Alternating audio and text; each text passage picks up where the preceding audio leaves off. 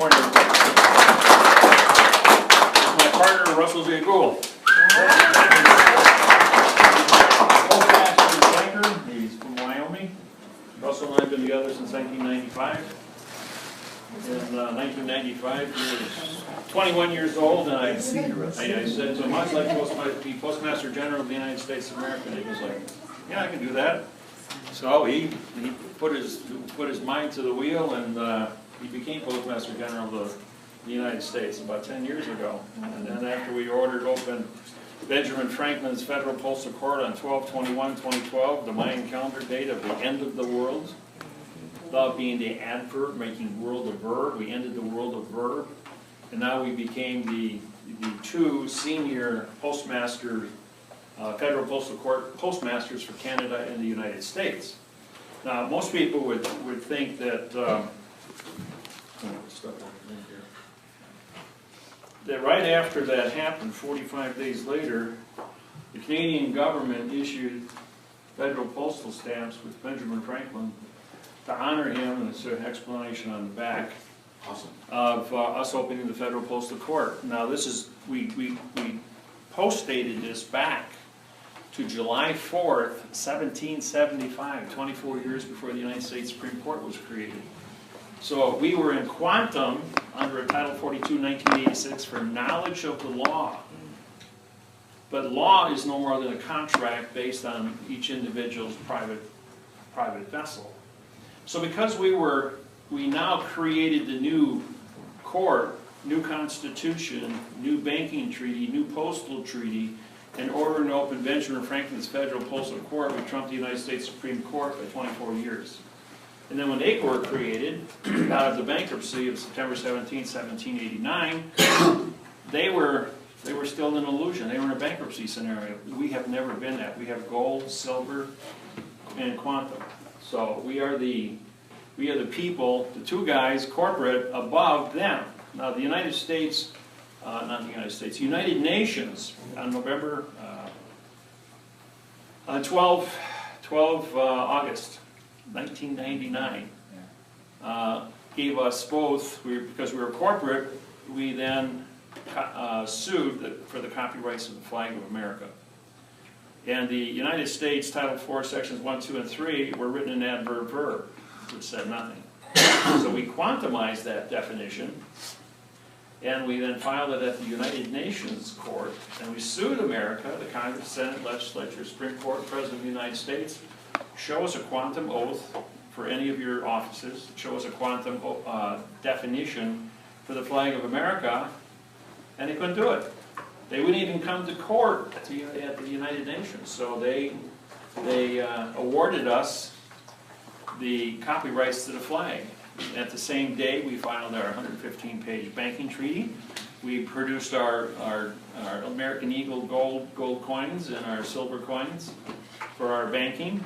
We had a constitution written in quantum language that was fair and equitable, which the United Nations has adapted as their foundation of quantum language. We went around door to door at a cost of over $12,000 in printing and served bank treaties on 82 countries, which is about 96 cents on the dollar worldwide. So we went after the money on the planet and coordinated them. Now they've had 16 years to get that together.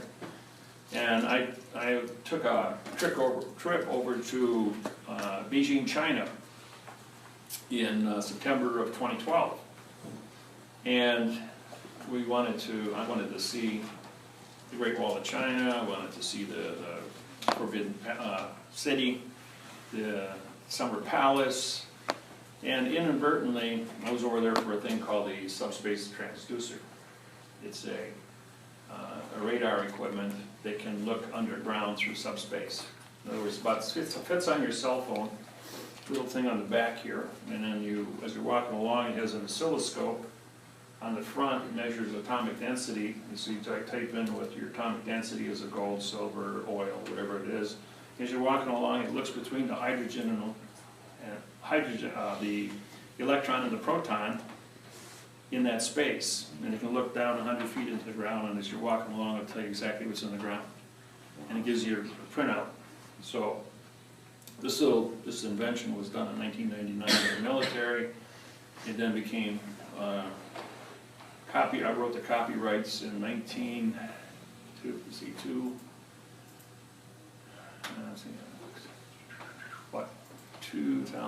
I wrote the copyrights to it. It was written in adverb verbs, so I redid it in copyrights before I went over to China in 2012. But when I was over in China, they couldn't read English, so they said, "Can you write this in Chinese?" And because it was a quantum copyright, their professors, their generals, who have 2 or 3-star generals, 1 2-star general, and he says, "Well, it'll take us at least 9 months to do a Chinese-English translation." So we broke for lunch, and in 45 minutes I wrote the Chinese mathematical interface on English, something that hadn't been done in the history of languages. Then I rewrote the Chinese language in 20 other languages at 4 minutes each, which gave them a $20 trillion international trade contract that could never be cheated on the contract in quantum. So it was a $20 trillion windfall for the Chinese government. So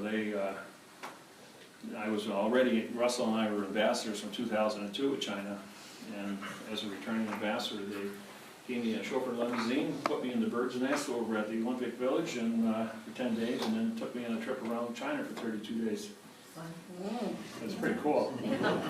Then I came home, and after I got home, because I gave them the banking treaty, the new one, we upgraded it. They then sent me a ticket, and I flew back to Hong Kong for another 10 days, and worked with the Hong Kong people in banking, quantum banking in Macau with the casinos. So we've been doing world globetrot. And last week I was in Munich, Germany, and I went over there to, there's a case running for 14 years. It's the largest case ever in the German government. It's a $6 billion case. And after 14 years, they paid $140 million in attorney fees, and they can't solve the case. So they went asking around, who can break this down? Who can solve it? They went to England. They went and they said, "Call Miller." They went to Florida. They said, "Call Miller." They went to California. Call Miller. They went to Beijing, China. They said, "Call Miller." So they called Miller. So I flew over and when I got over there, I don't speak German. I don't write German. I don't read German. Excuse my French, but I can syntax the shit out of it. And I started in on how German language is written. Now, if I took, we'll just use my name for an example. You've got 5 letters, 4 letters, and 6 letters. So 5, 4, that's 15 letters, right? And you see, when you look at German language, you got all these 15 and 20 and 30 letter words, and you're going like, wow, who speaks like that? And then I'm supposed to go ahead and syntax that. Well, in the world of fiction grammar, with American lawyers and attorneys and judges, they use roughly about 50 different adverbs. German's got 300. Wow. Yeah. So with that said, they're taking this and they're putting this together as a single word with 15 letters. Where I go ahead and I hyphenate and use punctuation between my words, they're taking all the words in a phrase and putting them together as one word. And when they speak, they're speaking in phrases. That's what it was. That was the secret of German language. They were speaking in phrases with all these big words. But in front of all the big words, they put an adverb. So instead of having an adjective pronoun, they have an adverb verb with 30 letters on it. Makes a compound verb. They were engineering all the language in Germany to be an adverb verb with no adjectives. That was the secret to the fraud, to make sure that the German government can never rise up again using correct grammar to conquer Europe. And who's in charge of all the major banking in Europe? Germany. So then you take that overlay and you start figuring about what the euro's all about and how all these other countries are falling down under banking. It's because the grammar is bastardized on all the contracts. And I started looking at all the different, you know, when you go through an airport, you've got 30 different major languages. And they're all written in sequence so I can compare one to the other. And also I'm looking at the patterns of using compound words written as one word. But they always put an adverb in front of it to go ahead and disqualify it into a verb world, making sure that nobody can read and write and no one ever creates a fact. And when I had that revelation, I'm looking at, as Pandora, breaking the math interface, putting in the punctuation, using the correct parsing syntax grammar for the words and the sentences, and being able to write every sentence frontwards and backwards mathematically. I'm going like, wow, are we way ahead of the curve here? What we've done is disqualified planet Earth for 8,500 years. So we became the Pandoras by opening the box up, and the box was mathematics. No one ever went to a math problem in the history of mankind. Now taking and having the knowledge to specifically target mathematics and move it into any language, you can rewrite any language in the quantums. And that means that's a rewrite of every constitution, every trade agreement, every corporation contract, worldwide. You know, contract writing pays about $1,000 an hour, just below brain surgery. So when you learn this and you become proficient at it, you can make a wonderful living at it. Walking into the companies and saying, you know what, this is how much fraud you got.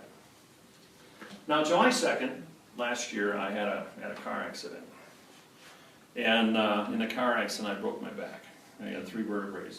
My 3, 4, and 5 were separated, which hit my sciatic nerve. My little right leg was paralyzed. And I thought, well, you know, this is really bad news. So I put on a body brace and took some hydrocodone for the pain, got myself adjusted with a chiropractor, and laid down for 3 days until things got to healing.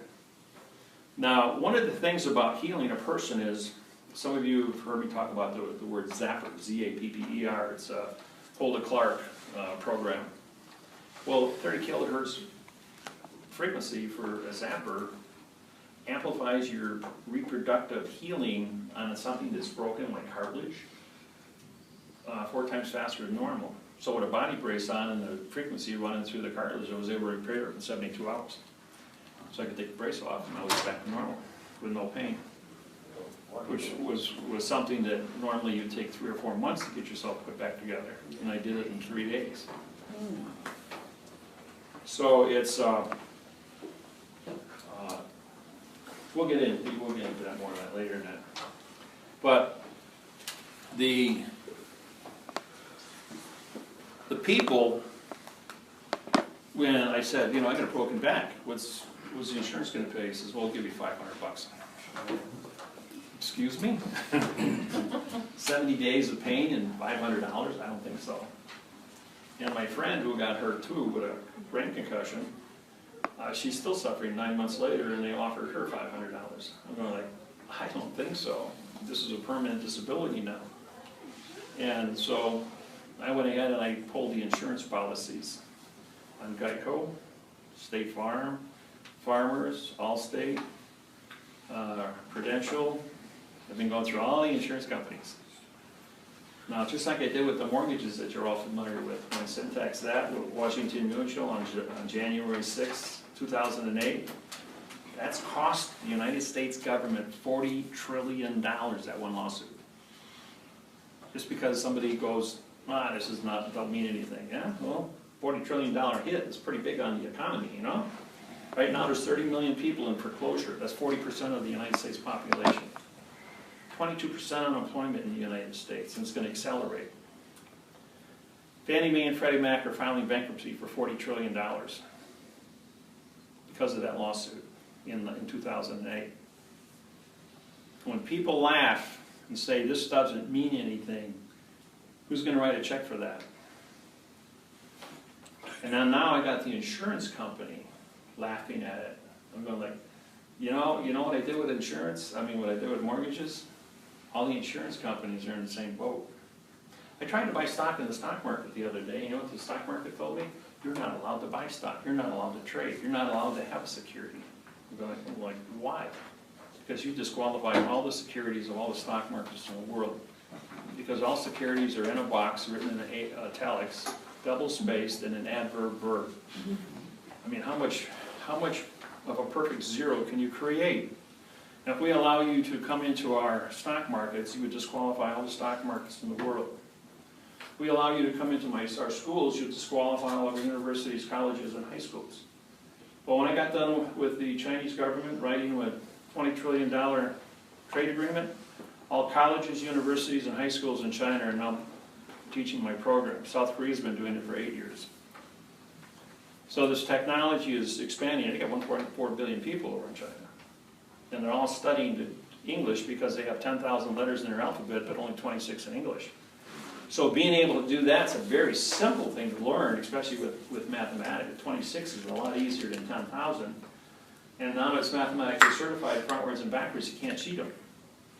So that puts us in a very, very powerful position as a director planet-wide. And now that I've seen the other languages that I'm going after with both the insurance and the mortgages, you know, my mortgage issues are affecting Europe, all over Europe, and Russia, and China, because of the old adverb verbs grammar.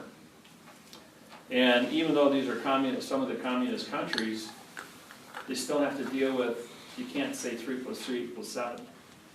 Nobody's going to follow that. They're going to go ahead and they're going to really come after you for that grammar fraud. So the technology that we're getting, now we're expanding into the insurance field. No car insurance, no life insurance, no medical insurance, no product liability insurance. What happens if we lose the insurance industry? Well, I went to State of Wisconsin Department of Insurance, and I brought in the 3 directors of Wisconsin's insurance directors. And I walked in and I said, I want to talk to you guys. And he says, you have an appointment? I says, I'm a federal judge, I don't make appointments. You guys in a room right now, quiet. And after I went on a 45-minute presentation, they were all sitting there crying. They all thought they were going to prison. And they realized that I just had collapsed the entire industry of insurance. Now, 3 + 3 equals the word, it equals 6, that's correct, right? And if I put IN in front of the word correct, it means no correct, right? So if I have a surety, which I bought on the stock market, sure means surety, and assurance, ANCE means contract. ENT is contract, ION is contract.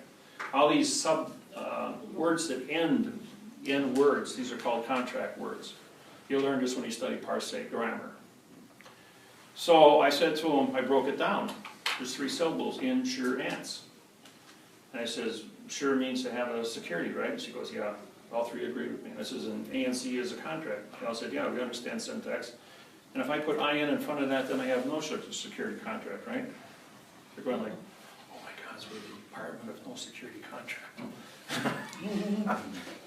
And right then and there, they had a revelation about what parsec was, of what insurance meant.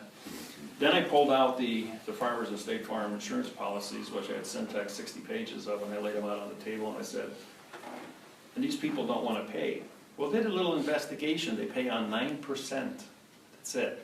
They pay 9% of the claims, and they harvest 91% of the claims. And those that they pay, they only pay 10 cents on a dollar. So they're only paying 1% out of the 99% premiums they harvest. That's why they're putting up these 50-story apartment buildings. Or, you know, office buildings for the insurance company. So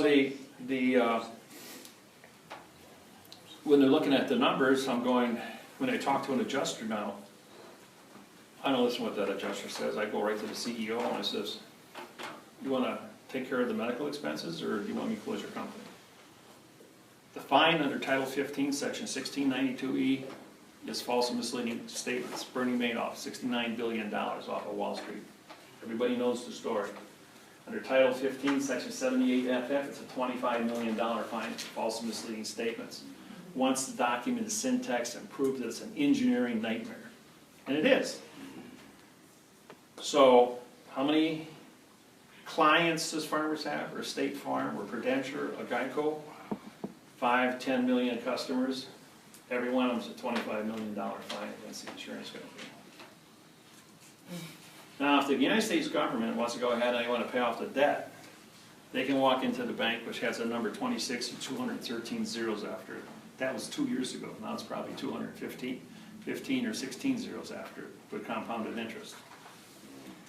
And say to the International Monetary Fund, we're going to zero out this debt because I've got a $25 million charge against 67 million mortgages and about as many, and how many cars are insured in the United States? 100, let's see, we've got 400 million people. So we've probably got upwards around 200 million automobiles or trucks and cars, and it's all fraud. So each one carries a $25 million fine. So the insurance company's got to cough up enough money to pay off the national debt out of all this money they got in their hopper, along with the banks. And because, you know, what would that be? One less zero than 213 would be 212 zeros? Like, how much is enough? Pay off the national debt, everybody gets a pay raise, the dollar is secure, and we get to fix things. So yeah, but Russell and I are presidential candidates. And we're up here, we're the only two guys of the 60 people that applied that have a correct application. That did, we corrected the applications. We paid our $2,800 filing fee with the correct applications. Everybody else, the other 60 guys, are all in fiction. They put everything in a box and they cursived it, which means they talk to dead people. So, we're the only two legal people that can run for president as write-in candidates and be written into it for the 2016 election. And you don't hear nothing on the news about us. But I got 5 billion people on my website, with 2 million linked websites to my website. Don't think the internet isn't watching. And you watch the circus on TV, but they still read the internet, and people are a lot smarter than they're giving them credit for. So we just might, you know, as each one of these candidates had walked away and said, I quit, they also said that there are a couple of guys out there that are unknown to the press, unknown to CNN, but they're going to get 92% of the vote on a write-in candidate, just like Kosovo did. I mean, what's his name? Napoleon, 1983. Lewinsky. Yeah, he stood up just a few days before the election, and he was a dock worker, and he got elected president of Poland. He was the best president Poland ever had for 10 years. Or how about Jesse Ventura? He's a wrestler. What's he know about politics? He captured 92% of the vote in Minneapolis and was voted the best mayor that the United States or any city ever had. Governor. Because he was outspoken and an honest man that can be corrupted. And people knew it until he threatened his wife and children and made them move out of the country. That's why he left office. But we're a couple of guys that we've been standing up here. I've been up here for 36 years now, and Russell's been up here 21 years, fighting for what's right, mathematically certified what's right. I don't care what they say, and how much fun that the lawyers, attorneys, and judges laugh at, or the politicians. 3 plus 3 still equals 6, and we're still the movie Matrix, and we're the two guys called Neo. He's Morpheus and I'm Neo. So, we'll get started here. First thing we're going to talk about here, this is a list of topics we're going to go over today. And Russell's going to do banking and postal for you guys, and jump in and throw stones at me. The name, what is the name? It's the first thing people ask you. You walk into court and they go like,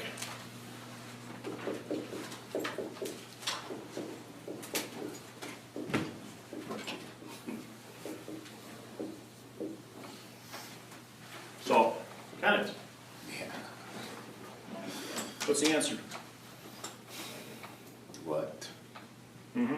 According to what you wrote, you're saying what is my name. Right. So my name would be what? What, right. And you know, every single person I show this to that hasn't been trained, they all tell me their name. I'm going, no. I says this is a unique set of 4 words. You have an adverb which modifies a verb, which connected to the adverb which modifies the verbs. You have a pronoun that's connected to the adverb, which modifies the adverb, which modifies the verb.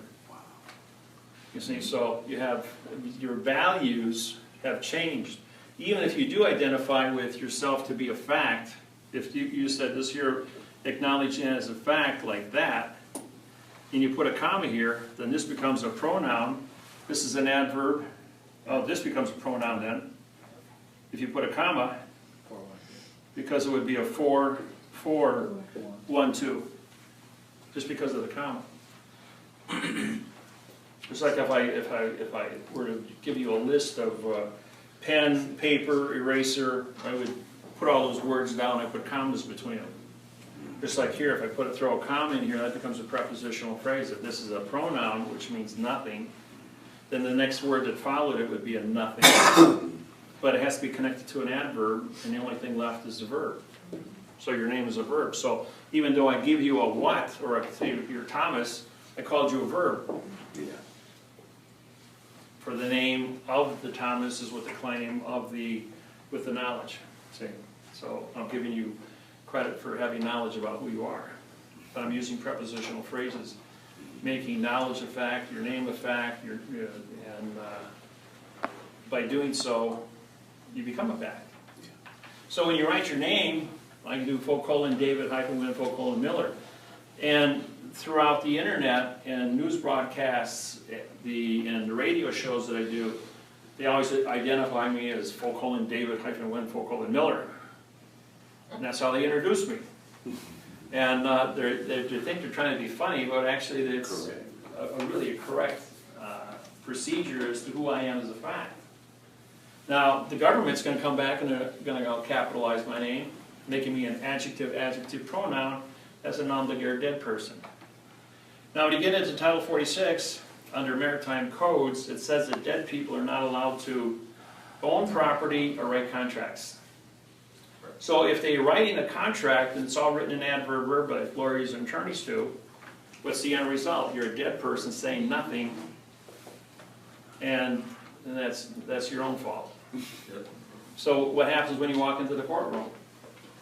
You're in this box over here, and you've got 5 different planes in this trap. And the judge is going to be sitting up here in his own box, but he's going to have a flag on his box, advertising his jurisdiction. Now, his flag, I don't know if many of you have seen lately, almost all yellow French flags came off the flags in courtrooms all over the United States, which is there's some kind of a dynamic change taking place in America. Because because of all the lawsuits we filed, and even when I go through Homeland Security, if the eagle's wings are up, like on a dollar bill, it's a postal flag. If they're down like this, it's a Vatican flag for banking. And if whatever you put on top of the flagpole captures the jurisdiction of the flag and the standard, and it says nothing. We're just here to collect money from people called airline tickets. And people are looked at as souls and bills of lading. When a plane crashes, we lost 200 souls today. They don't say 200 people died because you were cargo. You had a bill of lading. You were being shipped as cargo. You paid money. So it was all about banking. And so the judge sits up here with his advertisement of his flag in his box. And if we come in there with our flag, our grammar flag, the Title IV flag is no longer recognized as a Title IV flag anywhere in the world. The whole world has accepted the fact that the red, white, and blue flag has 50 procedures of grammar, and this now is the grammar flag, and Russell and I are the directors of that flag.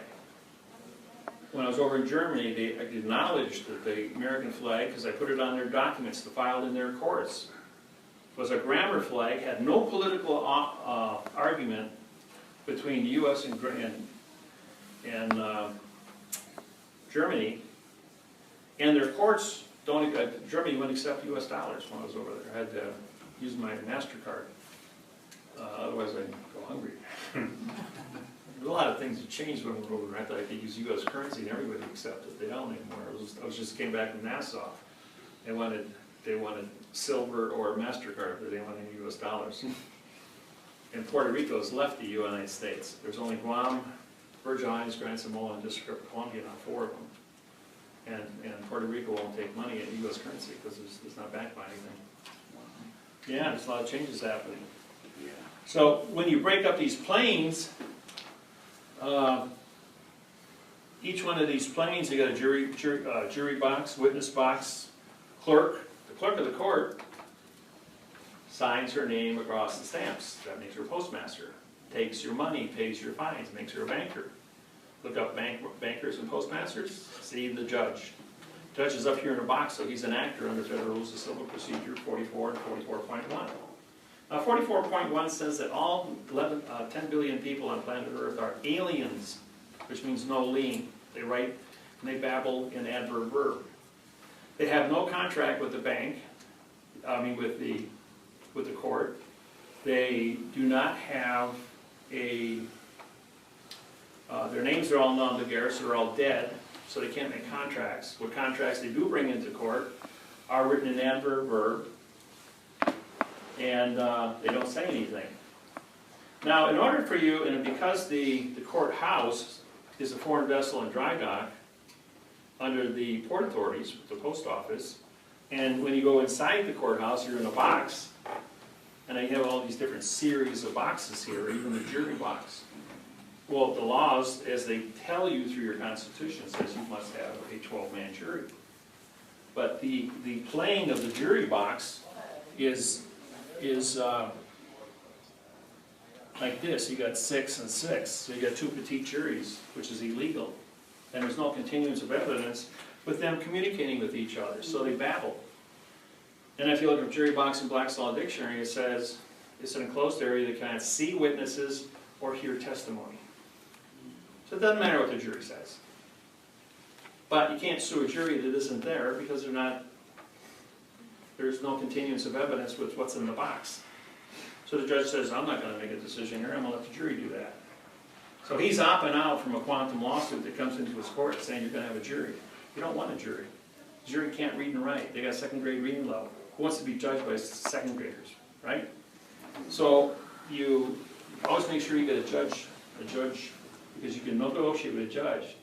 You can say, okay, let's scrap this thing and I'll go in the jury room. We've got a table that seats 14 people.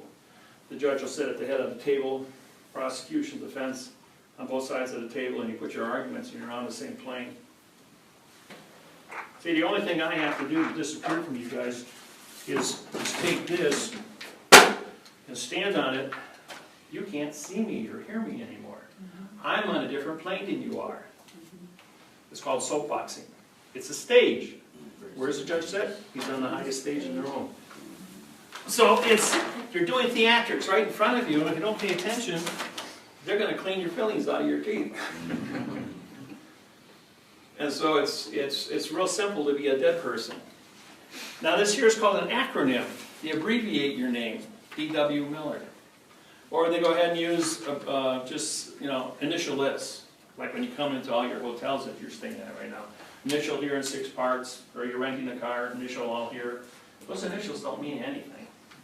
And they're all, and you also, when you put them in, you always scribble. So it's scribbled. Because even when you go to sign your name in all those electronic signing things, that pen goes all over the place. And if that's, and then it always says approved. How can you approve something that looks like chicken scratch, And if you write your name like this, even if it's legible, it's called cursive writing. You know that Russell and I filed documents with the Board of Education, and the cursive writing is no longer taught in any schools, colleges, or universities in the United States. You have to print or use a computer. And when you go to school now, even from 3rd grade, 2nd grade, all the kids in school have their own computers now in schools. And they're sitting there, and the kids are, I always get my daughter to teach me how to use my cell phone,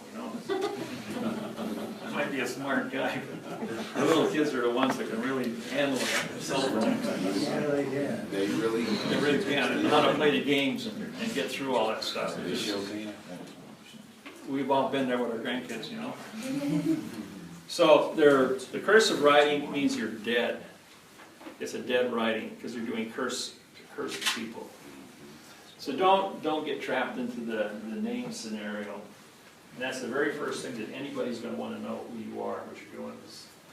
Even your name tags are in a box, whether you know it or not. Because it's your subjective interpretation of who you are, and that you put your name in that box. And a lot of the courts today are saying we will not accept you handwriting in the case number, handwriting in anything on the papers. Must be printed by a computer. So that either New Times Roman or Arial or Courier New. And they set all these local rules down as how the print wants to be handled on the paper. Well, you know, local rules don't mean anything. It's a foreign vessel in dry dock, and you're all dead anyways when you walk into the courthouse. Now, the only way you beat that is a unique thing. You're walking into this courthouse, this foreign vessel in dry dock, and if you don't have a passport, then get a passport. Because this little puppy here gives you authorization to leave the United States of America and walk into a foreign vessel in dry dock. And when I go into court, and I walk in all these foreign countries, just like I came back from Germany, I sign the stamp. Now, when I sign my name across that stamp, and I cancel it, that makes me a customs and immigration agent. Because I have my federal oath, and I signed the postage stamp, that makes me a banker, because that's money. And it says I'm a grammar flag on the last page. The last page is reserved for special information, which I produce. Is that the one we did way back when? Huh? Is that the one we did way back when? No, this one. Yeah, that's 19 years old. That's me at the age of 50. I know. I want to see. I want to see. Go ahead and pass it around. It's just, yeah, old technology. So I took my my oath, my federal oath that I had filed in all the different courts around the United States. And Mrs. Young here wants me to go to court with her, so what I'll do is I'll walk into her court and I'll file my federal oath. Under miscellaneous, it's a $47 fee in some places. It's free in others. 46 and some. Yeah. It changes between venues. Yeah, it changes between venues, but once my oath is on file in there, I've got my passport, and I'm a federal judge of that courthouse. Just that stuff. And the judge will say, you can't represent them, you're a federal judge here. I says, well, yeah, I can't do that. But I also can witness, I can write a quo warranto complaint on your behavior in this courtroom. And a lot of judges won't even come in the courtroom if I'm in the courtroom. Or they got a guy going to prison for 10 years with a $10,000 fine, and I'm sitting there and he gets $20 court costs and sent home because he can't, there are no laws, rules, regulations, and codes in the United States. You have to capitulate to agree to whatever he wants to put on you. And how can you agree? A means no and agree means contract. How can you agree to somebody that's in a box and say, no, I don't? When he asks you to understand, UN means no, DER is contract, and stand is standing. You have no contract standing. That's why he keeps asking, do you understand? Do you understand? And my client says, I'm here to perform the correct parsing, syntax, grammar for the avoidance of perjury. Can't understand what you're saying. Judge goes, I can't hear what you're saying. I don't know what you're saying. And when the judge says that, she repeats it. Or he repeats it. Judge says, do you understand what I said to you? And she repeats the same thing again. I'm here to participate with the correct parsing, syntax, grammar. And this battering goes back and forth every 30 seconds for 35 minutes. Finally, the judge says, get out of my courtroom. No charges. Can't understand what you're saying. Can't understand what you're saying. There's no joinder. There's no contract. This illusion up here, if they can't get you to make a contract with them, acknowledging that he's in charge of you, they can't put you in jail, can't do anything to you. So if we don't hear the judge, why are we responding? Like, You are. Re means no, respond means to talk. It means no talk contract. That's what the word respond means. So if you're babbling to him in adverb verb, you haven't said anything to him. I see. And he's up there syntaxing your words as fast as you're saying, as fast as you're acting. He's syntaxing you just like I do. And he's used to all the prefixes mean no, contract.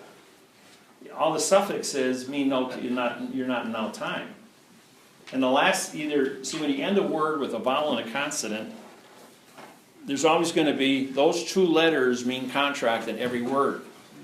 When you start a word with a E, I, O, and U as a single syllable, that means no. Doesn't matter what the word says. It's a no contract word. Because the only reason you have a word that explains what something is because you want to have a contract with that individual. You want to be able to communicate with that individual. Because you're talking, he's listening, you offered, he accepted. Fishing bill. Yeah, it's fishing bill. Right. Catching out there and you catch a fish, use a little bit of bait, some information. Would you mind if I stepped in and Go ahead, showed knock a it. little bit different technique?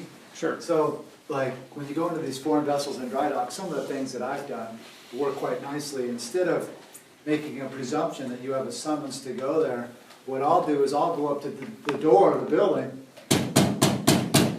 and start knocking. Make their security come to you. When their security comes to you, right away you're into your flag etiquette. So, oh man, you got a yellow French flag. You're in violation of Title 36, Section 176, subsection G. Hey, here's my, and you got your postmaster badge, which is wherever. And you start explaining the guidelines of how you want to be treated and conduct them, and you tip staff them at that point because they work for you. So now you got when you walk into that foreign actors room, you got somebody who's in joiner with you, giving you, do I have an appointment here today? Am I supposed to be here? I've got fraudulent grammar in front of me, and I want to make sure that I correspond so I don't get in trouble. Make sure that you guys know what's going on here under these foreign guidelines, under a foreign vessel and dry dock. I have my sea pass, I have my ship's papers, and I have the criteria for fee for freight to transship myself in here, move myself from one vessel to another. I'm out here on the citizen's land, on my land, and you want me to come into this foreign vessel, you got a ball on your flag standing, which means you're recruiting contract here.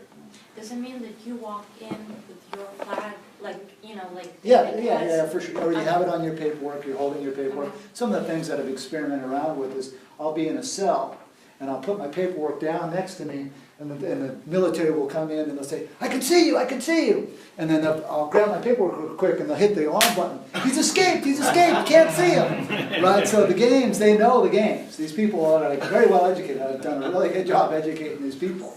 So it's just been a different, but anyways, these are different techniques that you can use as a postmaster badge to get into these venues to where you have more of you're more of a neutral position to deal with some of these criteria that you guys are going to have to deal with, if you're even going into their foreign vessels, of course.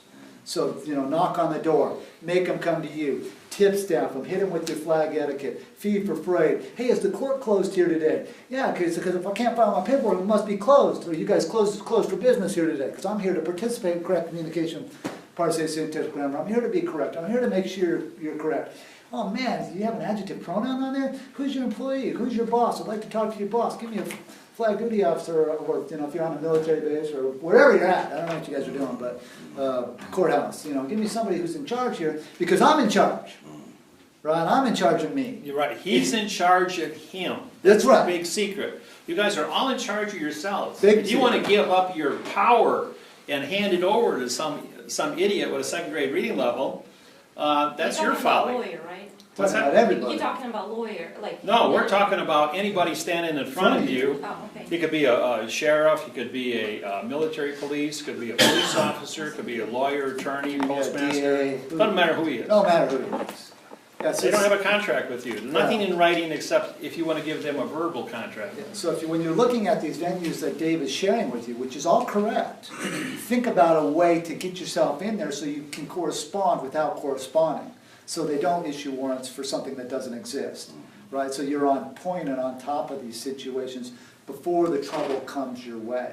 That's the key word, correspondence, not respond. That's right. Correspondent means make contract and communicate with a legitimate contract and perform. Correct. And so you have your ship's papers or your lawsuit in your hand. You've paid fee for freight to move yourself into that foreign venue. They're advertising the ball. Oh my God, I walked in here in the security gate. You guys are flying the yellow French flag. Oh, you got the eagles, the wings up today.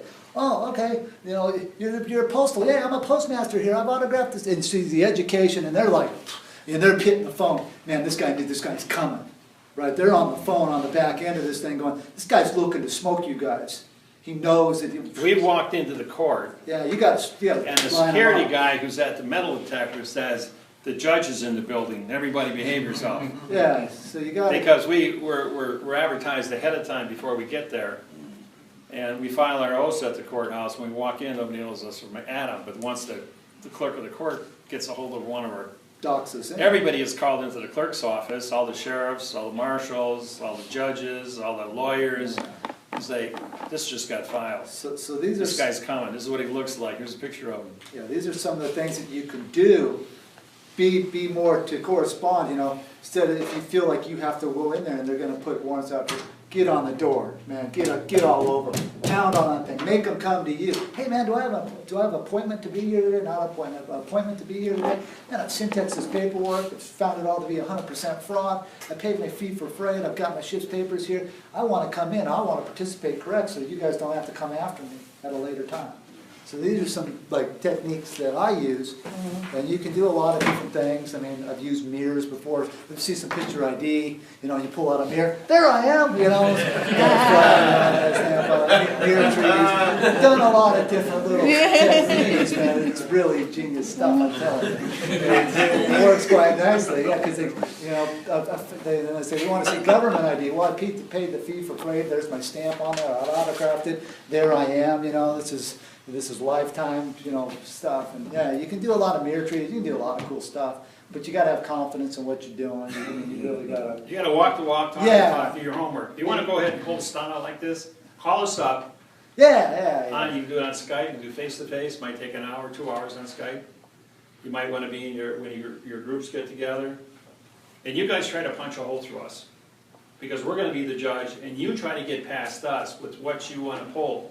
Now, we will correct all your mistakes as fast as you do it, because collectively, we've got 125,000 hours of doing this, so you just got a couple of minutes of practice, so we'll step on you. I got 12,000 cases behind me of real going into court, going head-to-head with judges, so. Oh, I've been there a whole bunch. You've probably been there 100 times bumping, but he does it a different way than I do. We both have different styles that we go in, so they don't know what's going to happen next. Yeah, so anyway, I just kind of want to give you guys how to use the postmaster badge. I mean, that's a good way to bring it into the foreign vessel and right on. To put yourself more in a neutral position so that you don't have to walk in and fake. When you walk in, you keep your tip staff with you, right? Come on in here, I want to make sure I'm correct. Man, find me a clerk. How come there's no judge here? You know, and be up there screaming, hey man, how come I'm the only judge here? I autographed the stamp, I paid the fee for freight. Hey man, I know about planes, vectors in 3-space, vectors in 4-space. I know about when you change conditions of state. There's no contingent evidence with that. Judge will be screaming, but he's not a judge, right? He's in a box. No judge is a judge in the United States. There isn't a single judge, 11,000 judges. Now, if he pops off the bench, which they do for me, they pop right off that bench. They'll make them take off their robe, take them out of their mourning condition of state, and move into the next criteria about talking about your volition. Because there are no facts, there are no rules. They already know it's all BS, and you have to just go with your condition of heart and put yourself on trial and judge yourself. And that's the value of the correct communication part of syntax grammar is once you learn how to use the verb of thinking, you can put yourself down on a performance and put your volition on trial to be peaceful and neutral with your fellow mankind. And then we need to find out who's trying to steal from you. Yeah. Right? Because here I am being peaceful, here I am being correct, and what's this garbage that you're trying to force feed me? Right. And that's where the real battle lines get drawn, and that's when they vacate cases and start running out of the room. When you've got your quo warranto, and you've got your forensic evidence like this here, all marked up, you walk into court and you get your metal detector, and you say to the sergeant or who's ever standing there, I want to talk to the captain.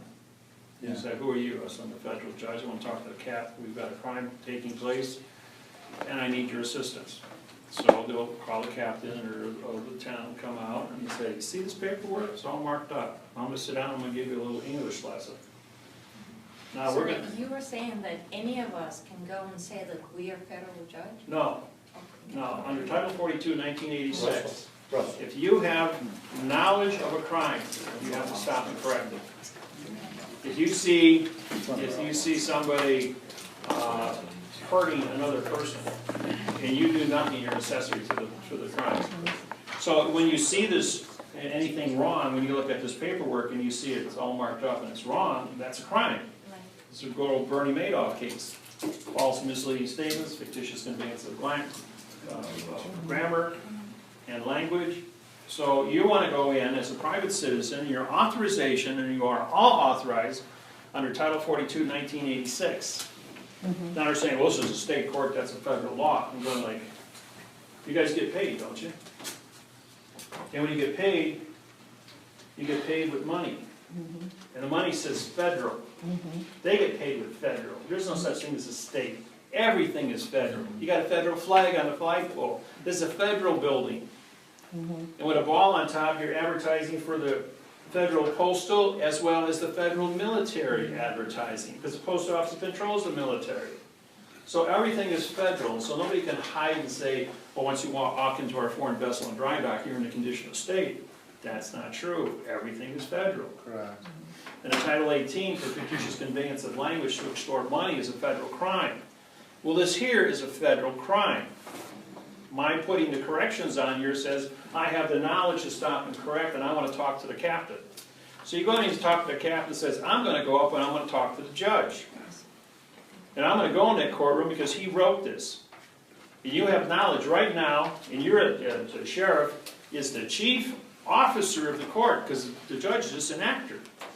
So when you tell the sheriff that you got a crime, and the judge signed this, and the clerk of the court signed it, and a lawyer signed it, these people are criminals. They're conducting criminal activity in the courtroom. And the sheriff is responsible to stop and protect the citizens from crimes taking place. That's why they have guns. That's why they have a security. Not that people bring guns and knives and weapons into the courthouse. So when you sit down and you educate this captain, and I take him upstairs to the federal judge, and the federal judge says, arrest him. He just threatened me, and the judge says, no, he didn't. You're a criminal. I have to arrest you. He's a federal judge. He's a federal postal judge. He's in charge of the vessel and dry dock, which is this courthouse. And he just showed me that you committed a felony against these people. And he's got a signed confession by you of a crime. So the judge runs him behind his chambers and locks his doors, so the fellow can't follow him. And a few minutes later, you see him scampering out of the back of the parking lot into his car. Because he left the building. But you're going in there and you get the sheriff working for you. Yeah. Because you educated him. He's not looking at you as a wise guy or an aggressor or a terrorist or anything else. You've got a signed confession in your possession of a crime that took place. Thus, the knocking on the door helps facilitate those conversations, because you just, what? And they have to come to you. You got your fee for freight, your flag. They're advertising on how to bring people in to be cleared through this clearinghouse. And so here's the criteria for you to be cleared through. What about U.S. Marshals instead of the sheriff? That's federal's marshals, state court is sheriffs. Yeah, it's all the same. They're all the same venue. They work for the post office. It's all shipping. But this is the same thing in all courts. When the language is a fraud, you have to stand up and stop it under Title 42, 1986. Because now you have knowledge of how to syntax. Right. The judge has knowledge what syntax is, and he created this thing. This is not an accident. This is engineered to be 125% zero. Yeah. I like that what y'all talking about. If technically, if I was in there and I seen him being receptive to what I was saying, he being the sheriff, and I know he's part of the electorate choice of the people, then I'd be like, if I give him to sign this postage stamp and get joined with you with this document that I'm He won't do that. that'd be awesome. But you make sure you sign your stamp. Yeah. And to take this, where did? Sorry. When I take this, I can put it on my chest here, and I can walk in the courthouse. I'm advertising that I'm here for grammar. Here's my contract for grammar. I'm a registered judge because I filed it with the clerk's office. There's a picture of me, so there's no misunderstanding. I signed the Red Fox stamp, which is a gold certificate, putting me into an equity status as a banker, postmaster, and judge. So I'm in there with this badge on, and I have authorization. When I ship this young man here to Paris, registered mail through Philadelphia, Pennsylvania, through Montreal, Canada, we put a registered sticker on him, signed across it, put an ID badge on him and signed a stamp as well with a flag, and I mailed him to Paris with bills of lading. And they had 4 security guards when we hit Montreal, grab him, surround him, make sure the freight was protected, and they walked him right onto the plane, me, they detained for 2 hours, and they ran my socials, they ran my passport with 47 pages of credentials through, going, and I had every single agent in Montreal reading my passport because of all the credentials I've got on it. Going like, okay, this guy's an ambassador, walk him onto the plane. We get to Paris, same thing happens. We get off the plane, he walks right through. Immigrations and Customs, they go ahead and check my passport and they stamped it and everything. And I'm going like, I'm the postmaster, I'm delivering the freight. And the guy goes, whatever. And Russell walks right through with no passport, no driver's license, or a state ID. Nothing. But then when it came time to leave, they said, you can't get on a plane, you don't have any passport, we won't accept you back in America. So we made a phone call. They called up the head of security of the Charles de Gaulle Airport in Paris, and he happens to be the great-great-great-grandson of the original Joan of Arc, who was the keymaster with the Pope, with the Vatican. And Russell and I are both keymasters with the Vatican. When he found out he's got 2 keymasters in his airport at 1 o'clock in the morning, he came down to meet with us. We had 300 people sit on a DC-10 for 3 hours while we had a nice conversation about what we did at the Vatican for 3 days. And he was more than satisfied. He says, you guys come with me. And he walked us right through red carpet, ambassadors, and put us on the plane and fly back to the United States. But the Universal Postal Union director also vouched for Russell to go back to the States. The head of the European postmaster, who Russell and I both met a couple days earlier, vouched for Russell as a U.S. citizen and postmaster to be mailed back to the United States registered mail, because I had to return postage on that with a green card return receipt. So he was sent back with me to America, and we landed in Philadelphia, Pennsylvania, and then of course the Homeland Security took us into custody for debriefing, but they were all cool with us. And he's the only man in 113 years now that has ever been mailed to Europe and back to the United States as a living cargo. Never been arrested, didn't get arrested. And didn't get arrested. They closed the door behind us. They looked at all of our procedures, and they went and changed all the postal codes so you never can mail a human being between 1 and 1. So we do crazy things just to prove a fact. Yeah. And same thing is true when you walk in. These courts are actually countries. This is a private country and private contract. And every single, this here is called a constitution. A constitution is a vessel in a sea of space.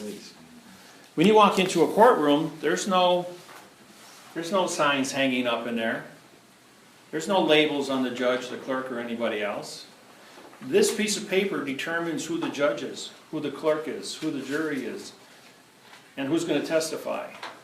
If I want coffee on my table and it says no food or beverages, and I file this with, I want coffee on my table when I come into the courtroom, this Constitution says I'm entitled to a pot of hot coffee with donuts. So if you contract it, you'll get it. Mm-hmm. And they got people so baffled that you have to listen to their babble. And that's what babble is, it's baffling. That people, it goes right by you. And you think that the judge is in charge of everything. Well, he is an administrator, yes, but you're still an individual who's in charge of your life. Mm-hmm. And you put down all the things. Now, when we write these lawsuits, we put stamps on them, like you've seen. And the stamps, the $1 stamp, when we autograph it, pays the freight for me to take it from my house to the clerk of the court. Now, when you walk into the clerk's office in the court, the clerk is the port authority.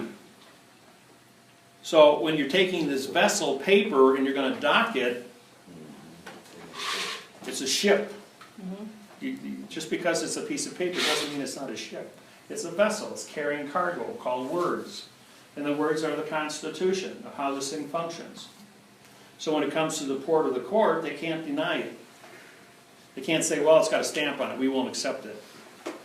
Or it has, if you put blood on it, they can refuse it because of biohazard. Actually can even be arrested if you put it in the mail with blood on it, because then the postal inspector can say you're sending a hazardous material through the mail, and they have, in all post offices now, they have the signs up, you mail hazardous material through, you'll be arrested as a terrorist. So don't put blood on your paperwork. This year, you can autograph the stamp and put your fingerprint on it. But when you go to the court, the clerk of the court, this here vessel is going to get docked. Gets a docket, D-O-C-K-E-T, number, and you pay a fee. Now you can call it and they put a stamp on it, and the clerk signs the stamp, and now it's a document. And then you sign your name across the stamp that the clerk did, and now you're a port authority of that courthouse and a clerk. So you have joinder with them because you both signed the contract. Now she has to find a judge. And once she picks a judge, this document says the judge has to be on your same plane. So he can't come in and he can't walk up here and take the podium. They got to actually find a judge. And if they've got 9 judges in the courthouse and not a single one of them will sign on to this, they got to call around to all the rest of the courthouses and find out who's got a circuit court judge or a maritime judge that will be able to handle a vessel in dry dock and come and sit at a table with you in the jury room and actually negotiate with you. He's not going to be an ass about it, because if you're that far along in knowledge, he knows that he's dealing with a judge in disguise, and he knows that you're going to get a fair hearing. And anything that's not equal is discrimination. So if you're going in there for equality, and all of us have the opportunity for equality, and it's not equal, then it's not only discrimination, but it's handicapping you through using fraudulent grammar that looks like this, and that's a felony. To handicap an individual, Title 29, Section 701, handicapping. If you're over 75 years old and they handicap you, it's a $10,000 fine and 10 years in prison. You tell the district attorney, I'm putting you in jail. You're prosecuting somebody over 75, and you're using fraudulent language. He says, I'm not going to allow this case in, I'm going to vacate it. So there's no charges against somebody over 75. Are there judges that are not familiar with that? All judges in the United States have to take our courses at Scottsdale, Arizona, and Reno, Nevada. Judge Institute, we've been teaching there since 1995. Yeah. I started with a guy by the name of They know, otherwise they wouldn't write 125% fraud. You see, this is from back there, you can see this is double spacing. Originally, when we showed them, they always did double spacing. But when we called them on it, and we put the words, wrote the numbers on here, they said, oh, that's too convenient for Miller. Let's go ahead and we'll single space it. We'll make it so tight, we'll put the words actually touching each other. So I wrote the words on top of the letters. I mean, took the letters, the numbers, and put them on top of the words. Or I used colored highlighters. And last time I was here, I had colored highlighters, and I held this up here, and even though you guys couldn't see what the words were, you sure see the red and yellow and blue and green. No matter if you're 50 feet away, you could see that it was all fraud from the highlighters. Yes? Do you have to syntax the document to claim Title 18 fictitious conveyance of language? Yes. Yes. You do have to syntax it. You have to Yeah. prove it through syntax. Because you can't just hand it to him and say, this is fraud. This 2 + 2 = 4. Yes. TO + TO = FOR. You got it. Okay, the reason I said that is because when you speak orally, you can do TO, you can do FOR, FOUR, FORE, you can do ATE, you can EIGHT, you can put a tilde in front of it, which means it's a location, not a value. So by knowing how to use the symbols, knowing how to spell the words, I have 150 ways to say 2 + 2 = 4, so don't ever think what you say in court is what they're hearing you say. And they're syntaxing and looking at your prefixes as no contract. And you don't have to get really complicated. Russell and I can do complicated bills of lading and really get into 50 other parts of mechanics of shipping to move this document. Or I can just simply put a number on there and say this is fraud, and I can prove it's fraud because the operations of how grammar moves, that's your number codes here, how the grammar moves back and forth. There's only 5 number codes in the world, and it affects all languages. And when we broke down the operations, that's why I could syntax Maori, I could syntax Hawaiian, I could syntax Philippine, Japanese, Chinese, German. I can take all these different languages, Russian. Doesn't matter what the language is, I can take it and syntax it. I still don't know what it says when I get done, but these numbers tell me it's a lie.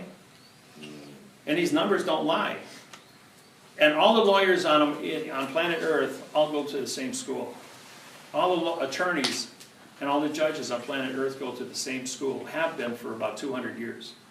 Well, actually, 800 years, since Magna Carta, 1215. And that was written in adverb verb. When I syntaxed that, it was sold to Christie London for $6.3 million by Queen Elizabeth as a historical document with no value.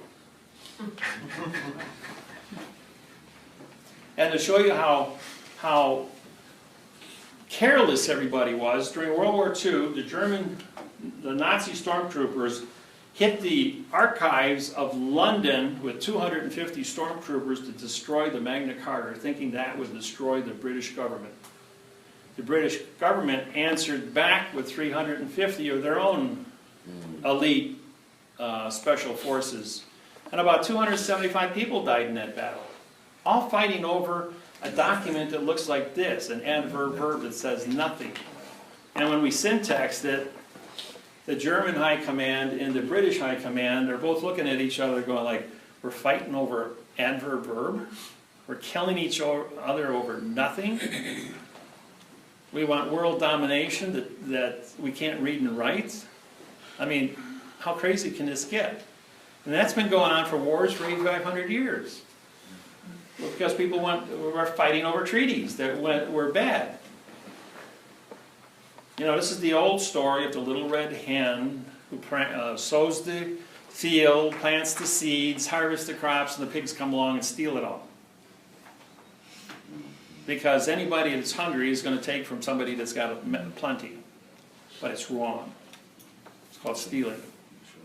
But people are lazy.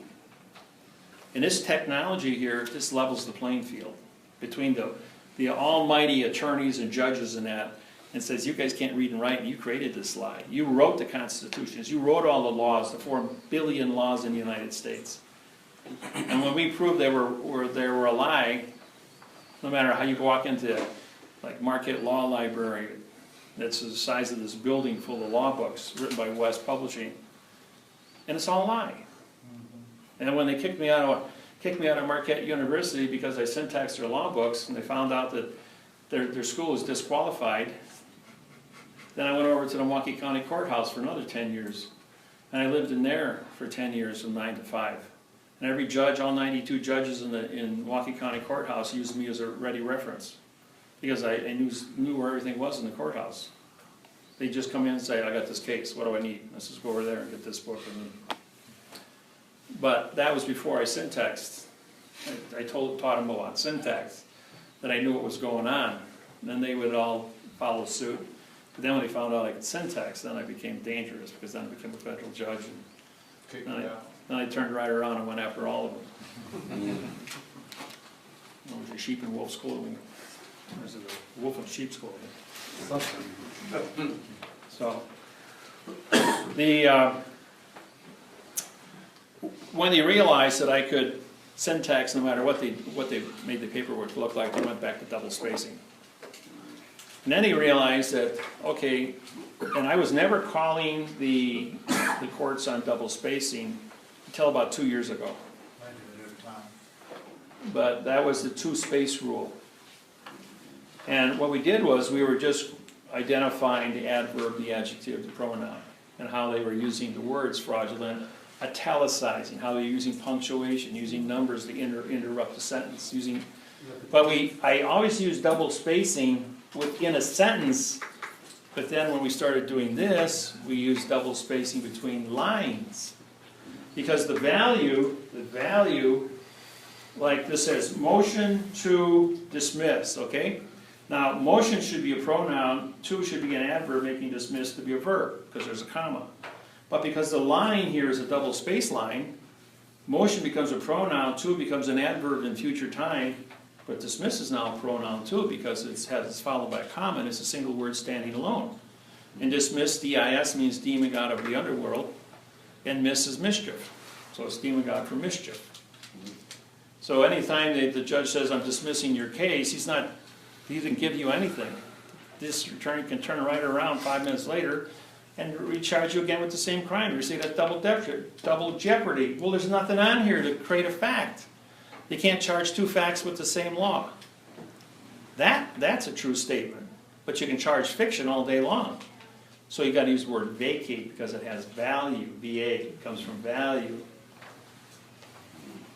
That's the secret. D-I, you have district. D-I hyphen means original location, original venue for district. But when you say D-I-S hyphen T-R-I-C-T, it's demon god for the underworld of trickery in a closed area called court. Because of the conduct, the way the paperwork's written, it is a district, a demon god for trickery. So they're advertising how they're going to cook you. And you don't even know it unless you've been to one of my seminars. Because generally, you can sit there all day long and watch court, and watch people like sheep just keep walking and getting harvested.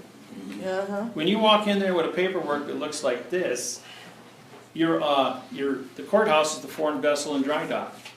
Now that you're walking in there, this doesn't mean anything. It's in fiction. What's the only thing standing in front of the judge? A vessel that doesn't have a passport or paper. So what are you doing? You're trespassing on a foreign ship. Might as well go jump on that Chinese freighter down here at the harbor without a passport, seaman's papers, or medical papers, and you get thrown in the brig and take it back to China for 8 years in prison for trespassing. The judge is going to charge you with trespassing because that's the only forensic, first-hand knowledge he has in his brain to put you in jail and scare you into giving him as much money as he wants or bailing out. So what if a person with not American passport comes but with with the papers and have American flag on it? Or should the person claim the flag, just like you claim? Okay, there's 11 flags in America. The 1 to 1.9, that's this one, the one we put on our paperwork and on my business cards. That's the contract flag. All the other flags. And that, for the world, or just U.S.? Or no, that's a world grammar flag. Okay. My flag flies in front of the Russell, my flag flies is a 1 to 1.9 flag on the first flagpole in front of the United Nations buildings. They have 199 3x4 boat flags because the United Nations building is a vessel and dry dock is a boat. And human beings are vessels, so therefore it's carrying a cargo of people. So it's all about shipping. Yeah, it just depends on what you're trying to do with your paperwork. Would be what type of flag you put on, what kind of postage you put on. We do different techniques. I was actually just talking to the gentleman back there about it this morning, about being offshore. There's a lot of different techniques and timelines that can be moved in your favor. Yeah, so when you walk into the court, when you go to Walmart, you buy a flag, or Kmart, or Penny's, or anybody sells flags. I go to a flag store. They sell flag poles, but they'll put balls on top because that's advertising for a military draft. Don't put a flag that's military. You can't fly that as a civilian. Now, the flags that they only sell on flag stores, you can buy a 3x4 boat flag with a square blue field. And that looks like this. See, it's 3x4, and the field is always going to be square. Now, there's this is 3, this is 2x2x2x2, so it's square, and this is 4 for the length. Then if you see a 3x5 flag, that's a military base flag. If it's 17 by 19, that's a commander's flag. And it's such a little bit of difference, a half-inch difference, you won't even notice it because it's in ratios. Then when you go 1 to 1.9, that's the flags we're using for grammar.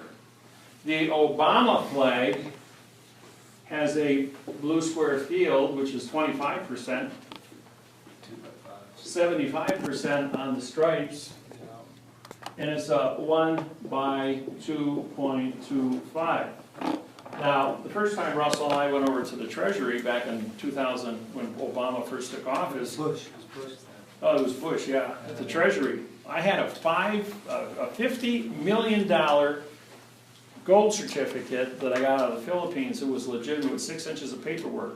Now, my commission to turn that over to the United States Treasury was $5 million, 10%, and it was authenticated. But we went back 2 weeks later to get my $5 million, and the 8 directors of the United States Treasury and the two Secret Service agents were nowhere to be found. Each one took $500,000 and they vacated the country. True story. And I didn't get my $5 million because I was careless. I didn't make sure I had enough contracts signed to turn over that money and surrender it. But those people went to jail. They gave it to us. Oh yeah, the people that gave us the 50 million had 8.5 billion in Chinese securities from 1934, and they were all legitimate. And the FBI surrounded the house, and they went in there and they captured the guy. And he had smuggled those out of the Philippines that belonged to China into the United States. They're all paying taxes on it. So he went to jail for 8 years. And that was a big sting operation. We get involved a lot with a lot of sting operations. But we made them take down the flag that day at the Treasury. Yeah, we asked them, how come you're flying a flag to 1.225? He says, there's nothing authorized by the United States Congress. You know what the Treasury Director said? We hire stupid people, so we're not responsible for what they do. Good story. Pretty crazy. So every time you go into court, you need a passport on you? I would be wise. Be wise. Yeah. Be wise. They will make a fuss about it because they don't want to scare the other 50 people in there or educate anybody, because the minute the general public finds out what's going on, like in New Zealand, in Australia, because I've spent 3 years down there working with the Maoris, organizing the 1,200 tribes of Maori against the British fraud, and now they have their own court systems. In one night, in 4 hours, I organized 23 organized crime groups of the New Zealand nation, got them all to sit down in a room like this. First they were all scattered, but when I started talking about syntax and mathematics, they all sat down next to each other. And even though they hated each other and they were at war with each other, they weren't at war with a math problem. They found value in the math problem.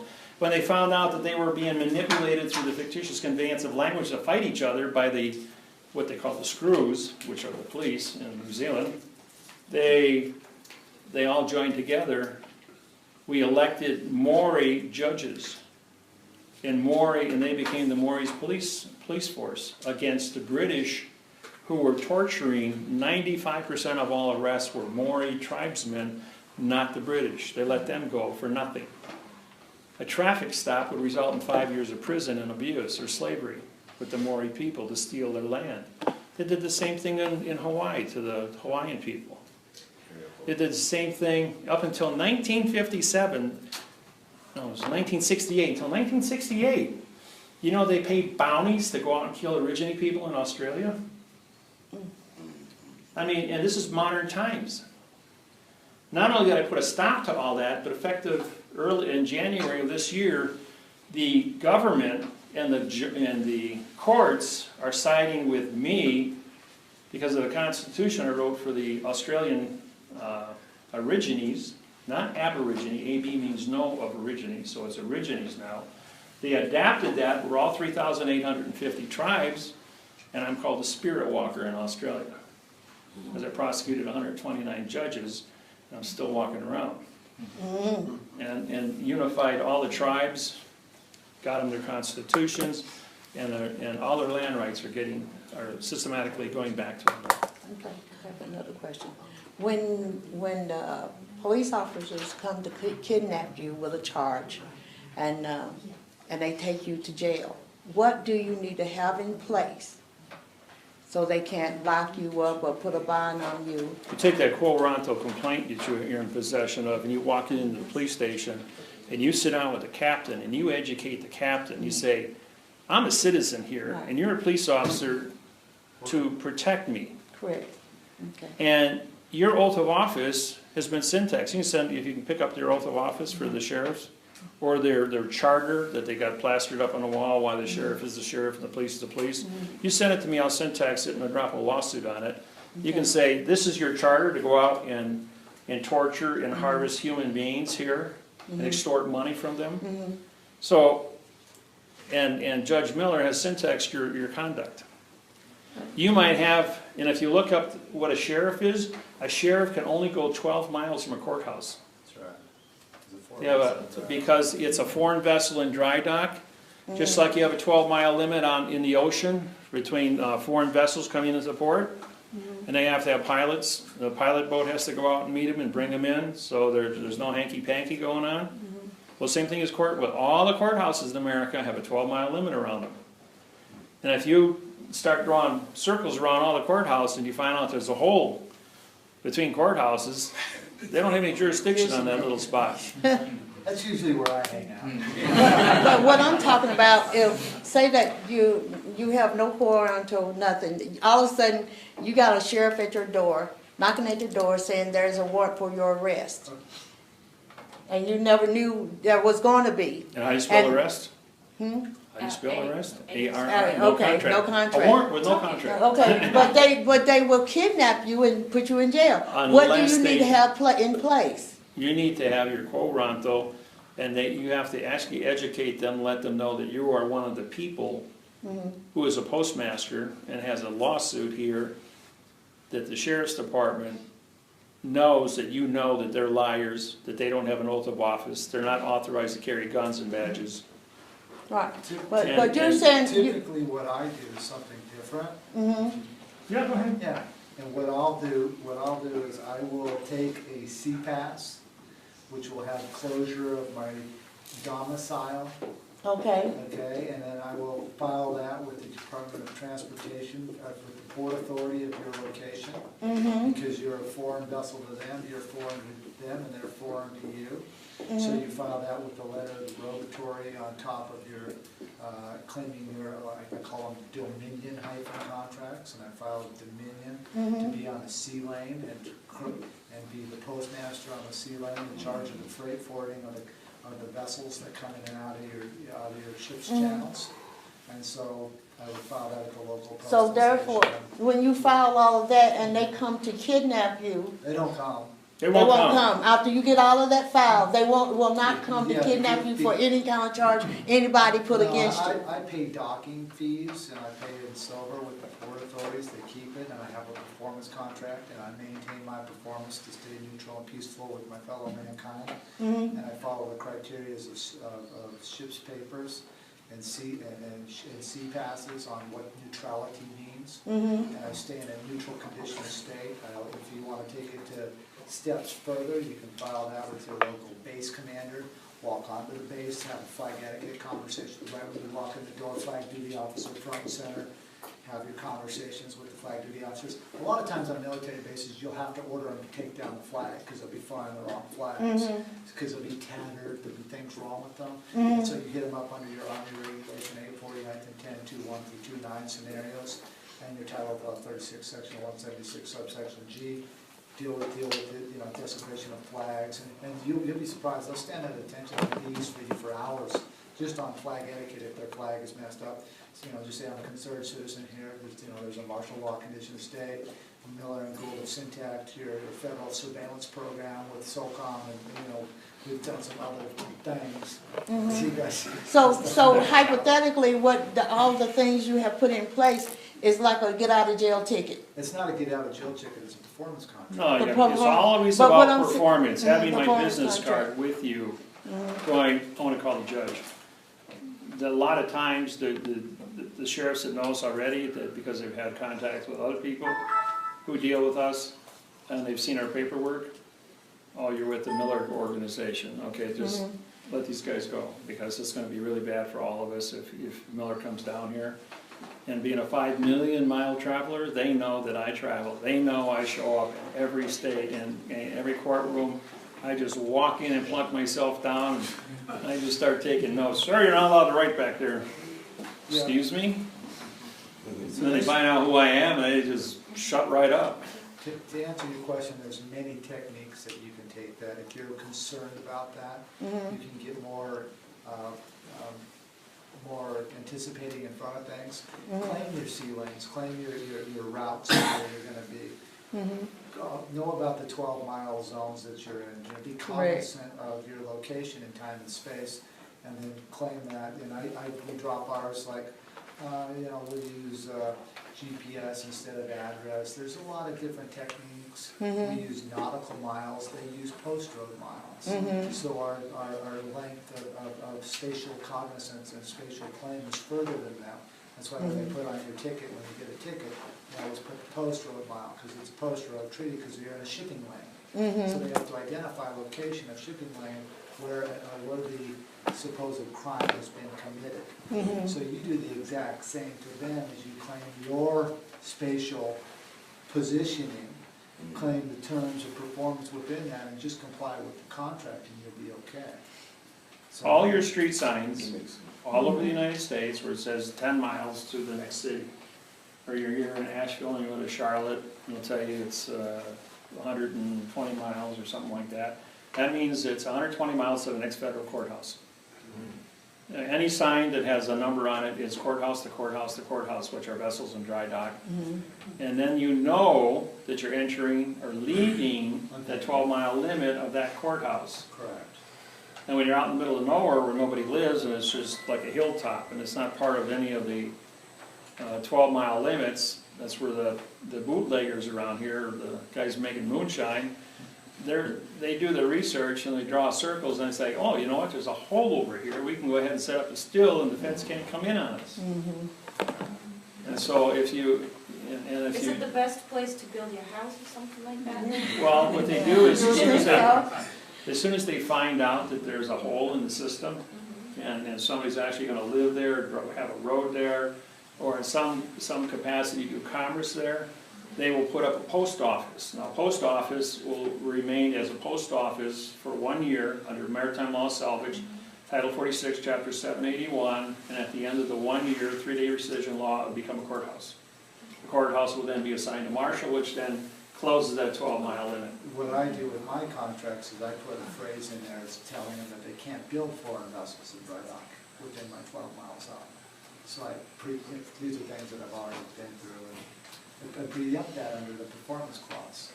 And then what they'll do is they'll advertise in the newspaper, they'll put a newspaper article saying the state of Wyoming doesn't have jurisdiction on this road for this length, and if you measure it from the post office to my front driveway, it's exactly 12 miles, either direction.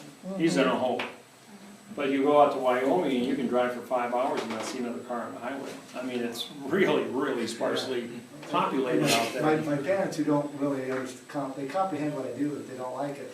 They'll say the newspaper article, I'm like, my God, you told us what you were going to do. I can't believe this. And they'll get out there, they'll get in their car, and they'll drive from that spot to the spot the newspaper said where the state of Wyoming doesn't have jurisdiction, no cops can come through there. And they're like, it's to the T. I'm like, I'm Postmaster General, it should be. But there's nothing there. Nothing there. And, you know, they won't even set up a speed trap in a no zone. Yeah. If they did, it would be a void ticket because they're out of their jurisdiction. Way in the middle of nowhere. And there's a lot of 12-mile circles in Wyoming that have nothing. There's no roads, there's no people, there's no houses, there's no water. It's just a dust bowl. Got a lot of that stuff up in South Dakota, North Dakota. In the Nevada, it's covered with them, no man stuff. Utah, however, when you look at Utah, you got your map. You got all these little squares. Every 1 square mile has a 40-acre square on it on the map, and there's always one person living on that inside that square because they work for the BLM, Bureau of Land Management, and they're responsible for a whole square mile. And they get to homestead a 40-acre. Because all of Utah is not seated in the United States except Provo, Salt Lake City, and Vernal on the bottom, and there's just a couple other cities there. But that's where the IRS is too, Central IRS. But when you look at maps, you look at the land management maps, you're going to see all these little squares, these holes, and it's an unceded area. And then if you go from Lake Havasu to San Diego, you go through a section probably 100 square miles. You have all these little tractor sheds, 10-foot by 10-foot sheds, and they're on a 1 acre plot. There's thousands of them. And they're homesteads. So you got a homestead, have a house on it, an air conditioner or something. They have electricity that runs to them. But you have all these homes, these little sheds that nobody lives in. Some of them have been abandoned for 10 years. But the man still owns the 1 acre with this house on it. You're driving down the main highway and you're seeing these things scattered everywhere. Well, that's where they wanted to homestead all the California there, but there's no water, there's nothing there. But if they ever punch a hole in the ground and get oil or gas, now you got $1 million acre. And that's why people did it, to develop the area. But so what they did is they put windmills up, harvest the air, and solar cells in that area. Got big solar cell places. Anybody seen the ones over in Las Vegas? Oh, yeah. 1 square mile of solar cells all pointed at a tower. Wow. They're feeding on, making a lot of energy out of that. The CPAS, sea treaty, and drug law are posted on my website. You can read the contracts that Russell and I have put together with the government. A lot of our treaties are up there because we have to advertise them. So you just have to know the names. Now, also this do no harm law. Check with your laws here in North Carolina. You have a do no harm. They can't use force, and it activates the Hobbs Act. Hobbs Act is Title 18, 1951. And the Hobbs Act is 9 pages long. You can download it off the internet. And it says if they're using force, extortion, collusion, well, if they're going to use something like this, that's a lie to force you to perform. So that's a crime under any one of my lawsuits, under Title 18, 1001, Title 18, 242, 241, conspiracy, deprivation of rights under color, your obstruction laws under Title 15, Title 18, 1215, obstruction. So those things all fall into this, and they're actually doing harm against you without a law. And because they don't have an oath of office, they're technically organized crime. And if you know how to put enough of these laws together, and you go down, and they're written in quantum, correct language, and you go down and meet with the captain or the lieutenant, and you say, you know, all this stuff is going on right in my backyard here. How come you guys aren't stopping and correcting? And then if you need further help, then you contact us, and we'll go ahead and put together the complete lawsuits. Now, a lawsuit has to have a constitution in it to advertise how the vessel functions, so it's equal to all parties that are named on it.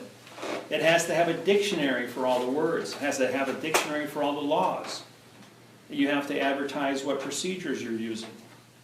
Now, because all 4 billion laws in the United States are written in adverb verb, and you want to use any one of them, you have to be able to syntax and correct that. So when you put it into the paper, and put a flag on it as postmaster, you're advertising a correct styles by which to get something done. And when you're advertising the correct styles, because the whole world has to function off the same styles manual, just like they do with 0 through 9, numbers. Mathematics is the same in all 10 billion humans on planet Earth. Nobody goes to war over that because they can do it frontwards and backwards. Now that our program is here with syntax, we now can do the syntax frontwards and backwards and guarantee everybody correct grammar. So you can't say it doesn't exist because we've been around for 28 years with it now. And all the new government agencies, police officers, everybody that's been in the system that's in charge knows that we exist, knows that this information is there, because I have caller ID on my website, and I have every single agency in Washington under area code 202 listed on my website. I have every single police department, college, university, political organization in the world listed on my website, because we have caller ID and tells us how much traffic we're getting from all the government agencies. 3% of the population of the planet is responsible for governing the other 97%. And they've all called in and they've all logged on. Oh, yeah. That we're watching, that we keep upgrading constantly. It's a full-time job of writing new treaties and writing new contracts.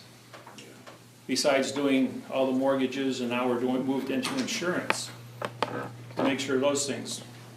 Did you check the temperature? It's like 90 degrees in there. I know everybody's dying of heat. You do, then, is he not pulled you into his jurisdiction? You're now following his? No, that's a ventriloquist or a lip reader would be giving advice to another person that's not licensed to practice law. Now, when I went into a courtroom, the judge says, Miller, you're in here with Stephen, your client. You blink the wrong way, I'm going to say you're having a communication with Stephen. And Steve, you can't represent him, you can't help him, you can't do anything for him because you're not licensed in the court. So I'm sitting there as still as a statue, and Stephen's tearing at the judge with all the laws, rules, regulations, and codes. As fast as he can throw stuff at him, he's correcting the judge. He says, I'm watching you, Miller, he says. And you're not even blinking, you're not even breathing, you're like a stone statue.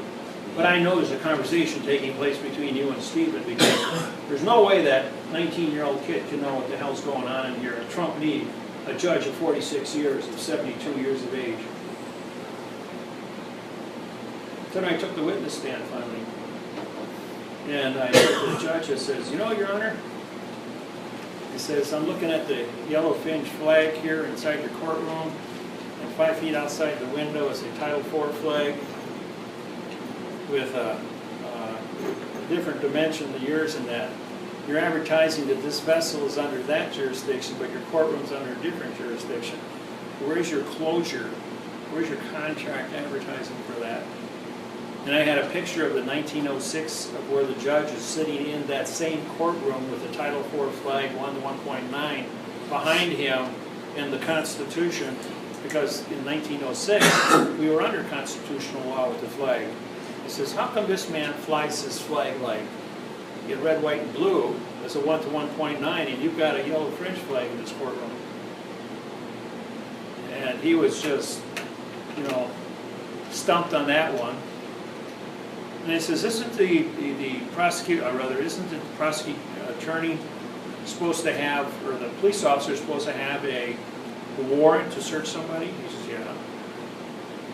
And so the judge says, did you have a warrant to search that man's jacket for marijuana? He says, no. So I'm going to have to dismiss the marijuana charges. There's no marijuana charges. Then why are we in court here today? So he had to vacate that, suspend the judge, the police officer filed a false police report because he violated procedures. And I called him up on venue with the flag, so he was trying to backpedal and get out of that. And then I asked the jury, does 2 + 2 = 4? And they all said yes. Then when I spelled it, they were fooled. I says, well, the DA filed an indictment. And that was spelled I-N-D-I-C-T-M-E-N-T, but he underlined all the words. Well, when you see this on any of your lawsuits or bringing your friends, this is a adverb, modifies the adjective, which connects to the pronoun, which is connected to the adverb, which modifies the adjective, which modifies the adjective, which modifies the pronoun, connected to the adverb. And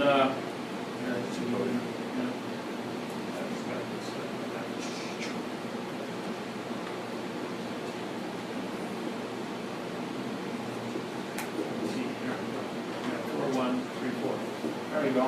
And that's what it really says. Because all the letters of the alphabet are independent, but they're all facts, except the vowels. A, I, and E are adverbs. So the adverb modifies the adjective, it modifies the pronoun. I explained that to the jury was fooled by thought they were in the indictment. So because I fooled them that 2 + 2 = 4, and you couldn't read what an indictment was, the judge threw them out of the courtroom because they couldn't read and write. And they accepted a warrant that was fraudulently conveyed, and Stephen won his case. They wanted him to enter a plea to 2 years of probation, a $2,500 fine, and do 6 months of community service. But he didn't have marijuana. He borrowed a coat because it was cold outside, and it was a single, about the size of a grain of sand, of residue of a burnt marijuana plant in the pocket from the kid that gave him the jacket. And that's what they charged him with. That's how crazy they are about getting. I had another case in Vernal, Utah, the same thing. They tortured the boy for 9 months before they set him free.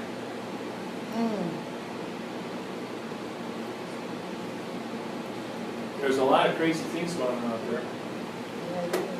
And then when they want to get jurisdiction on somebody, they will do whatever they have to.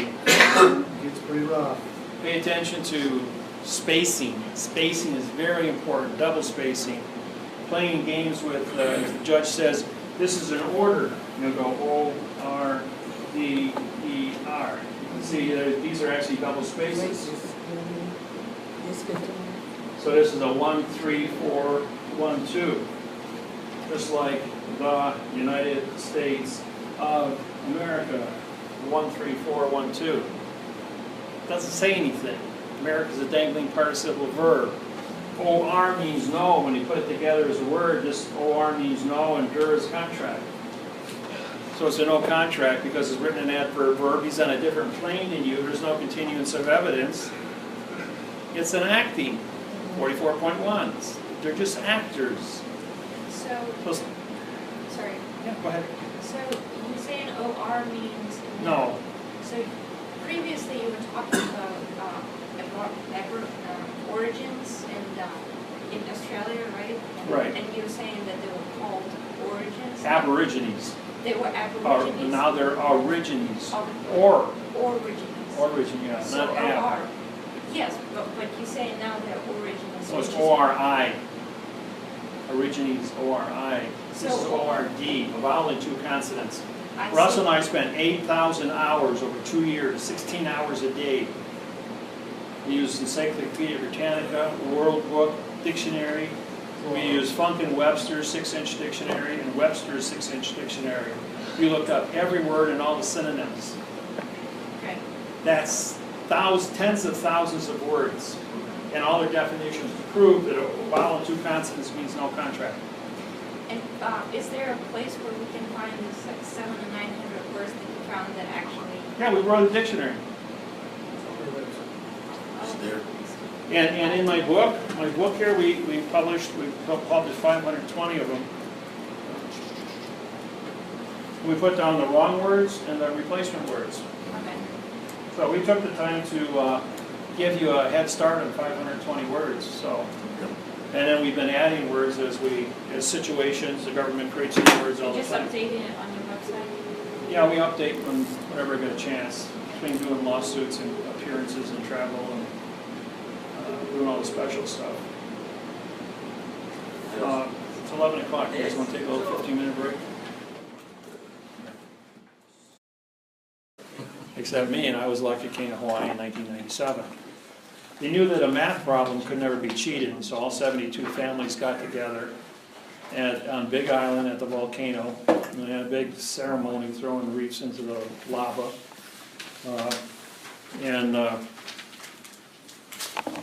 What's that for? Oh, your computer. Like if you guys want to watch, yeah. All right. And so we had a big ceremony and had a big luau with about 200 people. And dug a pit in the morning and had chicken and pork and steaks and fish and wrapped them in banana leaves and built a big fire, cooked that down, covered up with canvas and dirt, and in the evening about 5 o'clock we uncovered it and we had a feast. And it's really good food. I mean, the banana leaves give off all the sugar into the food, so you got sugar beef and sugar chicken and sugar turkey and sugar steak, and it's really good with banana, the banana sugar. But the story was that in 1848 that King Kamehameha made a proclamation that a white man from America would come to Hawaii with birds, and 6 times now in Hawaii I've had wild birds land on me. And this was one of them. This was on January 8th, 2000. This was 2 days after I put Washington Mutual out of business on my way to Hawaii. I did the seminar in Bellingham, Washington, and then flew out to Hawaii. But I was on the beach with my Speedos on. Imagine me in Speedos. and I had 2 sparrows on my hand, and 50 people taking video of me sitting there in the water with the sparrows in my hand. And then these 3 ducks came over and shooed away the sparrows, and they landed on my hand instead. And they were there going like, this guy's got wild birds on him. And then when I was down at one of the big hot surfing places where only Hawaiians are allowed, and I'm a white guy, so I'm a haole. And I'll go down there, and these guys are all ganging up on me. There's 20 of them. And the partner, the guy I was with, he's one of their surfing buddies, and he's just sitting back there and going like, you're crazy if you think you're going to walk into that crowd of guys, and those guys will beat you to a pulp. I said, hey, don't worry, I can handle myself with anybody. So I walked in there and let them all have their say, and it says, don't you guys recognize the elected king of Hawaii? The guy with the bird? And then I pulled out my pictures with the birds, and they're going like, oh yeah, you're the king of Hawaii. Now so everybody's my best buddy, and they're giving me hugs. Then the guy comes over, and he introduces me to everybody. And they're cool with me, and then we went out and we surfed all afternoon. It was a bunch of nice guys. But when I did this big seminar for 500 people, no one had ever figured out what happened in Hawaii. And Roosevelt and the United States Postal, the Post Office and the Hawaii Postmaster General were all in cahoots about allowing Pearl Harbor to be bombed because they needed an atrocity so big that America would come out of isolation and go into World War II with the Pacific and against the Nazis. That was all orchestrated. That was all done on timelines. Now, October 22nd, 1871, the Universal Postal Union, Bern, Switzerland, went to Hawaii because Hawaii was the center of the Pacific Ocean. There's only 2 places you can go. You go to Tonga Tonga, or you go to Hawaii and get coal, C-O-A-L, to feed the steam engines of the ships, of the battleships of China, Russia, United States, Chile, all the countries on the Pacific Rim. And so Hawaii was the big key, and everybody wanted Hawaii. Portugal, Brazil, France, Germany. They were going to take it by force.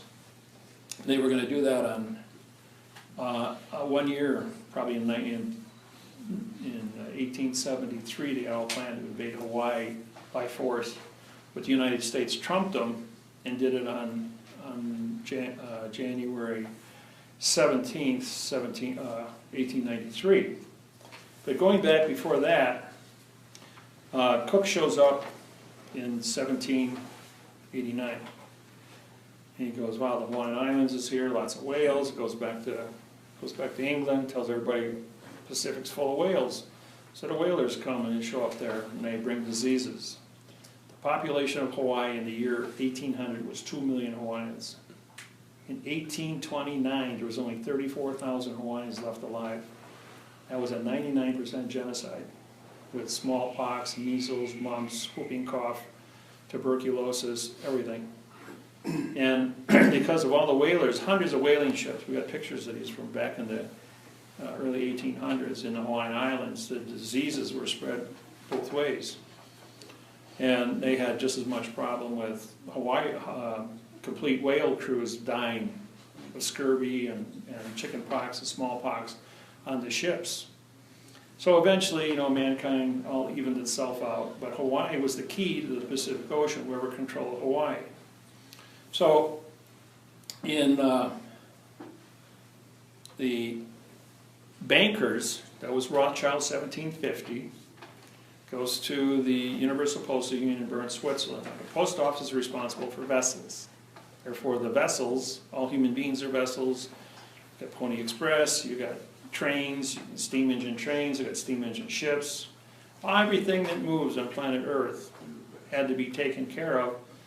So on the 22nd of October 1871, for a 2-cent postage stamp, you could mail a letter anywhere on the planet for 2 cents.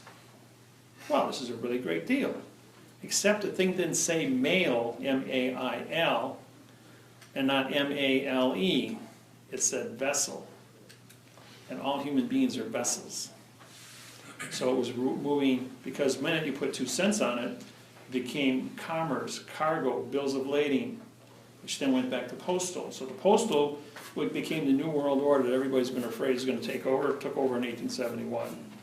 The first thing they did is went over to Hawaii. They got them to sign this treaty. They took all the money off of Hawaii, gold and silver from all the whaling vessels from the first 71 years. That was $47 billion in gold bullion in today's money. Back then it was $35 for gold and a buck for silver. And they gave them paper money. So in order to have paper money, they had to file bankruptcy. So in 1871, October 22nd, they filed bankruptcy, but this doesn't become effective under the 1-year salvage claim, Title 46, Chapter 781, plus 3-day rescission law. So you take October 22nd, and you add 45 days, and the rescission law of 3 days didn't take place until later, to 1906. So right now we're only dealing with a 45-day trust law. A 45-day trust law goes all the way back to Egypt, 4700 BC. So it's like 6,700 years now we're using a 45-day trust law over the planet, all countries. So 1 year later, it's October 22nd, 1872, and the bankruptcy becomes official. So now the International Monetary Fund has to wait exactly 45 days until that trust expires. And on December 6, 1872, King Kamehameha V dies by poisoning. So therefore, the clock's running now another 45 days. Well, when he hits 45 days, there's a newspaper article published by the Honolulu Star. Now, nobody knows this, but from 1869 to 1875, all records in the Hawaiian Islands were destroyed. There was nothing except a 3x5, because there was a fire at the palace. There was a 3x5 card left in the card catalog with a serial number on it, which goes to a microfiche of a single newspaper article published on January 8, 1873. And being a 92nd degree Mason, the minute I looked at that card, it didn't mean anything to me. But then we pulled it up on the microfiche, and it was a 1-page newspaper article. Well, we wanted to look at to see if the flag on the newspaper article was legitimate at that time, because there's supposed to be 8 stripes, not 7. They had 7 stripes. So it was the wrong flag that they put on the newspaper. But in the bottom there was the obituary with the Masonic eye and the level. And it had in Portuguese, German, English, and French, ordering all Masons in the Hawaiian Islands to come to the Lodge number 1, which just happens to be the post office, across the street from the Iolani Palace in Honolulu. There was also the Supreme Court of Hawaii. Surprise, surprise, surprise, all being in the same building. Post office, Masonic Lodge, Supreme Court, all in bed together, with the Masons running everything. Oh, and the Postmaster General. Customs was there too. And Customs and Immigration, it's all in the same building. Wow. So the Masons were running the whole shooting match. When Queen Iolani became a queen, she became an Eastern Star. That's the same as a female Mason. So she had to surrender her queenship and take her orders from the puppet master, who was the Postmaster General. So January 8th, 1873, they go ahead and they write up a contract. And the contract then is sent out ordering all the, that was a call from the Masons to order all Masons to come to Honolulu. It takes 3 days for the freighter to go out, 3 days to come back. That's 6 days. 6 days and 8, that's 14 days. So on the January 14th, all the Masons are together at the lodge. And they cut this treaty to take over the Hawaiian Islands in exactly 20 years. But the cover story was to honor the last king, King Kamehameha V, because he died 45 days earlier. Now the 3-day rescission laws that has been passed and goes into effect. So 14 and 3 is 17. So on the 17th of January, 1873, this contract is signed by all the Masons to take over the Hawaiian Islands exactly 20 years later on the 20-year death moratorium that was established by King Kamehameha I in 1848. And everybody knows this, but because of communications, only the elite, only the kings of the island, only the queens of the island know about this law and the Masons, including the Universal Postal Union in Switzerland, because they're the Central Lodge, along with London Central Lodge, who are the Masons in London, dealing with the Masons, the Postmaster General in Honolulu. And being a 92nd, I immediately saw that. I could run the timelines and I'm going like, I know what's going on here. So exactly on January 17th, 1893, the military ship pulls in with troops, 200 troops. They get cold like everybody else has been doing the last 20 years. Nobody pays any attention to it. They unload the troops, walk into the palace and say, you've been captured. And the United States of America takes over. Queen Iolani says, well, I've surrendered. And I've surrendered so I'll save bloodshed. But she was under orders from the Postmaster General, who's in charge of the military troops, to stand down. So the Masons control to take over the Hawaiian Islands. So Hawaii then becomes a territory in 1893. So the Hawaiians are going like, this is a crime. You're saying that all of us are dead. We're not dead. So they complained, and finally in 1919, the United States of America says, okay, we're going to pass the Hawaiian Homes Lands Act. For $1 a year, you get free water, and you get a house, and you get your land. So for $1 a year, the farmer, he gets a free house, no taxes, and everybody signs it. But when they signed it, it's an 8-page document, all italicized except the name, which is nom de guerre. And nom de guerre says they're dead. So it took 20 years in 1939, 20 years later, all Hawaiians are dead on paper because they all signed up for the Homelands Act because they discriminated against the Hawaiians to work. Because they couldn't work, they couldn't afford anything except to sign up for these treaties. There was just a couple of them that had land, old land that was patented in from the king. So now they waited another 20 years, and on August 17th, 1957, Eisenhower stands up and says, all Hawaiians are dead, we now claim the Hawaiian Islands as the 50th state of America. And Hawaii stands up again and says, we're not dead, we're here, we're alive, and they keep on suing and suing and suing. So then finally in 1995, the lawsuit's been going on since 1893. They call in Dave Miller to solve the problem. And I go out there in 1995, and I immediately syntax their Homeland Office of Hawaiian Affairs for the homes, and I said, it's all italicized. There's no closure to use nom de guerre names.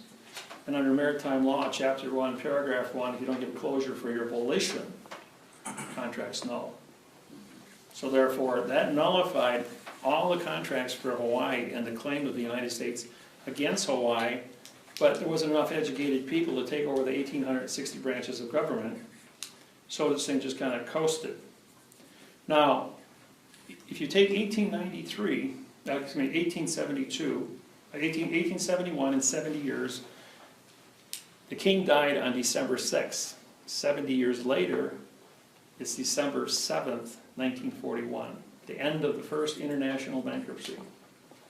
Because they filed bankruptcy in 1871. Now it's 1941, 70 years later. And Japan bombed Pearl Harbor 45 minutes before it was supposed to bomb it. If they would have waited until the bankruptcy ended at 8:30 in the morning, they would have been 100% legitimate as a sovereign nation attacking a sovereign nation. But because they were under bankruptcy protection, it violated all international laws, allowing the United States to declare war on Japan.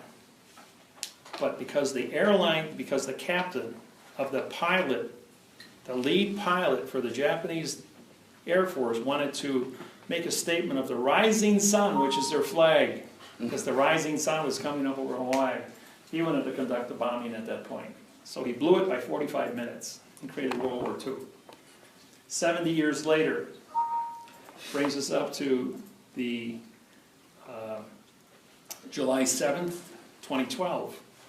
December 7th, 2012, and the second international bankruptcy ends, but no law becomes legal for 90 days, which brings us up to March 5th, 2013, plus 3-day rescission law on March 8th, 2013. Hawaii is now officially out of bankruptcy and a sovereign country and no longer the 50th state of America. On January 6, 2008, I filed a new constitution for Hawaii at the World Court at The Hague, charging the United States with fraud and the post office with fraud, having no continuance of evidence with anything in the Hawaiian Islands or the language. And at that point, all banking on planet Earth left Hawaii. There was the Bank of Hawaii and Hawaii Bank, and the Pacific Rim Bank Savings and Loans. Those were the only three, but they were Hawaiian-based. And Hawaii became a foreign country at that point. Even though they were still in bankruptcy with Bern, Switzerland, they became a foreign country to all countries worldwide because of syntax.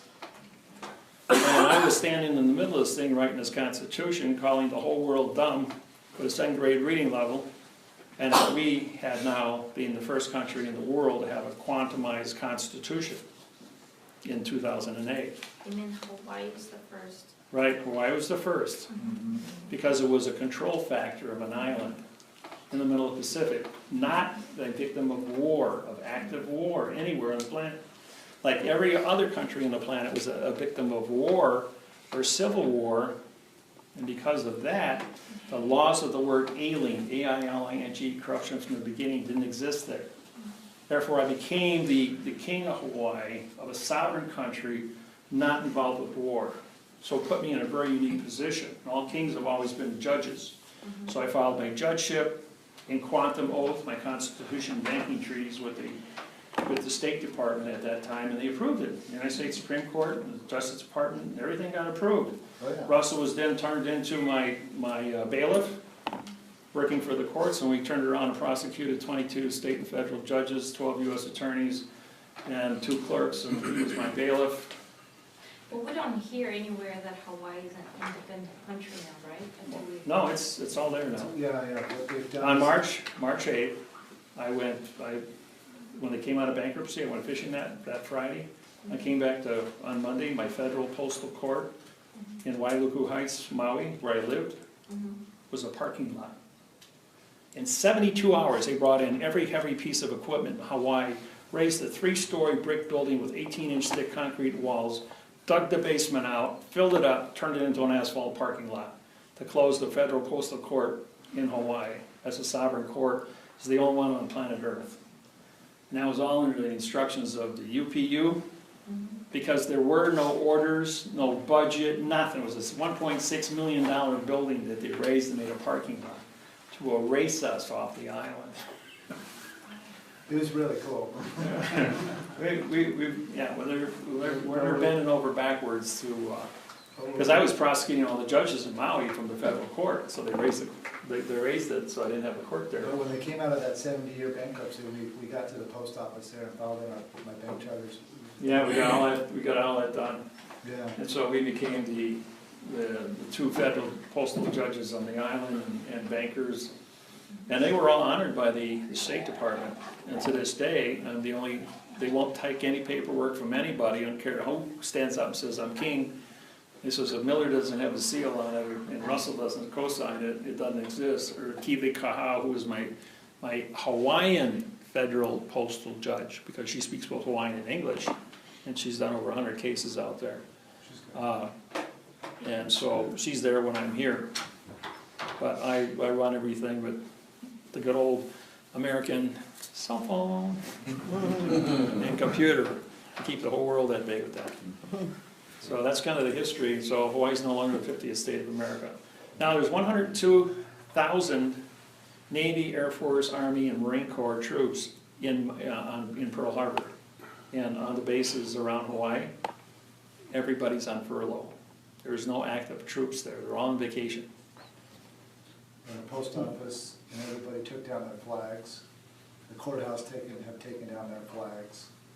When you walk in, of course, it's flags because it's all voluntary, but on the outside, they can't advertise for contracts. Right, because they're a foreign country now invading Hawaii, and the Hawaiian flag now flies all over the island. Yeah, so like at the courthouses, like when you're outside looking for a flag, they don't fly.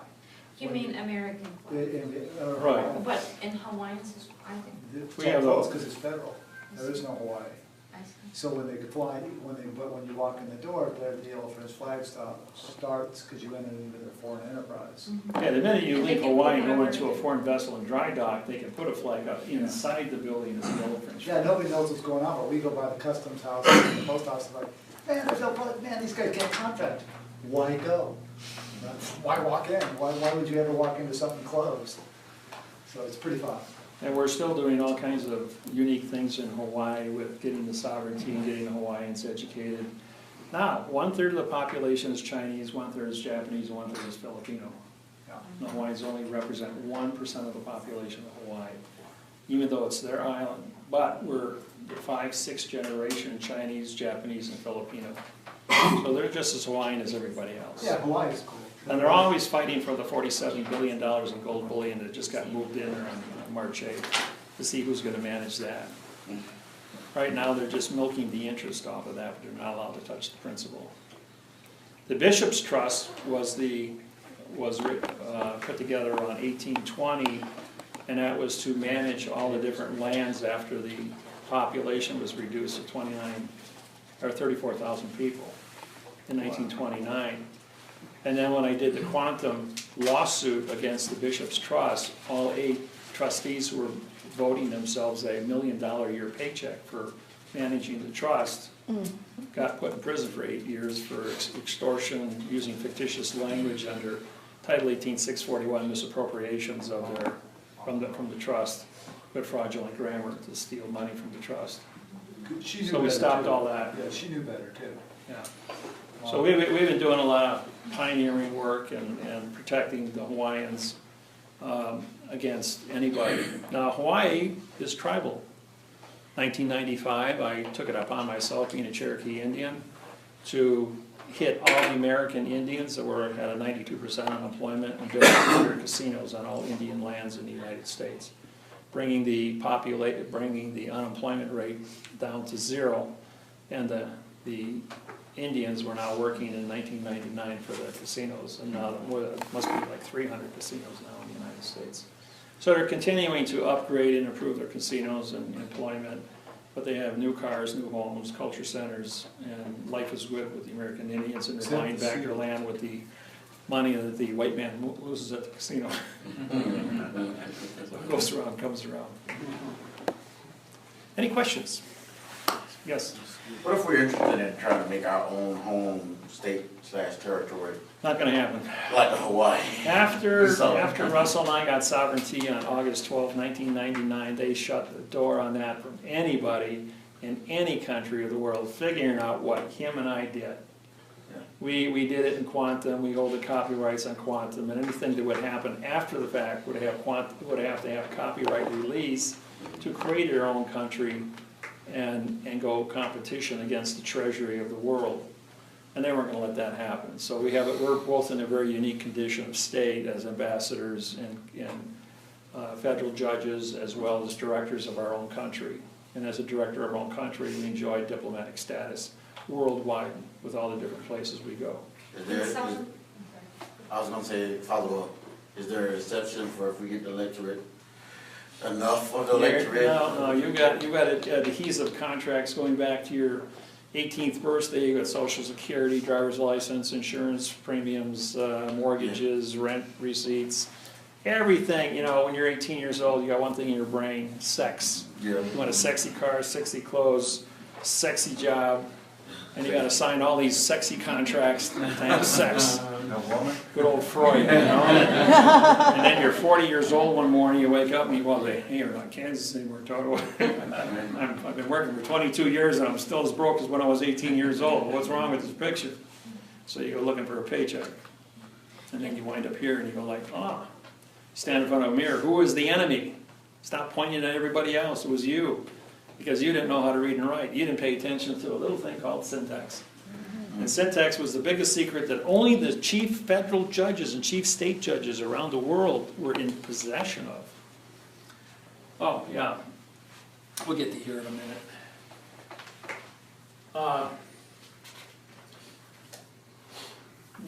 Some of you have seen this. It's the. The the is for the. And if you put the word and the after it, these can be different variables with the word and or. Whichever appears on one side of the or is the same on both sides.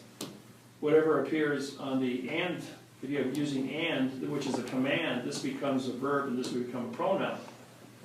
And up here, if it ends with a pronoun, then this would automatically be a pronoun regardless of what was in front of it. Because and is always followed by a pronoun if it's not an adverb verb. Because you got to look at your words. If you're using an article or a preposition after the word and, it's going to be an adverb. And if you're not going to use an adverb, then the next word is going to either be an adjective pronoun or a pronoun. And everybody goes like, what's a pronoun? All right. No fact. When I made this sentence up, the the is for the the, so everybody goes, that don't make any sense. What's the function? The function is that I use the as a pronoun, I use the as an adverb, I use the as a verb, and I use the as an adjective. And a fact. And as a fact, here as a fact. So I've got 5 different positions. I can go to any dictionary and pull all 5 of those operations up for the word the. So if I can do that to the word the, I can do it to every single word in the English language. I can command every word in the English language to be either an adverb, a verb, an adjective, a pronoun, a preposition, article, and a noun. There hasn't been anybody who can make that claim. And do it consistently with anything you put in front of me. Russell does the same thing. Yeah, it's where it sits in location, where the word sits in location, which gives closure on what the value is. That's called syntax. Mm-hmm. And then when you break words apart and you take them into the parse, then if you got a vowel, the parse is no. A vowel and 2 consonants, the parse is no contract. If the parse is a vowel consonant ending the word, it means contract. And ION, ENT, ANT, those endings of 3 words is a vowel and 2 consonant that ends a word are no contract. So pay attention when you get into looking at grammar and you start chopping apart the no contract words, 10% of this document here says no contract. And if you read it out loud, of missing exhibit, well, instead of saying the word missing, MIS means no. I missed that one there. So it's of no contract, and exhibit is no contract, most of which are several pages long. Defendants, DE means no. So it's no contract, motion is no contract. So no contract, no contract. 2 is now an adverb in future time. Now I'm moving the word dismiss, no contract, into the future. So I've got 3 no contracts in a future word for a 4-word phrase.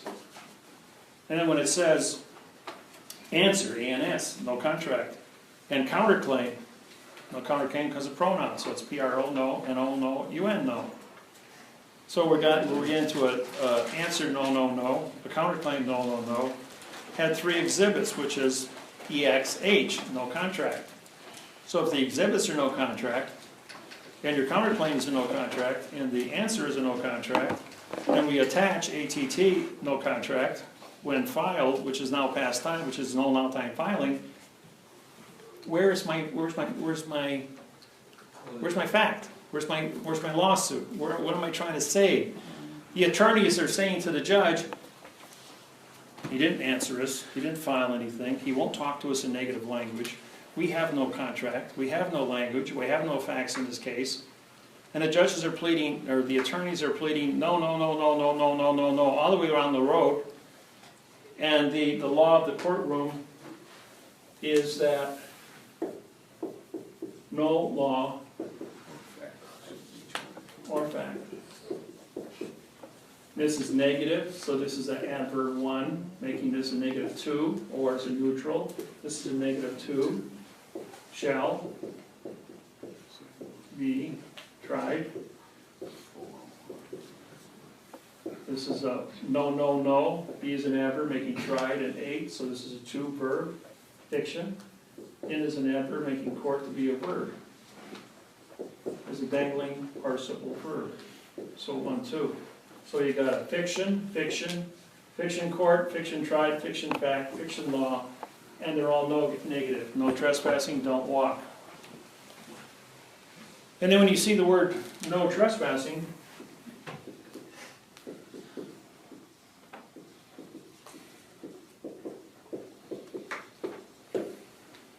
this is a pronoun. This is a pronoun because it's a spelling list like you did in 5th grade when you were 10 years old. If you put no over here, now this is an adverb modifying the verb trespassing. Trespassing is the condition of state. Where is my claimant's knowledge of the word trespassing? You gotta prove knowledge first. Title 42, 1986. If you don't prove knowledge, then you can't trespass.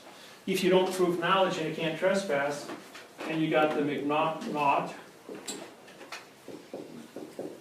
and the McNabb, MC.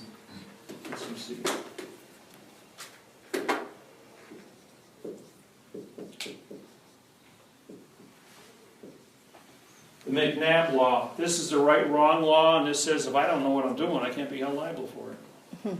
That's why they keep saying, I don't understand you. UN is no, DER is contract, and standing. I have no contract standing. I can't see you, I can't hear you. That's why the judge keeps saying to you, I can't see you, I can't understand you, I can't hear you. Why? It's on a plane. You see, you take all these little different things, tricks and traps, and you combine those. This is the first 2 words under M in Black's Law Dictionary. That's real easy to remember, easy to find. Just remember the first 2 words and what it says there. And they even have case law for you there to follow. And that case law leads into other case laws. So you can find 1,000 case laws based on decisions that judges have made. The police officer goes out and he sells heroin on the corner to a drug dealer. Then they both get busted and go to court for selling drugs and using drugs. And the police officer says, I plead guilty. I'm going to be state witness and I'm going to name all my co-conspirators. So as a state witness, he gets immunity. And his conspirator gets 10 years in prison. He goes back on the street and sells it again tomorrow. You have eyes in front of your head. You are an attack animal. Attack animals like cats and birds and anything that's a prey. Attack animals prey on other things. So we are attack animals. We always still go into combat with the gun in front of us. In a sense, to rule you, he will harvest you. Guaranteed. Just like an attack animal going after a bird of prey. So your own conduct of how you are built as a human being shows that you are an aggressive individual. Be aggressive with knowledge. Knowledge is your best ally. You're your best security. Because when you have the knowledge, you stand there and look the judge in the eye and you say, I know who you are. I know you're lying. I know you're an actor. He's going to flinch and he's going to shut her down. And when you file your paperwork in court and they know you already have one and you already know how to prosecute him with a foreclosure mortgage, the only difference between a foreclosure mortgage and prosecuting a judge is the name on the paper. Fraud is fraud. Grammar is grammar. And it's all laid out there. You got a constitution, you got an abbreviation page, otherwise a document wouldn't be 12 pages, it'd be 20 pages long. That's why we abbreviate, save space. People don't want to read the correct sentence structure, communication, parse, syntax, grammar, performance 140 times in a lawsuit. But we put that abbreviation in front of the fact, the law, the rules, the regulations, the codes. So we save all that space and you can fly through the document because you already got that memorized. And as soon as you see that, you don't have to think about it anymore. Mm-hmm. No more than if I said to you 5 + 5 = 10, or 5 plus 5 equals, because you've seen it your whole life, it's a given. You don't have to calculate two hands or count to it. Maybe when you're 2 you count it, but today it's anything that's seated in your mind. You learn how to do kung fu or judo or tai chi. It's all body response. It's built in. It's muscle reflex. Driving a car is muscle reflex. How to steer and overcome slippery highways or rain conditions or somebody pulling out in front of you or your reaction time to get out of the way. It's all muscle memory. You don't have time to think about things. Well, this is the same way we want you to be when you go into court. We want you to have muscle memory, brain memory of what is being said in these documents. Go slow. Go slow. Yeah, you don't have to run when you're in court. There's no running. He asks you a question. If you don't know the answer to a judge who asks you a question, and he asks you a question you don't know the answer to. I want a 5-minute break. I want to call Dave Miller and get the answer. Or I would say, Your Honor, are you cognizant of perjury, of the perjury? You say, yeah, I know what perjury is. Say, okay, so I don't commit perjury in this court, Your Honor, I'll take if you're in state court, take a 20-day communication back on that question, so I don't lie in this court. But yourself 20 days. Good point, yeah, Right. and he'll continue it. And he'll continue that, he'll work with you, because you're showing him knowledge and comprehension, that you're cognizant of shipping yourself from point A to point B, you're showing accountability. Yeah, Federal 10. works every time. It works every single time. Their calendar is so backed up, they Why got, do you say 20, is it just Well, a if standard you're or whatever? it could be number? 5 days, 10 days, say, give me 20 minutes, I want to go make a I phone thought it call. was like a certain number of It standards. just depends what venue you're in, you know, Okay. it depends on the type of question, what kind of study time you need, what your I see. schedule's like. Forget their schedule, and start billing them out. I bill them out for my time. I start popping in bills. Oh, you're gonna have me come to court? Here's my bill for my time. Well, it's $75,000 an hour. Well, you know, I like what I do. Nothing personal, right? So you start billing them out. How many times do you see a lawyer, he's in court, and the judge asks a question, or say, the paper isn't here, Your Honor, I've got to call my secretary, I'll step out in the hall, we'll take a 5-minute break, get the call, get the paperwork, run over here, my office is just down the street, I'll be here in 5 minutes, I'll take another case in the meantime, something quick. He knows what cases are quick, which ones are on roll call. Yeah. And yours will be complicated to them. So you can count on it, and they're very versed in how to trick and trap you. They know what they're doing. We've been at this a long time. They don't try and trick and trap us anymore, they go like, I know who you are, so we're not even going to get into that. What do you want? Let's just tell them, what do you want? Why are you here? Why are you here? You shouldn't be here. Well, no, this is a foreign vessel, and I don't have to be here for so-and-so, based upon what's their knowledge, right? That's usually a judge's first question with the client. What's that guy, what does he know? And we're honest with him, right? Oh, well, he knows how to syntax you. Oh, damn, you know. As soon as you know how to syntax, they will not put you in jail, because now you're going to go ahead and hold class in jail. Yeah, you can And start everybody that's in there hates the guy that put him in there because he used to lie. He used this fiction document to put him in jail. So therefore, if he can syntax, he can get himself out of jail and come after this guy legally And if you're dealing with under like, 152 criminal laws for false syntaxing. I would need to say something for my guys over in Europe. Can you hear me? Yeah, I'm sure you can. Maybe, Oh, we're on Skype. Hi, guys. yeah, I got the guys over. These guys are in Didn't even see you guys sitting there. Yeah, they're in Norway, these guys. When you guys deal with police, because they're having to deal with police, just be very cordial and just educate them all the way. Stay on point with the flag etiquettes. Talk to the bosses. I know that you guys are getting passed around because you have a lot of lack of knowledge there. Same thing holds true with these guys over here. So just be patient, which you are, and deal with them, look them in the eye, see if they cower away from you. They'll play good guy, bad guy cops on you all day long. So you're just gonna have to deal with that. They're gonna act like they're real tough. They're not, it's just a gang. It's, you know, it's like, are they tough physically? Yeah. Can they beat the crap out of all of us? Well, no, when they jump on you 20-on-1, I guarantee you they can't, right? Okay, they're not going to lie to support their own Yeah. their own conduct. You know. So just know that you're dealing with that, and just be upfront with them. Say, hey, you know, the real good approach is, hey, look, I know that you know this is a lie, but I know that you have to get a paycheck because you want to support your family.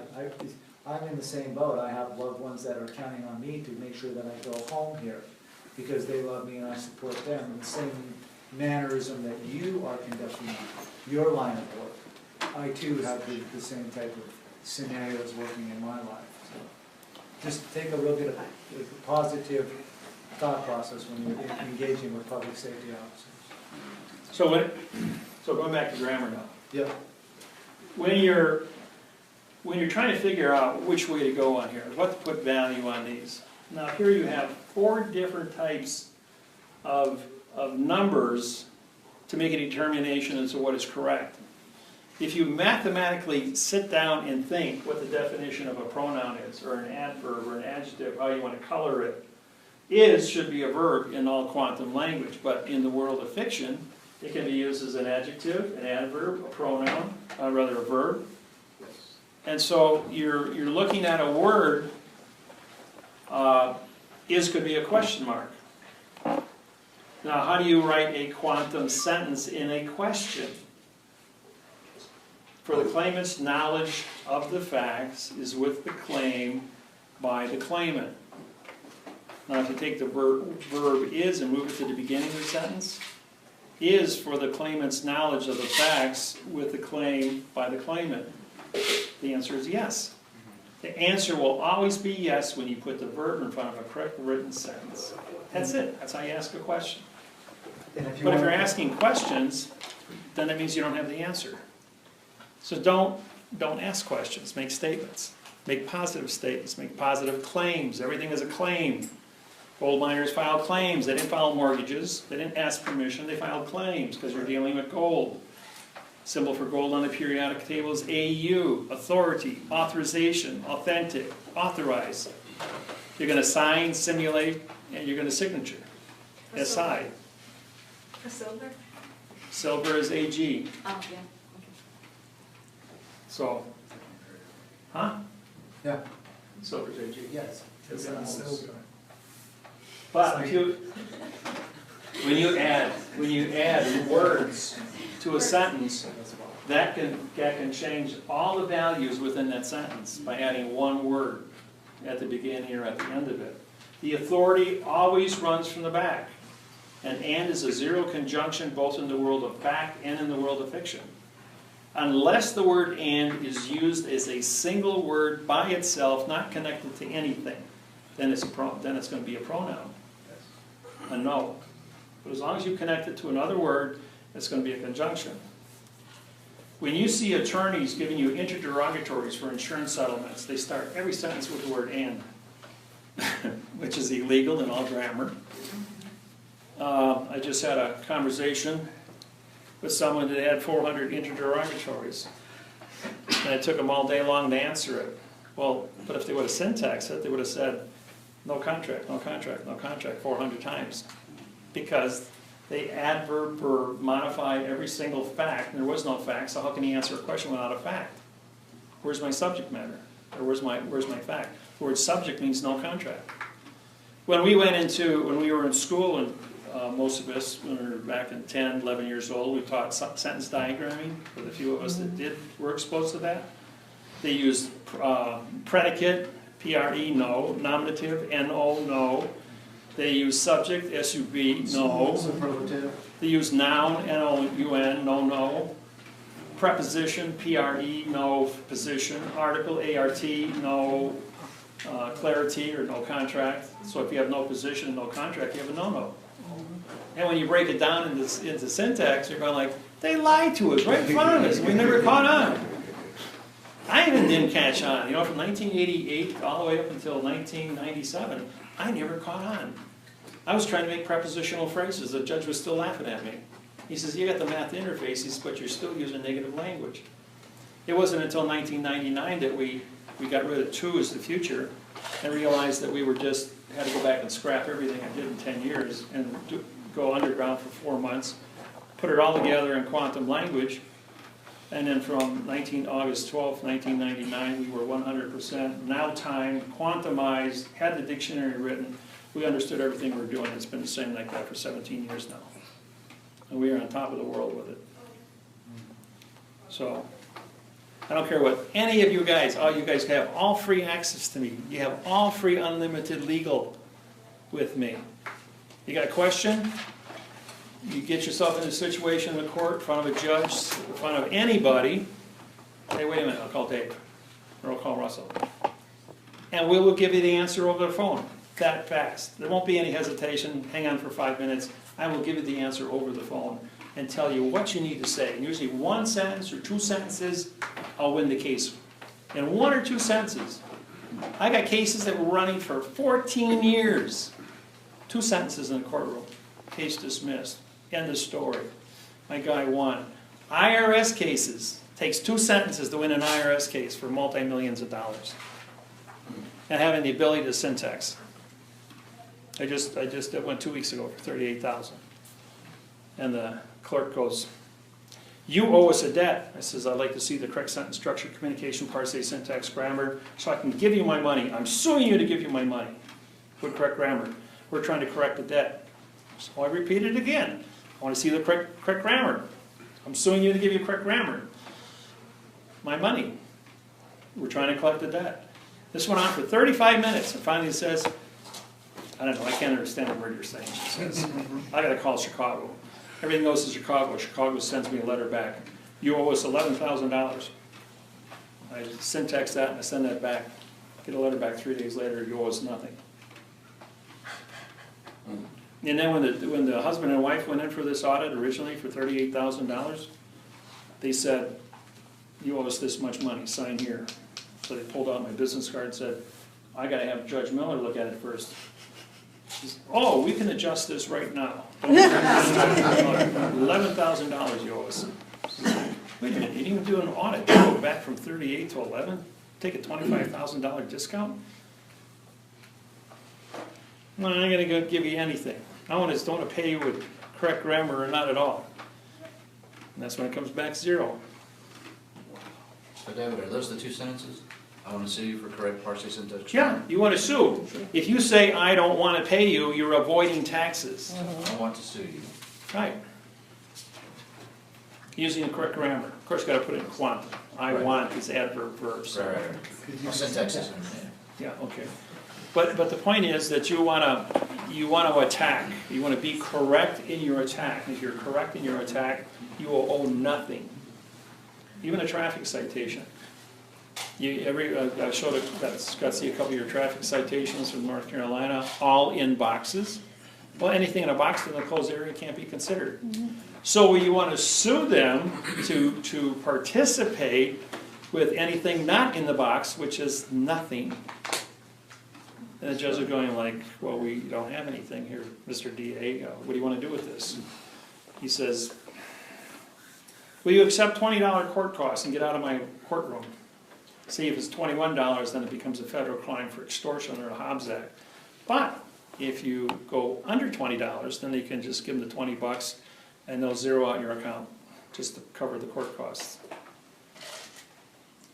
It's easier than fighting, you know. All things are negotiable. As long as you keep negotiating with them, you can get headway and make things happen. Any questions on this? This here may seem like foolishness to anybody that reads it, but it's not an issue of foolishness. It's an issue to prove that this word can be used 5 different ways. And this word can be used 3 or 4 different ways.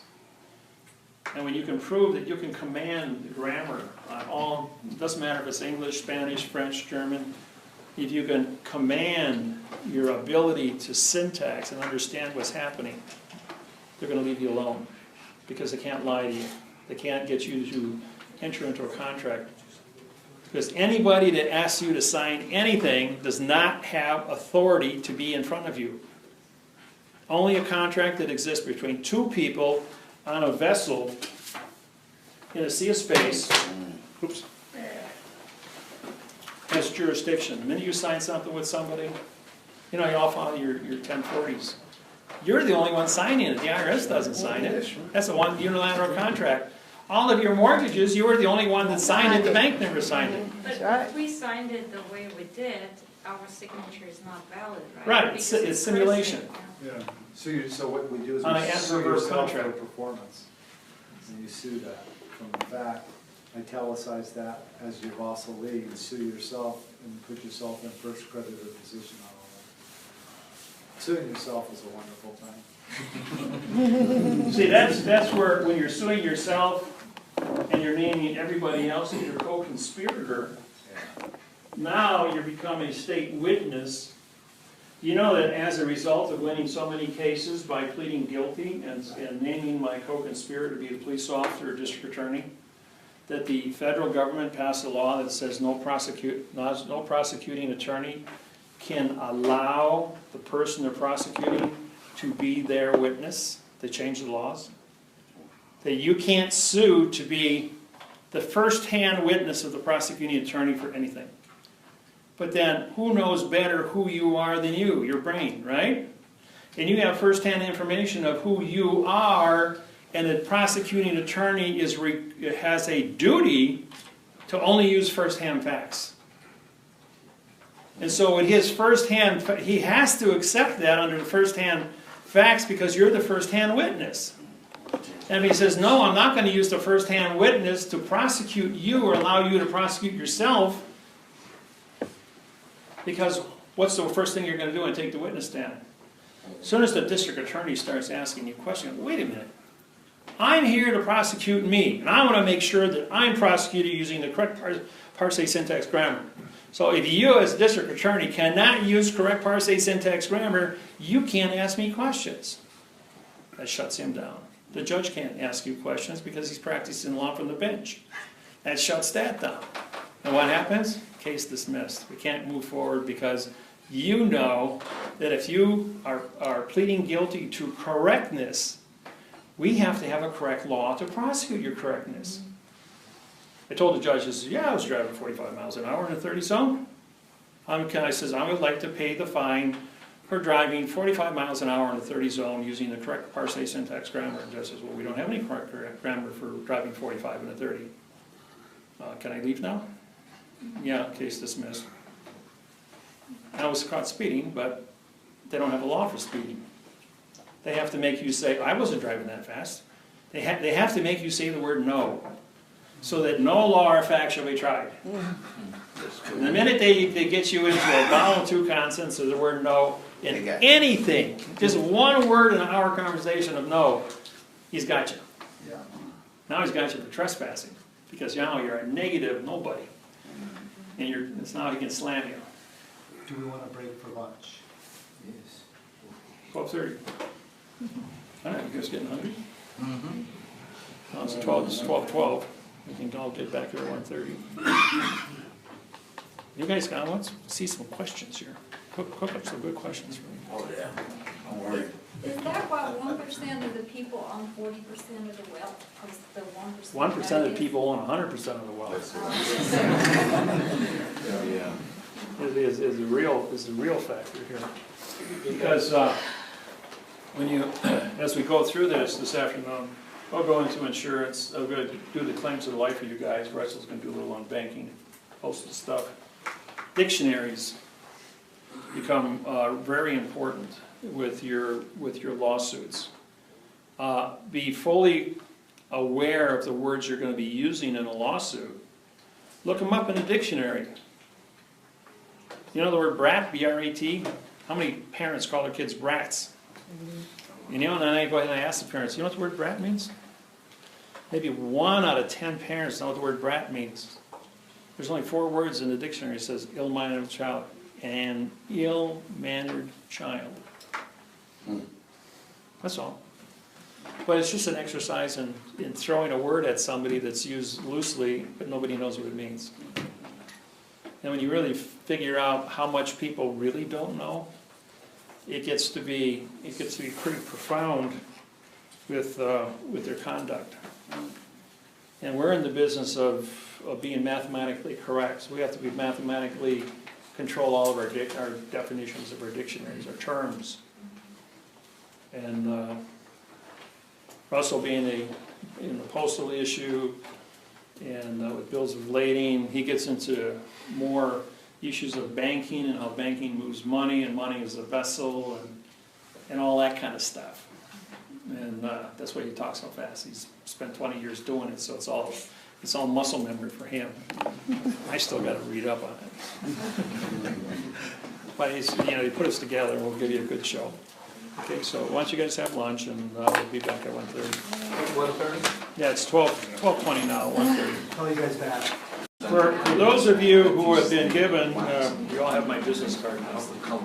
When you take my business card and you put it on your driver's license, you can just tape it on. Now, 3M shipping tape is a permanent waterproof tape. Doesn't interfere with the license. It's not bonding to it, so you're not altering the state license. The only thing we're doing is this is a waterproof plastic card. I pay 10 cents a piece for my business cards. You can usually get 500 for $10. Well, I pay $100 for 1,000 for these, so 10 cents a piece. But on the back is all your procedures. I'll read those off to you in a minute. But the license itself, I don't know how many of you have the new licenses. This is a chipped license. It has my passport on it, it has my social security card, and it has my driver's license, and I have a star on here. So it's a TSA approved. I'm just like an airline pilot because of my 5 million miles of flying, 2,500 trips around the world. So they say I'm no longer a danger to society, ETF. But when you put my business card on here, you're actually putting a flag, the grammar flag on here. So anybody in the world of fiction wants to talk to you, it says right here that it's a grammar flag. To be correct grammar. Do you have correct grammar, Mr. Police Officer? Do you have a correct law that's correct? If you don't, it's going to be, you're going to be breaking the law here under Title 18, 1001. In our research of 4 billion laws, there's only one law you can sue, a citizen can sue the United States government for, or any government in the world. Title 18, 1001. Fictitious conveyance of language. All 250 countries worldwide only have one law under, they used to have only one law under passports, Title 18, 1001. And then they added Title 15, Section 1692E, which is contract law, Title 15, and it deals with false and misleading statements, which was the Bernie Madoff case after the $69 billion went missing. So, on the back of the card, we put a $1 stamp. Now, these are Red Fox stamps, and they stopped manufacturing the Red Fox stamps. Came out on November 2nd, 1999, to honor the Gould certificate in the beginning of the new United States of America Corporation, because we came out of bankruptcy with $6 trillion in surplus. So this was the first stamp published in 106 years that had a dollar sign with 2 bars through it. Federal Reserve is just 1 line. 38 countries use the S with the 1 line through it. But the Naviator, British Naviator, the British stamps have 2 bars through on the $3 stamp, and the Australian Naviator stamp is $3 with 2 bars through it. And the New World Order stamp has 2 bars through it as a gold certificate out of Switzerland. So we monitor the stamps around the world and the use of hieroglyphics, which is this is what this is. And what this actually was a U.S. because we were on gold and silver. And then after the bankruptcy, they just took off the bottom and said U.S. with 2 bars. And it was took that off.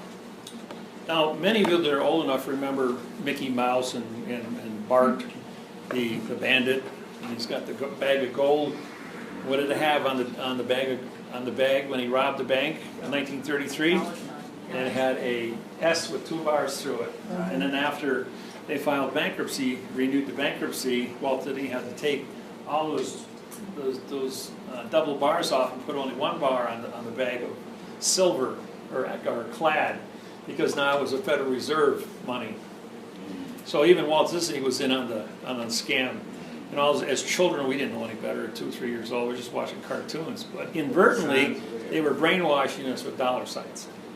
And in 1954, when Superman came out, and for those of us that are old enough and watch the old shows, if you notice, Superman was in black and white, but the flag behind him was a yellow French flag. And I never paid attention to it. And I saw one of the the old TV shows from 60 years ago was on the cable. I'm going like, son of a gun, they were brainwashing us way back then with yellow fringe flags on the Superman show. So, but when you put a stamp on the back of your driver's license and you autograph your name on it, when you autograph that, that makes you a postmaster transporting the vessel of your body. You're the M-A-I-L. You're the vessel. So when you sign that, you're the mailman transporting your vessel to your home because the address is on the front of the document. Now, if a police officer stops you, or anybody stops you from delivering the mail, when he looks at this, the cop will check to make sure your license is legitimate and you don't have any, you got your points, he's going to look at the back here, and he reads this. This is the laws that the police break when they stop the postmaster from delivering the mail. So they can't give you a ticket. And he'll hand your license back to you and say, pay attention, go home. So you're delivering the mail, and that's the secret behind all that. Wow. Now, the rules and regulations on the back of the driver's license starts off with a Title 42, 1986 for knowledge of stopping and correcting wrongs. Now, every single human being has a duty as citizens that when you see somebody getting beat up or wrong, pay attention. Everybody in the world now has got a cell phone with a camera and a video. You can take shoots. You can call 911. And you can have assistance come in and stop it. And if you're there and you know you have the capabilities of stopping a crime from taking place, they expect you to participate. If you're driving down the road and you see a car accident and you got somebody unconscious laying there bleeding out, if you don't stop and administer first aid by stopping that person from bleeding out and dying, you will lose your license for life as an accessory to murder, as manslaughter. If somebody videotapes you or catches you or can prove that you were at that scene and did not stop and administer first aid, you will not be sued for any kind of a crime. You have automatic diplomatic immunity from anybody suing you from saving their lives from a bleed out. If you go start pulling somebody out who's got a broken back or something like that, or further injure somebody, then it can get complicated, you know. So if you have knowledge, you have knowledge of a crime and somebody hands you a document like this here, now you have to give closure. Now that's Federal Rules of Civil Procedure 26E is closure. That means you go to the court and you report the violations if you have knowledge. By reporting the violations to the knowledge, when I walk into a courthouse and I know I'm going to be helping somebody, like I want to do with you, I'm going to go ahead and I'm going to take your paperwork and my federal oath, I'm going to file it at the clerk's office, pay whatever fee I need, and then I'm going to go talk to the captain or the lieutenant. And I'm going to take this paperwork in, we're going to sit down and we're going to have a conversation. He says, I don't want to talk to you. And he's guilty of an accessory to promote a crime. He can't say no because I'm a federal judge and now I'm a judge in that courthouse and I'm talking to him as an enforcer, and then I can walk in and say, I hereby deputize you my tip staff. Let's sit down and have a conversation about criminal activity from the judge and from the attorneys here. Once he has the knowledge, he can't, because I'm porting it to him. I'm required by federal law to do that, and I'm a citizen. I got a passport, I got a driver's license. That makes me a citizen of that community to stop and correct the wrong, and he's got an oath up there that says, I'm here to protect the public. Right. So I did that. And when I signed that stamp and filed it, I'm a citizen now of that courthouse and citizen of that community. And I'm in that vessel in dry dock from a foreign planet, so I became a citizen of that location. And I know how to conduct myself in there. So that gives me a lot of power in that courthouse to stop and correct wrongs. Might even make your whole case disappear if you're in there for any kind of going to jail because you're afraid to, okay? So then I can go ahead under Federal Rules of Civil Procedure, bring a Federal Rules 9B, that means fraud. This here is fraud, and it's not an accident. You can't say I didn't know what I was doing. It's engineered frontwards and backwards, and I can mathematically prove it to 125%, showing that some words have 4 violations on them. And it was engineered consistently throughout the document. After that, they're going, why are you charging fraud? I'm charging fraud under Title 18, 1001. I got in 1002, the fictitious conveyance of language, false misleading statements, and that's forensic evidence right there. And I advertise it with my stamps on there. That's where the 1692E comes in, and then the penalties are $25 million under 78 FF. Then when you go take it to a civil side of it, that's a Title 42, 1985, and that subsection 1 creates a conspiracy, because it took 2 or more people. You got all these police officers, all these lawyers, all these attorneys, and all these judges in this building, and they're all, if I can walk and touch any one of their paperwork in the history of that building, and they're all going to look like this. So therefore now I've got a civil conspiracy that these people know how to engineer things going back 30 years, 40 years, on every single thing that's in that building. I can randomly grab anybody and charge them with a crime. And because it's a conspiracy of not stopping and correcting, then it goes to number 2. Now the word obstruct, OB means no contract, structure. Well, now we're back into negativity. So what happened is we used the obstruction because that's what the fiction understands, but when we write the lawsuit, it's stopping evidence and witnesses from being correct, which goes back up to Title 42, 1986.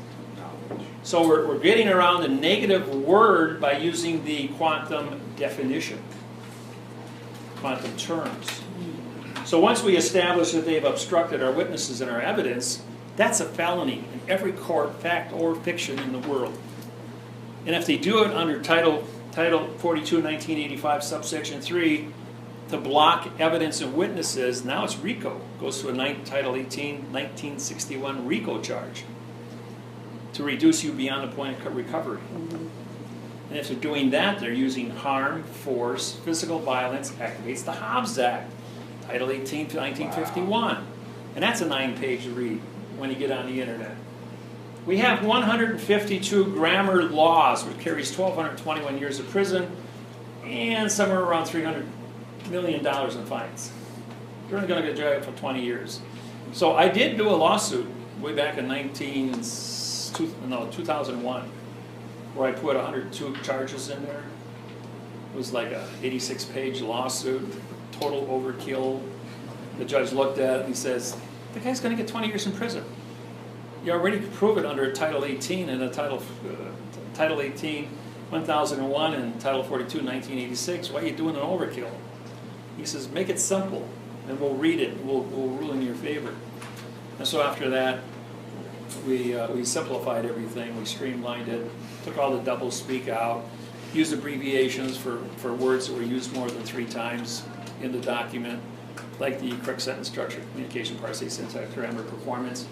That alone, if you write it all out, in our lawsuit, 142 times takes up anywhere from 5 to 6 pages, a single point print, which is completely redundant and unnecessary. So we just show the abbreviation as fast as you read. Your muscle memory will automatically put that in without reading it. And you know exactly what we're saying. If it comes back to, we want to dissect this thing word by word by word, fine, I'll stand up in front of a room and do a 20-hour seminar on my lawsuit. No problem. So once you prove that, once you get all that out, now that they've obstructed everybody, they've modified the grammar, now they're coloring what should be a fact. That's a Title 42, Title 18, Section 242. Now in 1990, maybe it was I think it was 1985. I was suing, we were doing family rights. I was the director of family rights for the United States, Families for Equal Rights, and we set up 50 organizations in all 50 states, and I became president for all the family rights in the United States from 1980 to 2005, for 25 years. And that little 242, a guy called me up on the phone one day and he says, I just drove my 1963 Corvette up to the top of a mountain and I gave it to an attorney worth $17,500 is what his Corvette was at this point in history. He says, for the exchange of information to prosecute a judge in Atlanta, Georgia for wrongful prosecution. And it cost them $17,500 to learn Title 18, 242, coloring of the law. That car sat in the lawyer's garage for 4 years as this man tried to make sense of all this. Finally, he found out about me through the grapevine. Drove all the way to Milwaukee, and in a 5-page document that I wrote in quantum language, he says, if you can win this case for me in court, he says, I'll give you my Corvette. I says, well, no, I won't take that. I says, you can get your Corvette back from the attorney, you just take this lawsuit, show it to the attorney, he'll hand you the keys. And he did. Went back down to Georgia, went up to the mountaintop, showed the attorney the court wanted to lawsuit, hands him the keys and says, it's your car, don't ever come back, I can't do anything with that. And so he felt so bad about what he charged the man, but the man took that lawsuit into court and won his case. So that was one of my first early wins with just using a Title 18 242 under a Title 42 1986 for knowledge of how to color law. So that's the story behind where that came from. Then when 2 or more people come together, it's criminal conspiracy under Title 18 Section 241. And because these are crimes for money which are federal, it automatically activates criminal behavior. It is no longer a civil issue of stealing because money was involved. And any judge says this is a state court, you say, yeah, what kind of money is this? What kind of flag is that? You said this is a state court, and what's a federal flag doing in here? Well, it's the same flag as we got right here. And if they say, oh no, this got yellow fringe on it, going like, oh, you're advertising you're a foreign vessel in dry dock. So therefore, you're not an American. I'm an American citizen. I got an American passport. What am I doing in a foreign vessel in dry dock? Did you advertise outside that you're going to be a foreign vessel when I walk into this courtroom?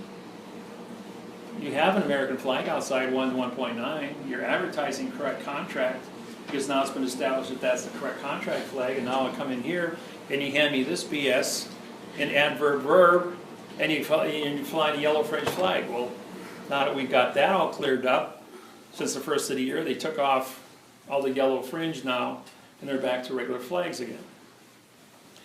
So after that, you've got a participating with knowledge, and the participating with knowledge is a Title 18 U.S.C. 3 that carries a 15-year prison sentence and a $15,000 fine. And because they read the first 10, they get down to that, and with the correct sentence structure written on the front of the document, showing what prepositional phrases in a compound noun looks like. It's that the card itself is self-awareness of what correction means. Because we've been around 28 years doing this, it's well established all over the world who we are and what we do based on the logins I have on my website. So these people have been studying, they know what it is, they know what they have in front of them when they see it. And then after that, you've got the Title 18, which is 1512 obstruction, which means there's no structure to what they do. And that goes all the way back to the Magna Carta, 1215, where all these barristers are swearing allegiance to that document that was written in adverb verb. But the United States Constitution is written in the same thing. Obama sold the United States Constitution in New York City in November of 2014.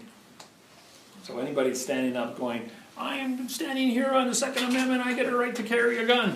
I'm going like, there's no such thing as a gun, there's no such thing as a rifle, and there's no such thing as a weapon. The word is ARMA, A-R-M-A, ARMA. Even a ballpoint pen, if you say it's a concealed weapon, for stabbing, it's a concealed weapon, you go to prison for 10 years. So always use a pen like a pen, don't make a joke in front of a police officer. You will go to jail and get arrested for carrying concealed weapons. Just because you got a pencil or a pen. My buddy tried that joke on a cop up in Adams County and had to pay a $2,500 fine. He spent 30 days in jail. Until we found out that the judge's brother-in-law, and he was a plumber, and he put his robot out in the hallway. He came in as a plumber and put my buddy in jail for 30 days. While I went down to talk to Chief Judge Crabb at the federal level, she shut down Adams County for 2 months and fired everybody in the county because they were all imposters, didn't have oaths of office. Mm-hmm. And then that went around the state, don't mess with Miller. So that was always cool. Then, like I said before, the word alien. Now, the reason that the world is in fiction, the world of the United States deals with this fiction factor of bastardizing everything, is because we killed the Indians, stole the land, bastardized the contracts, and sold it to unsuspecting settlers. That's called ailing. And if you look at the word failing, F-A-I-L-I-N-G, there was a lawsuit I did for Christensen in 1995. And what happened with that one, the judge, was an insurance claim for 38,000 bucks for a car that was totaled. And the word was failing, F-A-I-L-I-N-G. And it was a real fine line, you could barely see it like this, around the F, in the middle of the lawsuit. Now it says, to state a claim on which relief can be granted. Now, because if you take the F off, failing, now this says corruption to state a claim on which relief can be granted instead of her collecting $38,000 from the insurance company. Because this F is bracketed, she would have to pay the insurance company $38,000 for fraud. Isn't that slick? And I saw that and I'm going like, wait a minute, that's illegal. You can't do that. So then I brought it up to the judge. I said, hey judge, how come you're allowing this little bracket here to take that out? I said, I looked up the word alien in the dictionary, it means corruption. Then the insurance agent stands up and says, how come he gets to use his flag and we don't get to use my flag? Talking about flags and venue jurisdiction in the courtroom by an attorney, that's an absolute no-no. Judge stands up, points to the insurance guy and says, you will pull out your checkbook right now and write a check for $38,000 to this lady over here. I'm putting in jail for 6 months for fraud. And that was it. She got paid and we walked out. But when you syntax this is a 4, 1.92. A is a 1, 2, 1, 3, 4. 3, 4. Yeah, this is a 3 here. Negative. Yeah, this is a relief, which means no, 3, 3, 4, and 1, 2 is a dangling participle verb. That's what the law, this is the one law they use, called the 12b-6. And every attorney in the United States who does not know how to handle a case will quote you, failing the stated claim for which relief can be granted. And it says nothing. 1.9? It means, future. 9 is future, it's an adverb in future time, which means it takes the word state and pushes it into the future, which means there's no time condition of state. See, so there's more here than what you're looking at. It's not always about just a word, it's also about the fact that where they're moving the conditions of state. There's no such thing as a verb claim. There's no such thing as a which. A which is actually trying to make an excuse for something. And this is no leaf, no contract. RE is no, LI is lie, and EF is contract. So it's a no contract. And then you always have a no contract factor. And they call it a no contract factor. So if you read it out loud, it says nothing in the future is an illusion of no claim, of an illusion on which no contract can be granted. What is a no contract? It's a nothing. So why failing is this no-no? Like, you know, why is it 4? Because it starts, it said for the failing. Where's my prepositional phrase? It's a word that stands here, but this is an adverb, and an adverb, like over here, can only be connected to the pronoun in front of it, an adverb in front of it, or a verb in front of it. So these rules here, under how language is used, these numbering codes, there's only 4 on planet Earth, controls all languages.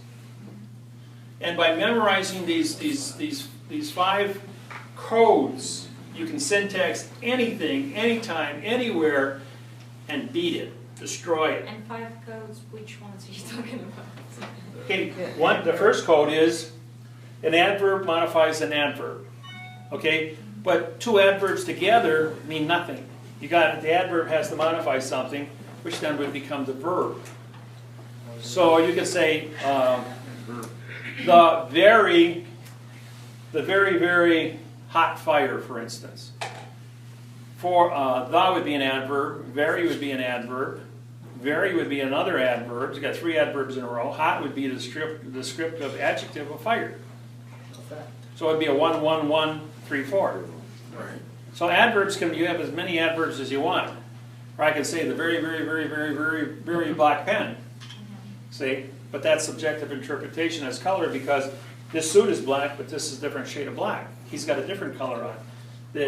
And as I write, what comes out of here is, this is a dark black, this is a gray black. So there's 1,200 shades of black. And then when all the laws are written for colored people, so don't think any of you guys are white. This is a white piece of paper. And this is a white board. But those are 2 different shades of white. And this white is different than this white and different than this white. You see, so there's 1,200 shades of white. So the subjective interpretation of what color is says that all human beings on planet Earth have a different shade color. There's no 2 humans, or 10 billion humans, that are the same color. Guaranteed it. I don't care what your DNA says. So with that said, colored people, we're all colored people. See, how are you going to discriminate? You know, when I was 14 years old, I spent 92 days at Hoyt Pool, which is a chlorine pool. And chlorine, I was dark as you are. I kid you not, my grandmother didn't know who I was when she saw me. She goes like, grandson, and pull on my pants, so I had a white ass.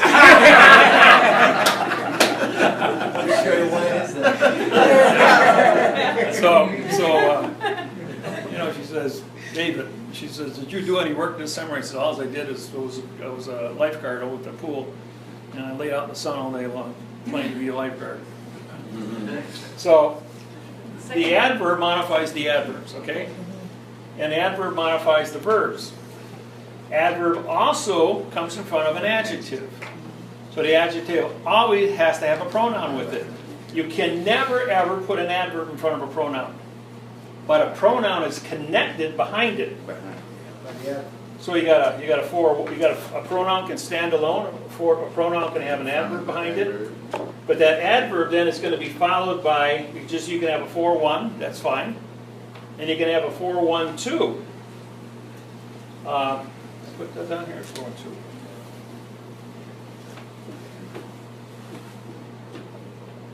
You can have a pronoun, adverb, verb. You can have a pronoun, adverb, adjective. Pronoun. And this one here is the United States of America. Adverb, adjective, pronoun, adverb, verb.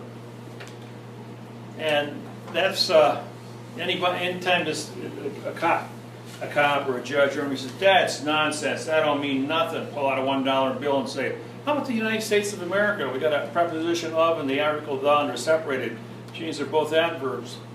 United becomes a no citizen condition of state, modifying the pronoun state, connected to the adverb of and modifying the dangling participle verb America. A means no, M-E-R-I is Latin for mercy, and C-A is Latin for sheep. No mercy for the sheep. They fleece the sheep, they don't kill them. It's called taxation. So these math codes are absolute. And I did the same thing in Germany. And the people I was working for over there, they said, how can you not read, speak, spell, or understand what the definition of these words are and yet syntax it? And when he then looked at, and then I had a cheat sheet. I got that in my thing here. I'll show it to you. I spent a few hours first before I did anything, and I made you can pass this around. This is a cheat sheet of all the adverbs I found in a 60-page lawsuit and what they mean in German. So the only thing I had to do was compare the adverbs in front of a single big word, and then there was another adverb and another big word. So it was adverb, verb, adverb, verb, adverb, verb. And once I got that down, I flew through 60 pages of German language like, man, this is criminal. These people are really, really out to lunch. And it was, once I had the cheat sheet memorized, then I could really fly through it, and I have to keep going back to the sheet. You know, they have 4 words for the, they have 4 words for of, they have 4 words for with. So I had to figure out whenever I came across another adverb, I didn't know what it was, I looked it up on the dictionary. Then finally I loaded up my computer to the German-English translations, and when I punched in all the different spellings, then it kept telling me what the adverbs were. And then once I didn't have to bother anybody anymore, then I could go out on my own, and I worked all night on that. Then I got into the laws of Germany and the history of law since World War II, since Nuremberg trials. I learned all about the Supreme Court of Germany and all the laws. The next morning when I came back to work, I was ready. Because when they brought that attorney in who wrote the 63-page document, I had him for breakfast. And he goes storming out of there, and he was madder than wet hand. Because he says, our courts will never accept this. I says, I'm the chief federal judge of Germany. I says, they don't have any say about it. I signed your passport, I signed your stamps, and I filed my oath. I know exactly who I am and what I'm doing here. I said, if I take this to the Hague, you guys are going to have a real hard time passing your money off around Germany. Because I could syntax the money too, which makes me a very dangerous person in any country. So this numbering codes. Now, the reason we brought in numbers in the first place was because to write the word adjective above the word red, it isn't going to fit. Or the pronoun pen. But using a 3-4, that's real simple. Once you learn the number codes, you know, I showed this to somebody who says, what's that say? He goes like, okay, there's no 5, 6, and 7s. I says, you just read 300 words. And you know it's all fraud because it's 1, 2, 3, and 4. So as fast as you can flip the pages, you're conditioning your mind as a muscle exercise to just look for 5, 6, and 7. You're like, there's nothing there. This is a lie. And then everything is double spaced, so you know that there's no continuance of any legal sentence. You got that down pat. Bang, bang, you got 5 violations. 1, 2, 3, 4, double spacing, italicizing, quotation marks, numbers between words, all breaking the continuance of evidence. So when that's all done, all this becomes real. So then they throw in past time and future time tense, because whenever they use an ED, the next word is always to in the future.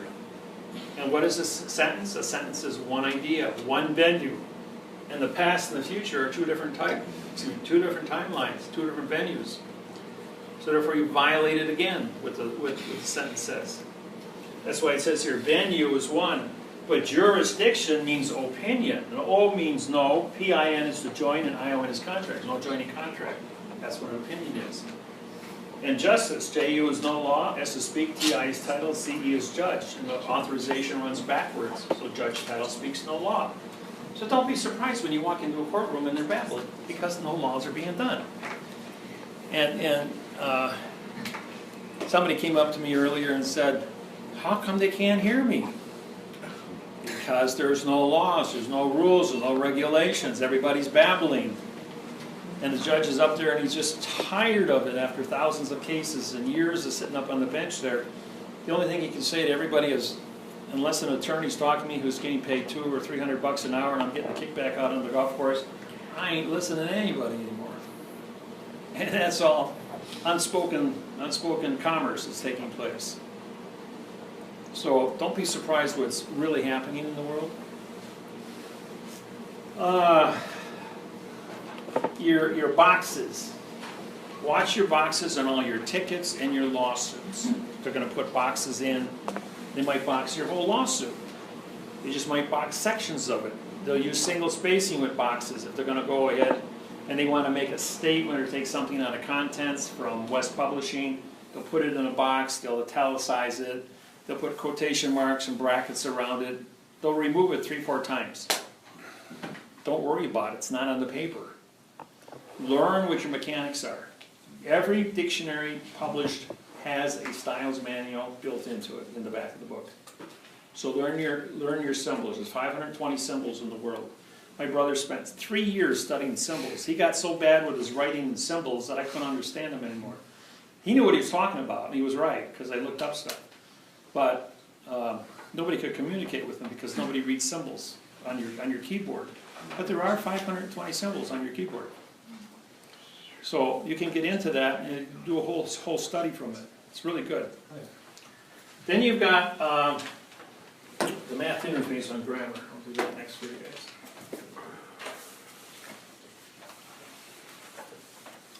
I was in,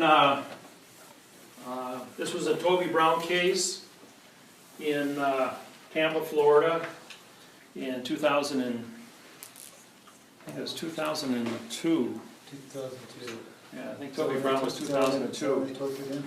Yeah, that's, 7 men prosecuted a judge, a circuit court judge, for foreclosing on a house and sentenced them to death by hanging. So the FBI came in and arrested these 7 guys as a common law grand jury of Florida. Not grand jury, Supreme Court of Florida, common law Supreme Court. They were all in verb in violation of my program, so that meant all these guys who appointed themselves as Supreme Court judges for Florida to arrest and strong-arm and kidnap a state judge. Now they had kidnapping and attempted murder against a judge. Toby Brown was the only one of the 7 who came in with a 1 to 1.9 flag, and I just happened to wander into this courtroom where there was only seating for 4 people. And I'm sitting there, and all the defendants, all 7 of them, had been students of mine. And they all goes like, Dave Miller's sitting over there. So Toby Brown says, well, I'm going to call Dave Miller, because he's the only one that didn't have an attorney. So Toby goes ahead and he says, I'm going to call Dave Miller as my first witness. And so I take the witness stand, and he was shaking, but he didn't put down his flag. Comes walking up there, he's still got his flag in his hand, and he doesn't know how to talk to me. He says, you know, Judge Mangerson. Judge Mangerson became Chief Judge of Florida. He passed away a couple of years ago, but this is 15 years ago. He says, he was shaking and trembling, and I says, Judge Mangerson, I says, do you mind if I tell you what this man is trying to say? He's trying to say that he doesn't have a law, rule, regulation, or code because all the language is wrong to prosecute him. He's saying that your yellow fringe flag doesn't have jurisdiction over his United States flag. So I says, why don't you let me put on a presentation? You send the jury out of here and I'll put on a presentation on the mathematical interface on grammar. And Judge Mangerson says, okay, but first, he's going to bring 2 more federal judges in, which gives me a 3-judge panel Court of Appeals. He orders the courthouse closed and all clerks and attorneys, 42 people, to come into the courtroom and sit down on the floor. And then he brings out a big easel, 8-foot easel, that they use for traffic things, and he says, okay, show me what you got. So I says, well, first we're going to go ahead and we're going to graph this thing out here.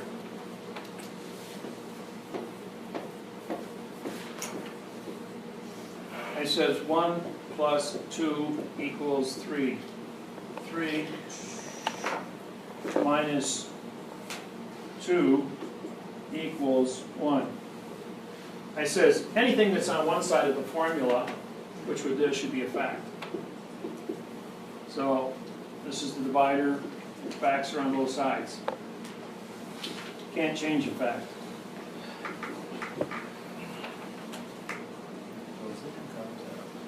What goes in comes out. Facts can't be moved, destroyed. Matter cannot be created nor destroyed. Now, that was the statement. That's the physics. Matter cannot be created nor destroyed. It can only change form.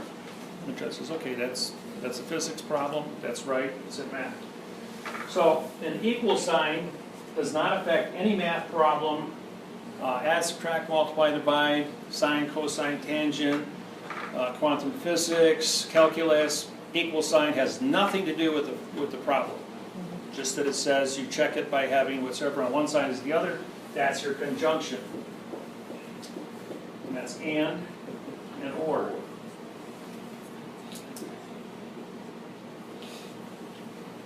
Now, when you do grafting, you have a negative, positive, and positive. And you have motion when you do grafting, because you're going from one side of a formula to the other.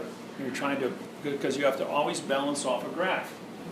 That's how I proved that aluminum and steel could be welded together.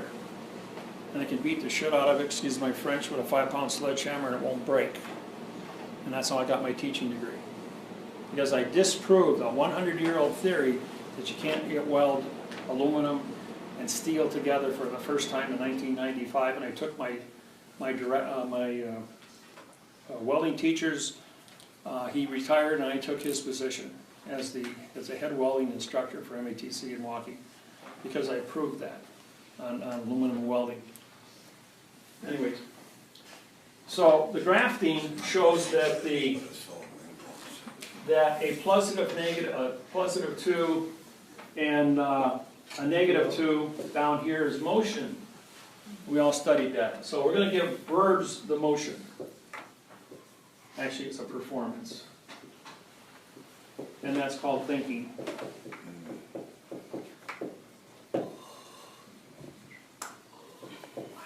Okay, thinking. Now you always have to think before you can certify anything, make a claim. We'll get into sentence structures when I do that. So you got a verb on both sides here. That was this. Now you have a plus and a minus. Well, 1 plus 2 equals 3, 3 minus 2 equals 1. 2 times the 3 equals 6. 6 divided by 3 equals 2. So add, subtract, multiply, divide, sine, cosine, tangent. Energy times watts equals divided by watts divided by energy equals volts. Volts times energy equals watts. Distance time. Right. It's all about trigonometry, how to figure out voltages and weight ratios and coefficients. Okay, that's true.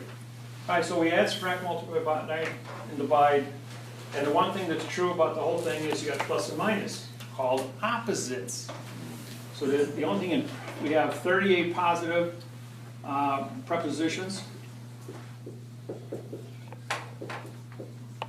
But then when we did a pre, meaning no position, and then that went to an article, vowel two consonants, which meant no, which equaled a noun, which was a no-no, a lie. Prepositional phrase was a lie, the way they taught it. You got to get rid of the preposition and have a position. You got to get rid of the article, and it's called a lodio. Location, original contract, and now you equals a fact. So we had to change the way everything was written and claim it, which we did. So we were the first person to call it a positional lodio fact phrase. And that's what put us on the world map, with the math interface to back it up. And now we could define all the positions and all the articles and all the facts, and we did it mathematically, frontwards and backwards. Because when you went into position, you have over and you have under. You have up and down. You got in and out. There's 38 positive and 38 negatives. 34 positive and 38 negatives, giving you 68 prepositions. And articles, there's 38, which means ownership. You, her, me, him, his. So I proved that 38 times 68 is 2,000 divided by 2 is 1,000, as any graft. So plus there's 100 you'll never use, I don't care what. There's no logical reason for 100. So you get 900 definitions for the black pen. So pen has 900 definitions. So if I say for the pen of the black, I use two facts. 900 times 900 is 810,000 variables. So just for your pen of your black, for my pen of my black. With this pen. Whatever combination you're going to use with that. Right, I can use combinations to the tune of 900 times for every color, for a pen, for every fact. Every fact. For You the, don't call it noun, you call it fact. correct. Okay. For the pen of the black is with the writing. Now writing becomes a fact. On the paper, 4 facts. What's 900 to the 4th power? Once again, 900 to the 4th power. 81, 360 billion. okay. 360 billion variables for just 4 words. Now write a 92-page book, a 9-point print, and tell me how many variables we got in there. And say you can't be done, and I did. I wrote a 400-page website. I did it. Done 12,000 lawsuits. I did it. And the numbers are, it takes an artificial intelligence computer to go ahead and compete with it. Then you got 10,000 Chinese alphabet, 26 English alphabet, and you got 45 minutes to write an interface, which I did, which can't be done, never could be done. I'm doing things that can't be done. It should not be possible to be done. So why can you do it? Because this math problem allows me to do those things. Right. And so I got 3 judges up there, and all these attorneys laughing and snickering at me, and Judge Mangerson stands up, and I want it quiet. This is correct, he says. This man has discovered the math interface on grammar, and he just proved you guys can't read and write above a 2nd grade reading level, and Toby Brown, you are not guilty as charged. You are free to go. The other 6 guys with their attorney stamp says, we want to use Dave Miller. No, you have attorneys. You gave up your citizenship, and you said you're incompetent. You gave over to your attorney who only could lie. They got 38 years of hard labor, and all 6 men died of hard labor in prison. They tortured them until they died in prison. They're all dead today. Yeah. On the equals, we want to put it as, because you got cause, consequence, and then you got thinking. So equals would be thinking. Haven't gotten that Put far yet. A's and R. Haven't gotten that far yet. That comes under sentences next. I don't know, but wouldn't it fit in that equation that way? For 1 plus 2? And when you get equals, that's thinking, processing. Right, I said that. It's performance and thinking. I'll explain it to you after. Okay, well, I'll explain to you when I do sentences. Okay. So everybody cool with the math interface? Yeah. And I did that after 1,000 days of doing math problems. And that happened by accident. Because I took, here, let me use your paper here. We all grew up with the little red line on the line paper in the spiral notebooks. I wrote this on the red line. And I got my coffee and came back and says, I got a graph. Let's put values to it. And when I put the value to it, like I did here, I'm going like, damn, the thing works frontwards and backwards. I discovered the math interface on grammar. Then I had a flashback of 10 years of sitting in Marquette University Law Library and going like, that's all a lie. I got to rewrite everything I learned in 17 years of college and 3 PhDs. Got to go back to day 1. I spent the next 5 years rewriting and reorganizing, putting this whole thing together, making live videos, and writing some lawsuits, which I then sent out to every news agency and all the members of the United Nations, so everybody had it at once. Because I knew when this thing broke, as Pandora, I'd be target. You know, I was sitting here wondering when a bullet was going to come flying through the window. But it's been 28 years later, and I'm still here. So, and I've been working real hard at it, and so has Russell.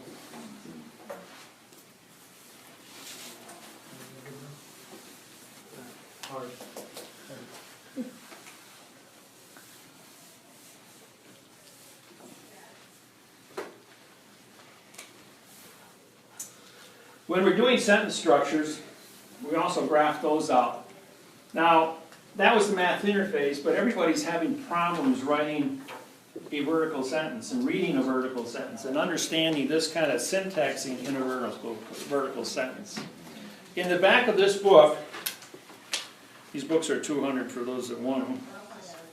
The last 3 pages in the book is, let's see, that's a judge's oath.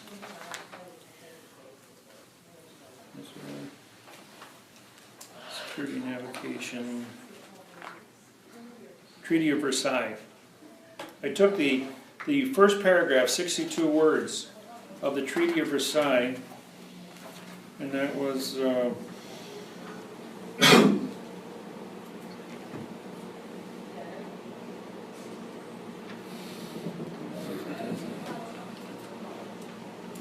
that. I did the Treaty of Versailles, and it took me 40 hours to write the explanation of 62 words.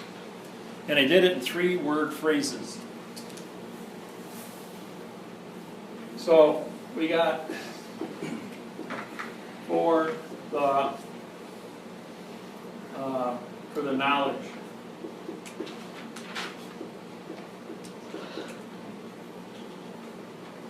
Now, knowledge becomes a consequence. Knowledge becomes the cause. Because you stand here and I look around and I see points of information. And as I see things, you always learn what you have today from what you've seen in the past. So it's a reinforcement learning curve. So when you have a claimant's knowledge, because you're always going to be a claimant, knowledge, now you're going to have of the consequence.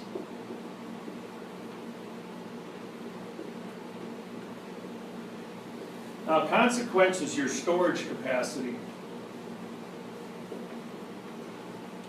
And that's your computer. Computer of your brain.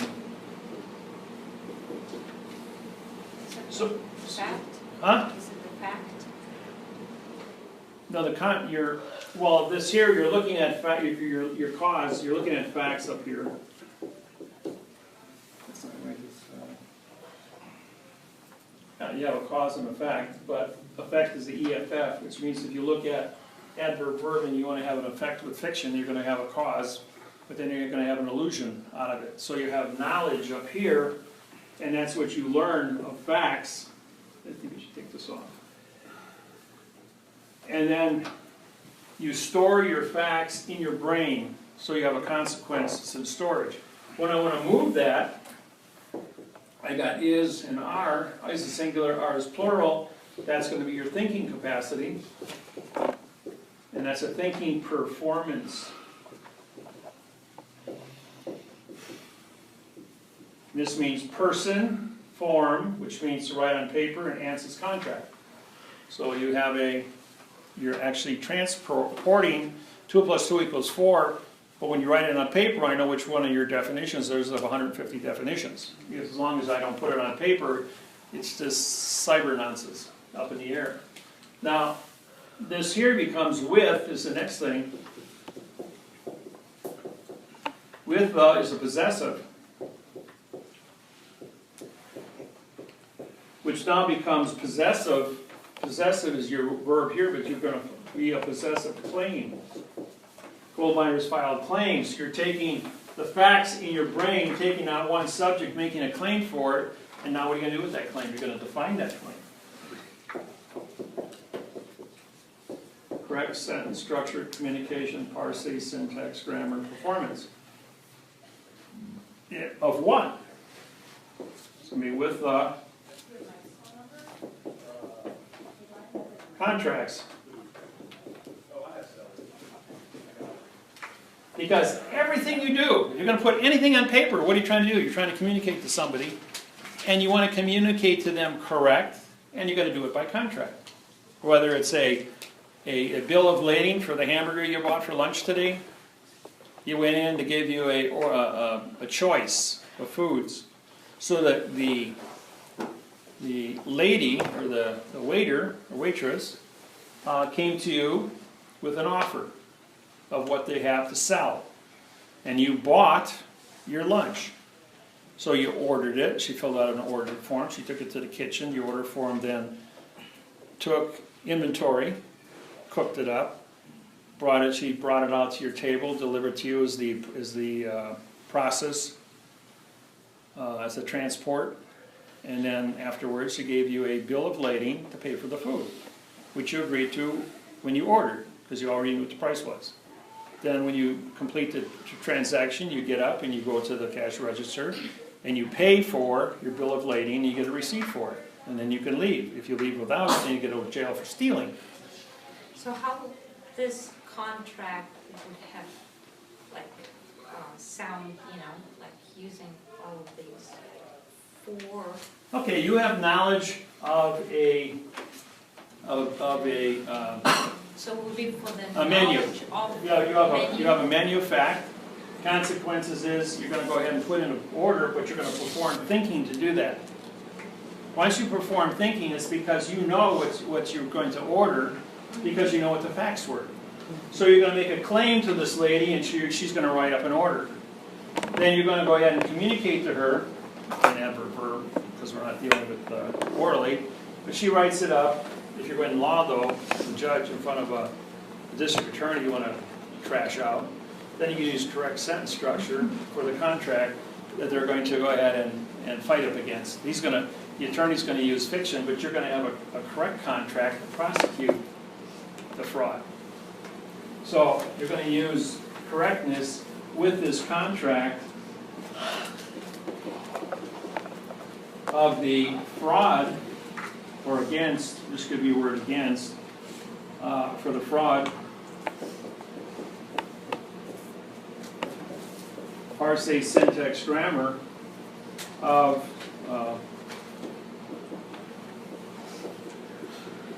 with the prosecution or the mortgage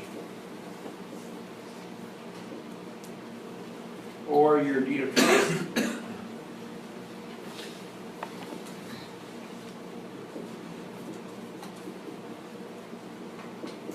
Now here, this is a pronoun adverb verb, so that's nonsense. This becomes a pronoun all by itself. So you're going to prosecute, P-R-O meaning no, secution, no contract. So you're not going to prosecute anything, you're going to sue to be correct. Sue to be correct on a mortgage, it's fraud. Sue to be correct on a deed of trust, it's fraud. They can't join with you, they can't perform. So how are they able to take your house when they don't have anything to perform? And we already syntaxed your mortgage and it shows they're all fraud. So because they're dealing with fraudulent parsing, syntax, grammar, with their possession of what they claim to have a mortgage, but it's not a mortgage. It's not a deed of trust. It's not a title to the land. They've got nothing except guns and clubs, and mace and tasers and a bunch of guys with they're going to throw everything out on the lawn, you know. And then what you're going to do now is you're going to take the authority by the bank or the attorney or the real, R-E meaning no, and A-L is contract, estate agent. E-S being no again, no contract, eight. And agent, A-G-A, A means no, G-E-N-T. So you have a no contract scenario again, see? So what you're doing in Hawaii, because they're no longer the 50th state, the real estate agents are hiring the police, the sheriff's department on off-duty time to put their uniforms on and strong-arm people out of their homes. 1,000 houses have been taken like that since I was out there 3 years ago. And that's just the Hawaiian Islands. And you guys are getting hit here. Florida is the #2 foreclosure rate because people who are over 60 are half the population, 95 million people in Florida now. California is pushing 95 to 100 million people. And they're #1 in foreclosures because in 2007, $1 million house in 2008, November, was worth $500,000. The whole entire state was slashed in half. And anytime the appraised value of the outstanding mortgage falls below the financed amount of money, the bank automatically owns it. And they've been processing all 64 million homes as fast as they can get the paperwork done to steal the entire United States economy. And that's where I come in. How do you steal with verb fiction? That's why I'm out there prosecuting the banks. And Fannie Mae and Freddie Mac did 40 million mortgages for $400 trillion in fraud. And that's why they're filing bankruptcy for $400 trillion. And that's all on me. I feel good about it. Because they're criminals. And I'm there to put them out of business, and if they gotta shake this thing down to the beginning and start over, then that's what we're gonna have to do. Iceland did it. Iceland kicked every MasterCard out, every debt, every mortgage, and everyone in Iceland is debt-free, has been since August 2012. They took my one lawsuit and then they shit-canned every bank and arrested everybody who was involved with fraud. And they had a signed confession by my lawsuit. Now they're the most productive country on the planet with zero unemployment, and the whole economy is doing very well in Iceland. But again, they're a little population, easy damage control because it's an island. But why can't they use it as a model and do the same thing here? We have the capacity with this technology to do an immediate 67 million mortgages at $25 million apiece, which is the United States government has a legal right to, including the Securities Exchange for another 25 million. And if they fight it, it's 200 million. Did you know that? 200 million. So you got 1, 2, 3, 4, 5, 6, 7, 8, 9, 10, 11, 12, 35, 31, 33, and 14, 14, and 12, 13. So now this is your number. So that's 5, 7, 6, 1. So that's hundreds, thousands, millions, billions, trillions, quadrillions. 1 quadrillion, $675 million. $1,675 trillion is what the United States International Monetary Fund owes the United States Treasury if they want to go ahead and cash this check tomorrow.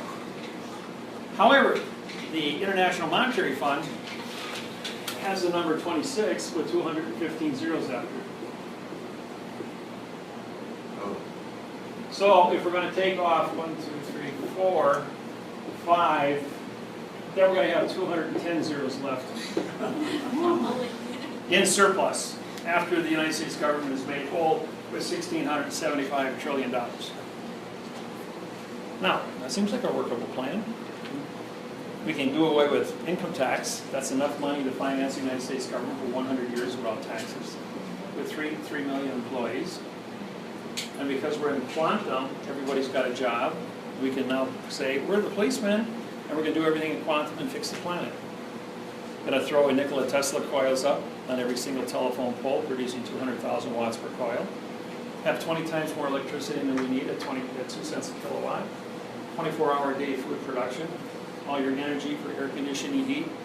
All cars running on lithium thoriide batteries with piezoelectric generators, which means you never got to plug them in.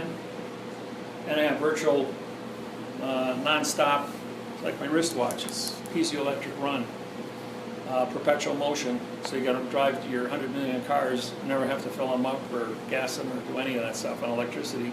No more air pollution. Building several billion coils on top of the telephone poles, you can put everybody to work who doesn't have a job all over the country. And the rest of it's going to be thrown into horticulture, plant production, and everything else in the sciences. So you got 100% employment. Education will be mandatory because you now have a correct sentence. You have correct ways to prevent war. War will not be allowed. December 31st, 1999, 12 midnight. Jay Leno, and David Letterman. Question: who are the 4 most influential people in the last 100 years, in the last millennium? Nikola Tesla gets first billion because he developed AC electricity and developed 385,000 patents, giving us our world today. from telephones to TVs to radios. All that came out of Tesla. Number 2, David-Wynn for the math interface on grammar to stop all wars on planet Earth, unify all the people on the planet under one language that's mathematically correct, and nobody can cheat another man. That eliminates war completely. Number 3, Louis Pasteur. Number 3 was Bill Gates with the internet, because 40% of the United States population works off the internet, and its ability to communicate with the world in all languages. Number 4, Louis Pasteur, for 1,000 medicines to get rid of disease on planet Earth in all countries. It was nice to get number 2 billing, because contract touches every topic in the yellow pages. Every single human has to do a contract on a day-to-day basis. And if you can't get angry at somebody because of a math problem, so be it. Now here's a little secret for everyone in this room. If you get angry at somebody, or you're angry about something that somebody is doing, or you get into a bar situation where there's words being spoken that cause you to get excited or angry, you go ahead and you throw a math problem there. It was a square root of 9. In the time it takes that person to say 3, he's going to shut down the left side of his brain, which is romance and anger. He's going to collapse his adrenaline attack. He's going to activate the left side of the brain in logic, and he's going to do the math problem.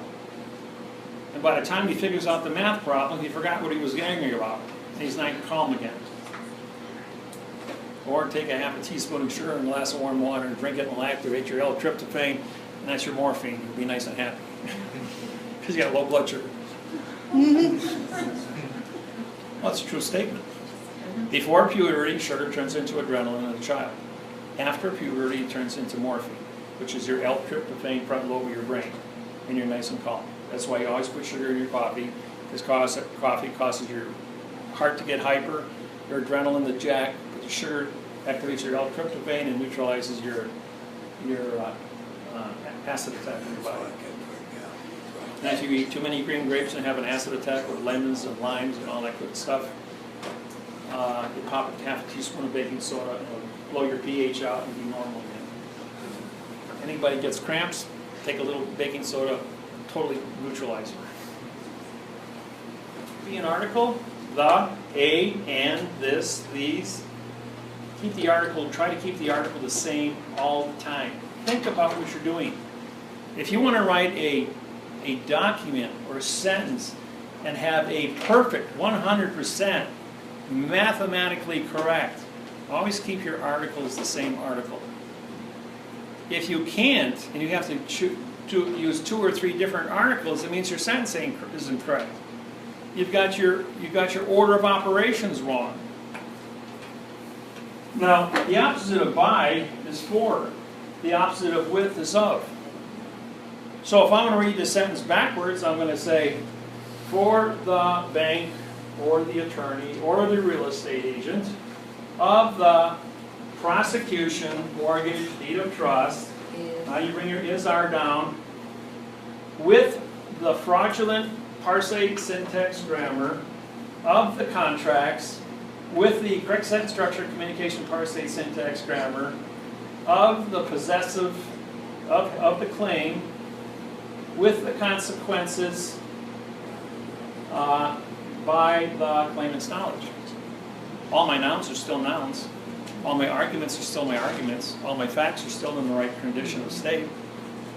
And no matter how you write it, the authority of the sentence, which would be the end, is either going to this brain, this brain, this brain, or this brain are still going to be responsible for the thinking, the creativity, the performance of the sentence.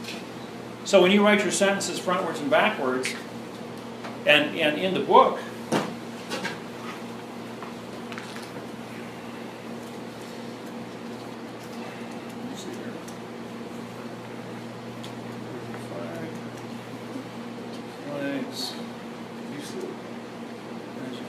here, page 45, in the book's the Lord's Prayer.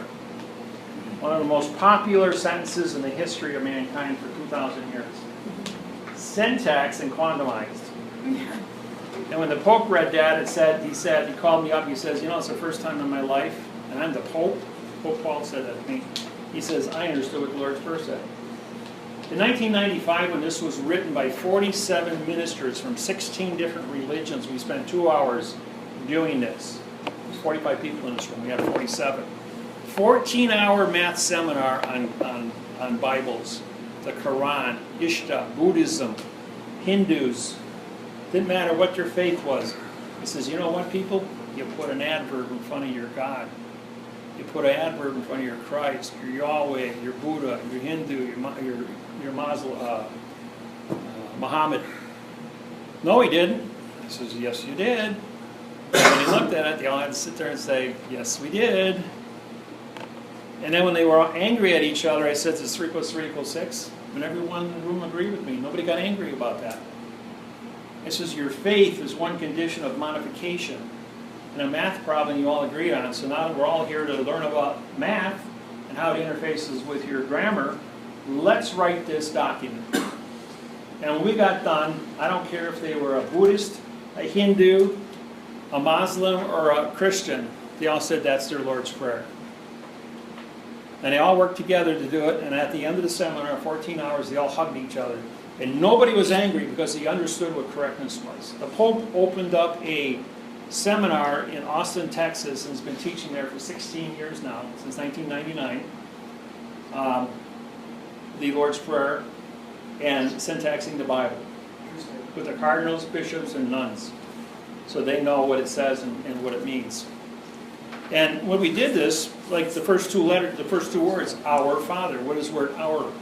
Our is the plural word for people. And then Father is the beginning of things, creation, God. Okay? So when you're saying our Father, our is an adverb, though, modifies the verb Father. There's no such thing as a verb, and all of you guys are adverbs, so we don't want to be adverbs, and we don't want to modify our verb, which is fiction. So it's for the people of the God. But then say it backwards, for the God of the people. God created man, but man had to teach each other what God was. So frontwards and backwards, it's a handshake. It's a loop. And then when we took it apart, we wrote it frontwards and backwards in both conditions throughout the entire document. So you really get closure. Then one of my students stands up and says, I don't like that. I says, good. He says, you take every one of these facts and you get a book of synonyms and you look up every synonym of every word in the Lord's Prayer that we quantumized. And if you replace one every time, you have 10,000 Lord's Prayers written frontwards and backwards, and they still say the same thing. You can't screw it up. Now you show me any document in the history of this planet that you can write 10,000 ways and not mess it up. Now that's mathematics. That's science. And that's what I capture people, their faith. That's a true statement. I was at the Vatican with Dave. They came up to us, they identified us, said they've been studying our program for 5 years. It's a true statement. Those are true statements. And the 86-year-old nun goes, yeah, there's this guy called Dave Miller. He invented the math interface and grammar and syntax the Bible. So I pulled out my passport and my driver's license, and I held it up. And she goes like, you're him. Can I have your autograph? It's pretty crazy. Those are true statements. But then she went in and she closed the information booth. She says, I know everybody. I've been here 46 years. She says, I'm going to take you on a tour of St. Peter's. And as we were walking along, of course, we picked up bishops and cardinals. And we had this entourage with us. And we went through all the doors and the Swiss clowns with their striped uniforms. Went ahead and everybody followed along behind us. And we did that for 3 days. We totally blew them away and they made us key masters. We also wrote their quantum bank treaty with them. So I mean, we went from a nobody in a couple of days to key masters. And that's the only reason he got back to America. Yeah, it was pretty interesting. You know, if I wouldn't have seen it myself, I wouldn't have believed it. But there they were. Hey man, we know who you guys are. Huh? What? We've been studying you guys. We look at each other like, right on, cool, yeah. It's really, really humbling thing, actually. It's like, people are paying attention. People we never met. Yeah. Yeah, we had a lot of fun over there. We also spent 2 years studying Manly Hall's The Secret of All Ages and syntaxed the book. And everything that was Manly Hall's book was all over St. Peter's. Yeah, And we we already had the definitions, we knew what everything said, we knew what it looked like, and that's why we could talk with intelligence about what was there. And when we syntaxed it, we didn't use adverb verb, we actually had the correct storyline in quantum. And that's what really flipped our switches, that we knew everything that all these cardinals and bishops never saw, never heard, never knew, that was right in front of them on their statues, all over the place. All over the place. It was fun. I mean, I had a blast. Now, some of you, I've done this for some of you, and some of you were here last time, there's some of you who have never seen this before, so the cross, when you go to St. Peter's and you walk across the front door, you cross a granite slab. On the granite slab are two red granite keys tied together by a rope. Now, when you go in front of the door, about 50 feet away, is the Pope's seal. The seal has both keys pointed together, hanging on a rope on the Pope's belt. Now, whenever you see the 12 disciples in a church, you will always see Peter standing to the right of Jesus with two keys hanging on a rope. The keys represent corporation, because it always takes two to make corporate, just like Russell and I are two people under the United States of a World Corporation. And then when you go ahead and you put them together, Is a family corporation too? huh? Is a family for marriage? Yes. When you put them together, you will always see the cross on top of a dome. The dome is planet Earth, which represents Earth. Earth is where we grow our food. The left side is where the wind comes from. The right side is where the water is evaporated from the wind off the ocean and rains down on the earth. And the lightning is the energy above that starts the fires and creates the cycle of life, fire. So you control the four elements of energy, wind, water, and earth, which is the cycle of food, and through taxation, and you control all banking on planet Earth. And you control all the people through food. And that's what the cross means. It's banking. Huh? Almost. Yeah. But that was what I opened the door with. I walked in there and I saw Cardinal Sonata. Guards jump up and say, "Who are you?" Pull this piece of paper out. And says, "Oh," bowed to me and he says, "Oh, you're a key master." And we got our audience, we signed our contracts, we got our tour. And all because of the symbol of the cross, and we knew what it meant. When we dissected it, showed them how it worked with the Pope's seal. The guy with a tail, the guy without a tail.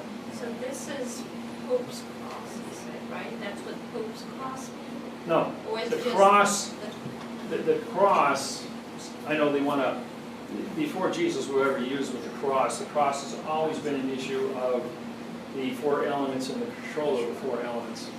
That goes all the way back to the beginning of the symbols. One of the oldest symbols on the planet is the cross. You know, I don't know if I ever did this with you guys. I did it the first time in Bellingham, Washington. I told my mom and dad I was going to do a presentation on religion in a mixed audience. I'm saying, it's three things you don't talk about: sex, politics, and religion in a mixed audience. I says, so the one gentleman on the right-hand side here stands up and he says, "You told us that you're going to answer all of our questions today." He says, "How can you make that statement when you don't know what our questions are?" He says, "Okay, you are the official question counter." So he goes ahead and he keeps a log of my questions, 125 questions in 20 hours, from 9 o'clock Saturday morning till midnight, from 9 o'clock Sunday morning until 5 o'clock in the afternoon. He says, "All right," he says, "you got 125 about 125. He says, "That's pretty impressive." When I did Sydney, Australia, I answered an 80-page spiral notebook, 600 questions without missing any, in 40 hours of seminar, which blew everybody's mind. So he says, "Okay, I got another question for you." He says, "Okay," he says, "what do you know about God? Or who is God? Answer that question." I says, "Okay, I'll answer that question." I said, "God is a word defined in 5,000 different sounds and definitions and languages on planet Earth. It's a belief system of faith of a creator. But the subjective interpretation of 10 billion people's ability to go out and study 1,000 definitions personally to identify the word God is only unique to you and you and you and you. Every one of you did your own 1,000-point research of Bibles, friends, relatives, point in time. And so your definitions are all about, every one of you have a different definition for it. But you also spend as much time studying God as you did the devil. What is evil? What is wrong? That's called perspective. So you got to know how to be good and you know how to be bad. So you look in the mirror and you say, I'm going to be good. I want to be this nice person. So with your perspectives, you judge everything. And what's the first word you learned when you were 9 months old? No. No. Don't grab the tablecloth and pull yourself up with the dishes flying off the table. So everything became no. What are the 10 Commandments? Thou shalt not. Again, no. So they were brainwashing us with the negativity, taking all of our face on planet Earth and putting either an adverb in front to turn it into a verb fiction or the word no. And our definitions of who God is unique, both positive and negative, to what we believe in. So you can stand in front of the mirror, look yourself in the mirror and say, that's what I believe and nobody's going to tell me any different. But I will keep asking questions and I will keep studying. So, who is God? God is the subjective interpretation based on your limitations of studying and being able to comprehend what that word means. And it will go from cradle to grave, and you will never stop studying to define who God is within your own self. And that's who God is. And I've never had anybody argue with that statement. He says, okay, he says, I'll concede to that. Ladies and gentlemen in the audience, what's your opinion? And all 125 people stood up and applauded. He says, okay, we got that down our way. Any more questions? Yeah, what do you know about women? I says, absolutely nothing. He says, see, you can't answer every question. 38 women stood up and said, that's the right answer. And all the men applauded. I says, I think you've been outvoted.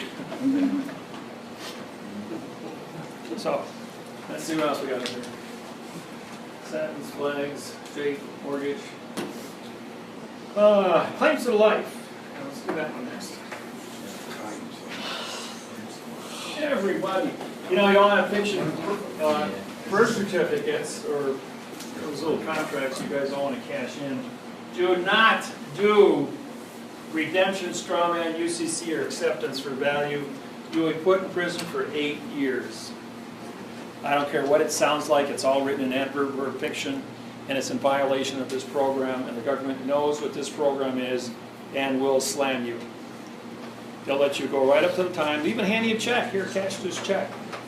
And then they'll wait 45-day trust law, put the handcuffs on you and take you right to jail for stealing from the federal government with fraudulent conveyance of damage in violation of fictitious conveyance and everything on the back of my business card. And you won't get out of it because you signed it, and the money is, it's not a free lunch. So don't go there and don't take it. Say what that is again. I don't know what, you said do not do what? Don't do redemption, strawman, UCC, or acceptance for value. All of those were created by Janet Reno in 1997 to put people in jail for stealing money from the government using fictitious conveyance. Once I established this program in 1995 as the paper terrorist of America, and I was on all the news agencies as the paper terrorist. They kept beating it up, And David-Wynn was a paper terrorist because he was scaring the judges. 4,000 judges resigned. 3,000 attorneys quit. They didn't want to be anywhere near this when it went off because there were repercussions. The first rule of any conquering army is kill the attorneys, the lawyers, and the judges. That's a fact.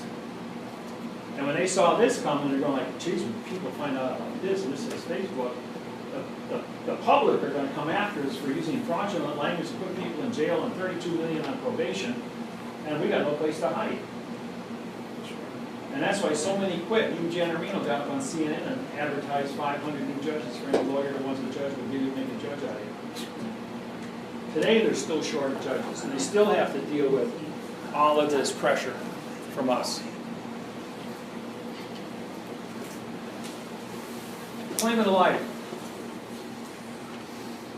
I'm gonna just use the book. Page 1. 101. Page 101, there you go. Claim of the life. I think most of you have seen it on my website. It's just a 4-sentence, it's written in correct grammar.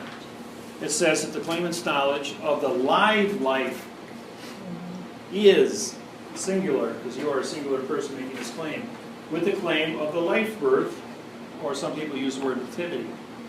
Now I have in my office over 800 different claims of the life, even though this was a base. I've got 8-page claims of life. I got complete documents and histories of their families going back to the 17th century. Some of them go back 1,000 years. That they did all the research on their bloodlines, and they're saying, well, I'm claiming my life now after this long bloodline, and I don't want to be in the fiction. So I got this big box of claims of the life. I keep telling people, don't send them to me. They belong to you. They're your property. So this is merely just establishing your punctuated name, ; David-Wynn, Miller, on this date, what day you are, what month you are, what year you are, of these witnesses. Like the 2 witnesses they have to sign, and they both have to have claims of the life also, because dead people can't certify a life. So when you do 3 of them, AB does C, AC does B, and BC does A. So you do 3 at a time, and if you don't have claims of life, you're done. And you all have certified copies. Then the second one says here, for this claimant's knowledge of the life birth is with the location. Well, you were born in a specific city, state, country, and these are all over the world. Even the World Court judges in the Supreme Court of the United States have our claims of life, live life, and amnesty agreements not to be prosecuted while studying quantum language, because we know it takes a long time to wrap your head around this if we're not here hand holding you. For the witness, and then once you establish that, who are your parents? Where's your mother's name, your father's name? You can put down what country they're from, or that they're locally born. So sometimes people want to really extrapolate on that and go on the history, grandparents, great-grandparents. That's up to you, though. It's not necessary. For the witnesses of the live birth, now would be 2 people who have a claim of life already. You put a picture of you. You put a fingerprint. Now, we used to do DNA, blood, saliva. If you're going to do the blood, and take your pictures, you can file your photocopies with the court, with your paperwork, if that's what you want to do when you do a lawsuit. But don't ever take a live saliva or live blood on a real piece of paper and file it into a court as a postmaster, because you'd be arrested by the postal inspectors, as a biohazard against the court, as a threat, and they will throw you in jail for it. They used to accept it, but then somebody had to figure out a way to stop it. So once AIDS came out, they said, well, everybody's got AIDS or some kind of cancer cell in their blood. And it's on the paper and I can't touch it. Now they got signs up at every clerk's office in the United States saying, we will not accept anything with blood or saliva. You've seen it if you've ever been to court. So we tell people you can take Scotch tape and put a human hair on there. That's got all 3 billion DNA codes on. You can clip any of your fingernails for all I care to know. You can put the blood on your original one, but then run it through a laminator. First make your photocopies, but take the real blood or the real saliva that's on the real piece of paper and laminate it. It'll be sealed. That way it's always there for posterity. And that you throw in a vault. You never take that out unless anybody challenges. Make about 20 copies. When you put that postage stamp on here, though, it costs up for a $1 postage stamp. Do not photocopy postage stamps. That's counterfeiting federal money. You will get yourself in trouble for that little stuff. So make all your copies first, then go out and buy your $1 stamps and put them on all your copies. Keep your last one, you can sign all your stamps. And then make sure you turn it over and endorse the top or the back where you have the stamp on the front. That way it's an equity document. It has value. It's like cash a check at the bank. And then everybody autographs and fingerprints for your witnesses, and now you got yourself a legitimate claim of a life. And Russell did this to get his passport. He did it for his wife, and he did it for his daughter who was born in a home, doesn't have a Social Security. and his social, and the passport people gave him a passport for his daughter. So you do it for your children also? Yeah, and you are over 18, if you're under 18, you can do it for them, and you can send that claim of the life in, it's recognized by the passport people, No birth certificate. no birth certificate, and therefore they can't monetize you. But then when you turn 65, you don't get Social Security either. So instead of sending a birth certificate, do the claim of life for the passport? Correct, Yeah. Okay. and you can get that done, so it's a real nice deal. Can you explain, why, to put a $1 stamp, for example, Fox stamp doesn't, like, could be Fox stamp or not? Well, Fox Or was, they just too pricey right now? okay, Foxes were made 1999. When the federal court found out about what we were doing with them, they ordered all Fox stamps canceled and pulled off the market by 2002. I've got 1,200 of them. The internet is selling it from anywhere from $7 to $10 a pop in sheets, so you got to pay sometimes, it's 20 on a sheet, so $200 a sheet is what you'd be paying for them for stamp collectors all over the United States. And when they found out what we were doing with the Gould certificates, that made them even more valuable because it's a one-of-a-kind stamp. It was in it. Once they're all sold out, then come back. Oh, no, they haven't made them in 14 years. Yeah, but once they're all sold out, you know. that's The what value $1. just keeps going up and up and up on these things. They will be worth a lot of money in the future. Well, yeah, You can buy $1. But you can just buy a regular dollar stamp. Yeah, you just put I got a, my own stamps. Well, You okay, can but make my a question $1. is, why $1 stamp, like? oh, that's a why, for whole, example, you want to do not- whole numbers. I see, so it could be 2, 3, right, dollar stamps, just one is the You just cheapest? one is all you need. You want to do, If you were in France, you use one franc. If you were in England, you use £1 stamp. I see. One, whatever the unit is. Yeah. Just a whole one.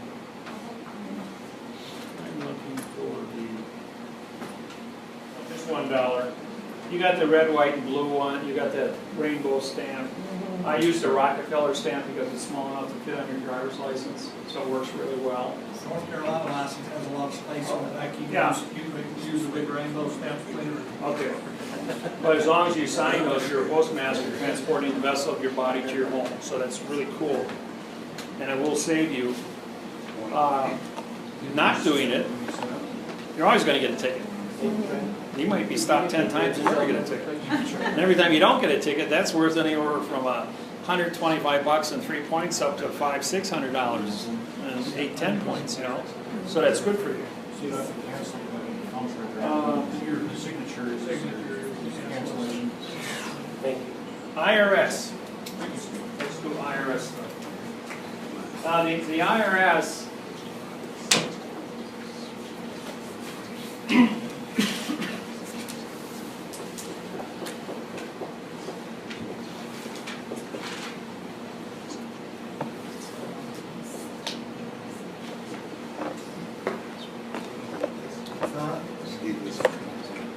Oh, this one?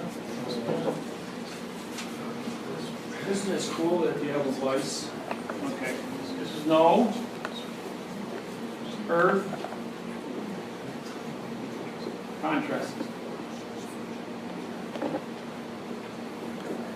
No, venue, which is location, contract. And service vice. So if you're going to have no earth contract and no location contract as a vice, and everything's written in adverb verb, and they're a private corporation, not affiliated with anything that's a fact, then why would you give them anything? So you sue to pay your taxes with correct grammar and be able to syntax the tax codes. Everything's in a box, so you identify the boxing as a styles violation. You go ahead and you identify the adverb verb, the fragmented sentences, the double spacing. And when you get all finished with it, you've got all these numbers. And even when you do an audit and they send you an audit of all these numbers, there's no dollar signs on them. They didn't identify what they were. They could be a box of sand, a box of salt, a box of sugar. How many grains are there, you know? But they didn't identify the dollar signs, or the value of the numbers. And then what they do say is all in adverb verb, which says nothing, so there's no communications of what the dollar sign means. They want you to presume everything, assume everything, and give them money voluntarily, and then sign giving you permission to, or suing them to take their money. And then it says, under penalty of perjury. Under is an adverb making penalty a verb. Of is an adverb making perjury a verb. So I said to the IRS agent, after he works up the paperwork, now if I lied to you, committed perjury, can you prosecute me? He says, absolutely yes. If I gave you false and misleading information on this IRS form, can you prosecute me? He says, absolutely. So then I started syntax, and it says under penalty of perjury. Why would you use fictitious conveyance of language under this criminal code? And then I showed him all of his paperwork, 11 pages of his fraud. I said, you just confessed that if you lied or committed perjury to me or false and misleading statements that I could prosecute you. And by the way, Federal Judge David-Wynn Miller. I'll be back in a minute. Picks up all the paperwork, runs out of the room. A head pops through the door. Oh, Judge Miller, director of the IRS. This is in Tampa, Florida. He was like, oh, Judge Miller, you're here. Door closes, scream in the back room. A bunch of noise clanking around going on, comes out with a single piece of paper. You owe us no taxes. Please don't come back. I got a cup of coffee for that prosecutor, for that $38,000 that I made for that woman that night. I got a 1.6 case a couple of weeks later for a corporation for 4 years. I've won 16 in a row now, IRS cases. So anybody has any kind of trouble, you're over your head, or you're getting audited. Now you cannot be audited, or nobody can charge you for not filing taxes before the 2nd of February 2000. The United States of America ended on 2 February 1999. The IRS did not exist for 90 days. The United States government did not exist. The post office was closed. The military stood at DEFCON 2. And it wasn't until 90 days later, in February, that the IRS then, if they sent you an invitation to join them, and you filled out your 1020, your 1040s, or your 1099s, and you contracted with them, then you now had a contract to pay taxes. And that's how they got everybody back in the loop. So Nice if you and did quiet. not contract with them, If you haven't contracted once since 2000, you owe them nothing, and they can't ask you or audit you. oh, really? They can attack you, but if you ignore it, there's no contract. They're a private corporation. Oh, so January, first week in January 2016, it was announced there are 371,000 fraudulent IRS agents in the United States by the Department of Justice collecting money from senior citizens. And they're giving them money because they don't know, they've been paying taxes for so long, for so many, they don't know not to or to question. Mm-hmm. And they're being ripped off, and then the real IRS comes along and they're going, well, I paid this guy. Who's that? And they go looking and says, he doesn't work for us. So pay attention. They sent me a bill for $880,000, and I called up Pro Liuto, and I'm like, I have a 1,200 encrypted IRS form because of who I am. And they're going like, you filed taxes from 8 different states this year under your Social Security number. I'm going like, well, no, I didn't. And I compared my autograph, everybody's signature. And they're going like, that's not you, that's not me. So they gave me a 1,200 encrypted special Social Security number that is really top secret. So that's why I stand with the IRS. And they know I can do a lot of damage, but I don't do any damage unless somebody asks me. So do this include your businesses also? What business? Okay, say that, you said individually, if you haven't filed, they can't touch you. if you have a business and Is you're it not S? filed. If it's an S corporation, you are contracted to the Secretary of State, which is contracted through the United States Treasury. Therefore, your business is a government contract. You work for the government, for the United States Treasury. So yes, you have to pay taxes on your business money. But on your private side, I think like 20,000, first 20,000 is poverty. So if you know how to balance your car rentals, your home mortgage, or your home rental, your cost of living, your food, we've got a real good tax guy, he can work this all in, but it's still all fiction. As long as you keep suing the fiction to perform, they can't touch it. They won't, otherwise it disqualifies 75 years of tax collection, and everybody in jail is illegal to be put there but they're in jail because they don't know it. 95% of everybody in prison today, all 8 million people, are there because they volunteered to go to prison, because they didn't challenge the grammar. 32 million people are on probation today. That's 14% of the United States population is under arrest. Welcome to America. No mercy for the sheep. Okay? David, I have a question. Yeah. You said you used the Fox stamp for gold certificates. Are you going to have time to go over gold certificates today, or is that something that's not on the agenda? Well, the gold certificates are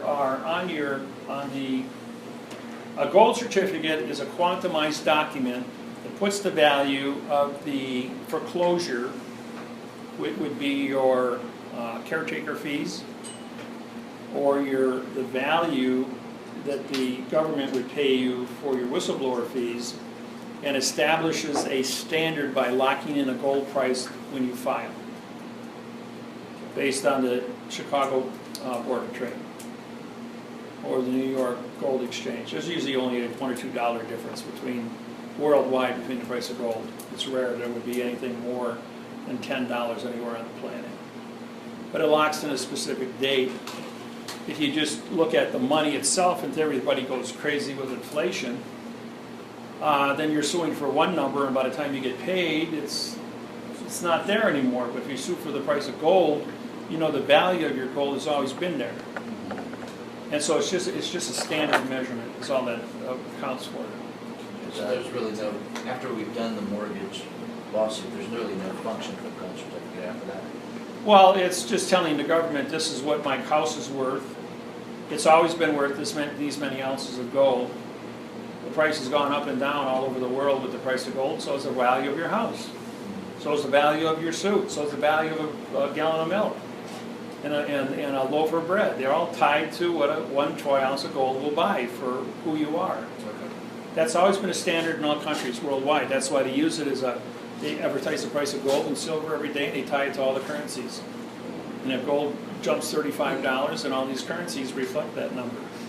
But it's just something to prevent anybody from getting out of control. Now, June 4th, 2004. June 4th, 2004, I went down to Mexico City. And I met with Ciro. He was the Secretary of the Treasury for Mexico City. And I syntaxed the Mexican money. It said Bank of Mexico. Bank is a pronoun, of is an adverb modifying the verb Mexico. When I showed him the Lord's Prayer, all of a sudden he had a revolution of what adverb verb meant. He realized Mexico's a verb on the money, and it disqualifies under mail fraud money. He was like, oh shit. So he calls an emergency meeting the next morning at 11 o'clock, or 9 o'clock, lasts till 11 o'clock, with the 9 largest banks in Mexico City. They dumped 5 billion pesos on the market between 11 o'clock in the morning and 2 o'clock in the afternoon. In 3 hours, closing the World Banking Association 2 hours before it was scheduled to close at 4 o'clock because of the run on the Mexican banks.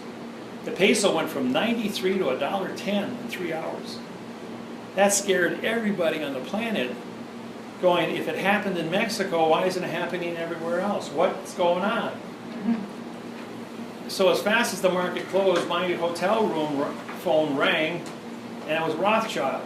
Rothschild knew me personally with the money situation, knew I was in Mexico City, and 3 of the apartment complexes that had teams of people with binoculars pointed at my hotel room.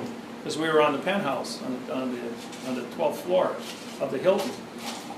And they were watching us doing everything. So when this event took place, the Secret Service for Mexico, the CIA, the FBI, all these, the Alphabet Soup Company was sitting on top of these buildings watching us going, what'd Miller do now? So when it was all explained, I says, we need 500 million US, 5 billion pesos, because it was 10-to-1 then, brought over tonight, so when the market opens tomorrow morning, 9 o'clock, we can stabilize the Mexican peso on Friday at 93 cents to the dollar, or 93 pesos to the dollar. And so that happened. Rothschild threw the money in, electronic transfer, and then the Treasury called me, State Department called me. I explained what I did. Well, after that, within 6 weeks, one banker had trouble breathing because of a plastic bag wrapped on his head. Another banker had trouble breathing because he has lungs full of salt water. Another one had trouble breathing with the cord wrapped too tight around his neck. A third one committed suicide and putting 6 bullets in the back of his head. Another one was decapitated. He couldn't think right. So all 8 of the bankers who dumped the money got killed within 6 weeks and replaced. Cyril was still alive. But the message went out, don't touch the money, worldwide. And it's been quiet worldwide. We haven't touched the money, including me. Even though Russell and I are doing banking, and our bank treaties are really an upset to we only talk to the people who run the world in banking. So we told them, we're going to educate all you guys, so when this thing goes off, you all can transfer the funds together at the same time, nobody gets hurt. They're all in agreement with that. As long as the big boys got their money in their pocket and they're covered, everything's cool. Somebody's got to do it. Somebody's got to write the treaties. There isn't anybody on this planet qualified to write the treaty but Russell and me. And they're letting us take that responsibility and handle that. And we've been very gracious for 16 years taking care of that problem and declaring amnesty on everybody while we do it. And they're cool. The old guys have all died off. The young ones coming up are learning. Everybody's been told, you touch the money, you open your mouth, you ain't going to live very long. So we have cooperation around the world. You always want to know where I am, though. But this cell phone here tells them within 15 feet where I'm standing. It's over here or over there. I keep an eye on this 24 hours a day, and when I go 12 miles offshore, where I'm 38,000 feet in the air, phone don't work. They don't know where I am. And there's always somebody waiting when it goes back on. Now where do you show up? So, it's fun. It's 3:30. It's been 2 hours since lunch. You guys take a 15-minute break. Okay?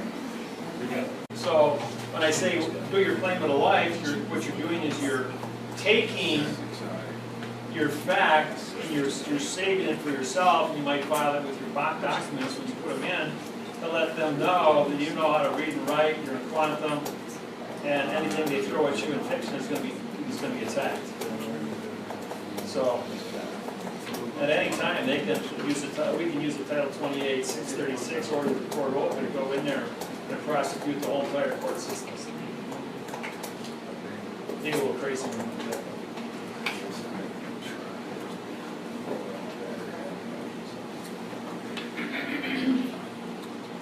Hey, David, I got a quick question for you while we're waiting for us. The BRICS Corporation, do you have a treaty with BRICS? I wrote the BRICS. We wrote the BRICS treaty. It's a 118-page or 115-page bank treaty. We gave it to China. And then I wrote the Chinese-Russian interface in 4 minutes.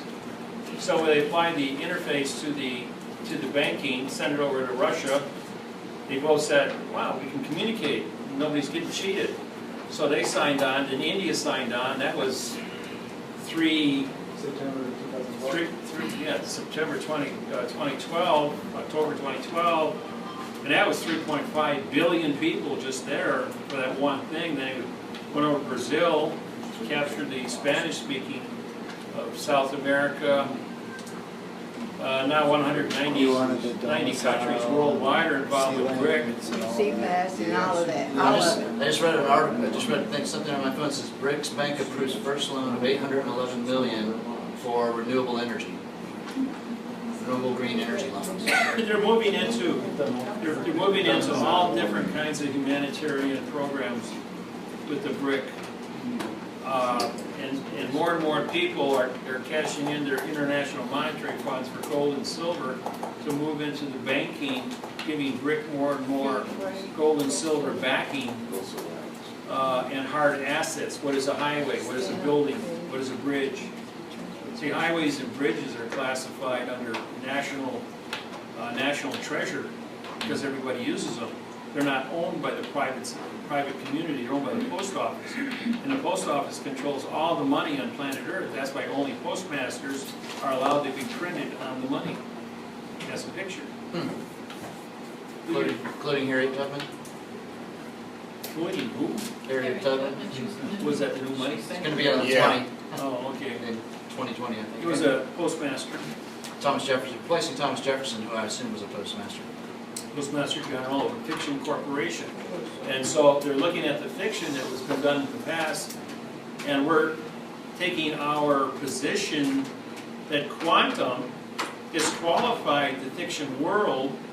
The Constitution was fiction. Everybody affiliated and governed with fiction, even though they were postmasters in fiction. That's where the UPU lost jurisdiction on the 29th of September 2010, and under a 3-day rescission law was moved to Washington, D.C., where the post office had Russell's and my bank treaty and to run postal money under quantum banking. So therefore, the United States Postal Service received a $4 trillion check from Switzerland with 47,000 numbered accounts. So the United States Post Office contacted the 47,000 numbered accounts and said, come get your money, just tell me how you got it to Switzerland and where you made it for without paying taxes. Nobody showed up. 1 year later, under maritime law salvage, the Treasury pocketed in September 2011 $4 trillion into the Treasury. So if we wanted to contact the BRICS Corporation and contract with them, would you do that in quantum?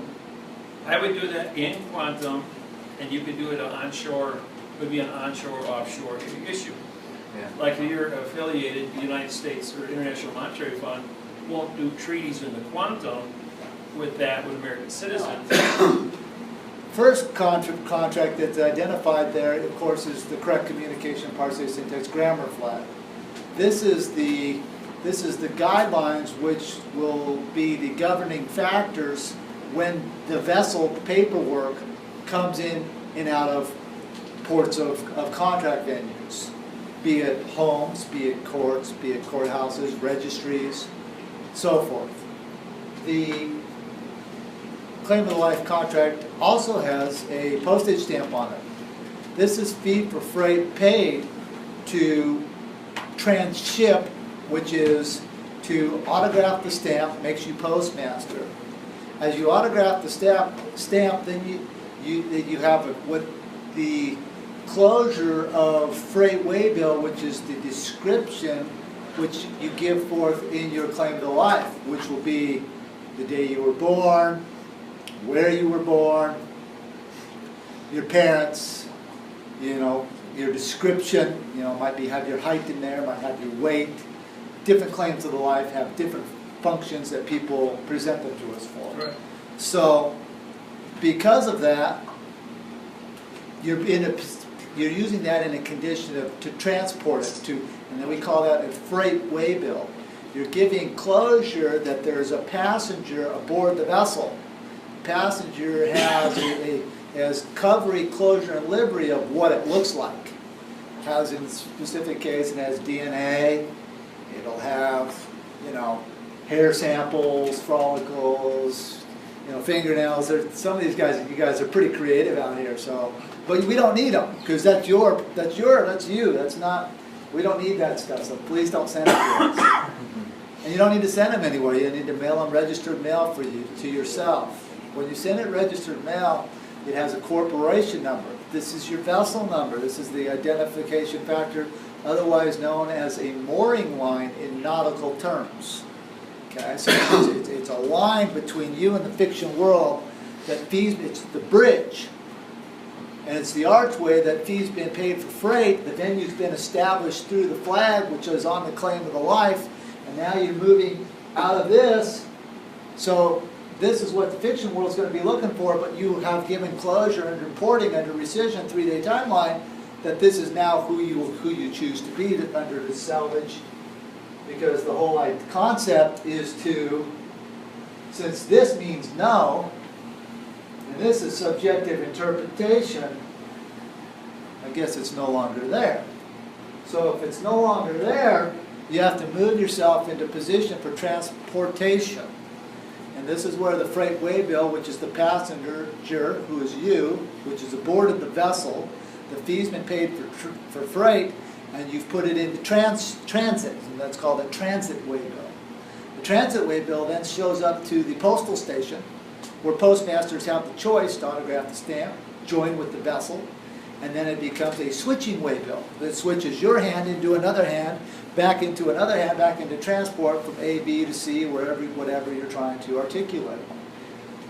And you're now in the functions of transportation, because you're moving contract, you're giving closure, you have set the venue, you've articulated your facts of who you are, and you are now moving into your CPAS. This is the communion with your walk or your journey, your manifestation of creating your worlds, because those are your worlds, we have our worlds, we're foreign to each other. And so it's about learning how to communicate, and that's why we use the grammar in a now-time scenario to give a tender to you guys, because we have established our corporate functions.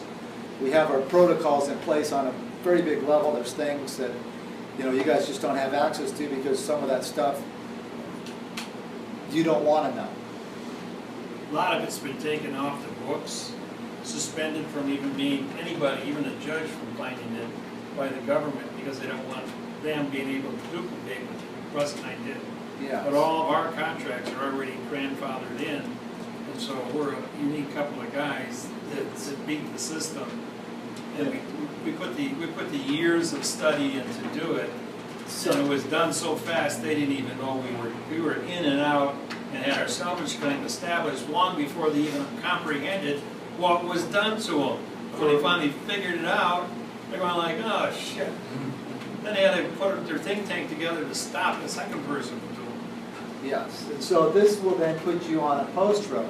Now, when you get a ticket or you run into a public safety officer on the street, one of the first things that he's going to do is mark down a post road mile. He's going to look at his mile marker. This is called post road mile marker, because you're in the shipping world. All of you work for the same postal system. You're just learning how to use your fee for freight to transport yourself within the functions of the mechanics of that. Which then puts you on a postal route. The route, you could have your claim to life as evidence, a back of your contract that you are saying that, I'm just using, setting up like sea lanes. Sea lanes is where you have a vessel in the sea of space moving through a specific route location. We use nautical miles. Nautical miles is a different form. It takes us out of post road miles. They're in a post road fiction looking for birth certificate. Port of entry, doctor, no trials, no contract, no contract, no contract. So the formula is set to put you in your own ship's channels to those who you choose to contract with. As a postmaster of the transportation of that foreign vessel to claim to the life or your other contracts, don't know what they are, it's up to you guys to make your worlds. That's all on you. You create your ship's channels. As the postmaster, you can clear by autographing the stamp of anybody who's tendering contract. And how do they tender contract to you? They either show up in person with a file stamp from a courthouse, or they ship something in the mailbox to you. We claim our vessel homes and locations as our domicile. Now there's different functions for domicile based upon your usury with that location. What that means is if you're leasing a place, you have one specific function. If you're renting a place, it's another specific function. And if you're in ownership or you're current on your property land taxes that you're paying on a yearly basis for usury of that space, that's a different function. And we put this under what's called a global positioning system, a GPS. So we're claiming a specific location for load recovery for that domicile, or your mailbox, or your vessel that you're in, because your house is only docked on planet Earth. Has a foundation, that foundation was bought with Federal Reserve notes. That was contract. You entered into contract, you entered into usury with the postal system because the post office authorizes bills of ladings. Bills and a pronoun of is never making lading a verb. So you have to know where your vessel stands within that time and space. The domicile is your permanent dwelling location. In your dwelling location, I would suggest, if you so choose to look at these concepts, to claim your dwelling location as a place where you rest, you eat, you sleep, you nurture your family, you have peace within your fellow friends that you clear to come into your clearinghouse, your domicile. You set up your lifestyle, how you choose to live your life, and then you perform within those guidelines that you give closure on. And that's in these domicile contracts, which then you've just created your dominion. You have to know how to articulate your dominion in time and space, because your dominion intersects with other dominions. And so how you give closure on that through your nautical miles and your post roads. I know this is kind of a crash course because some of you guys, this is all probably pretty new to. The dominion that you create are the performances that, and you're going to want to register these. What I do for me, and it seems to work the best, is I register my stuff with the Department of the Transportation for the port authorities, because you're foreign to them and they're foreign to you, with a letter of the rogatory setting the terms of my lifestyle choices at a specific global positioning system location, otherwise known as a GPS. I don't use addresses particularly, but you can put an address in there. That would be fine as well. Putting both in there is fine as well too, because the fiction world is going to come to the location and they're not going to be cognizant of what you're articulating with your global positioning system. So they're going to be looking for an address. So let's think about the word.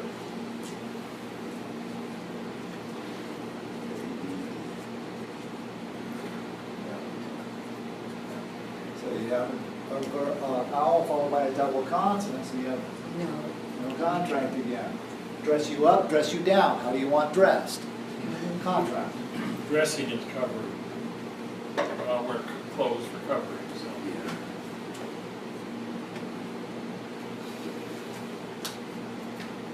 So these are some of the things you were asking about domicile contracts. These are some of the things that we look to set up. And you probably have lots of questions about all of this, because it's kind of a crash course of what I'm showing you here. But these are things that can be done with the claim of the life. You can also file that with your local sheriff's department, go down and have a conversation with you guys. You know, and say, hey, here's the performances that are being done at this certain location. If you come to this certain location, here's the criteria that you're going to use. And then you have the back of Dave's business card flipped on the thing and say, Title 42, 1986, now, and you're into your grammar skills, and you're suing for anybody that comes into that location to perform in a certain mechanic, a certain mannerism. And it's up to you guys to figure out what that is for your lives. Well,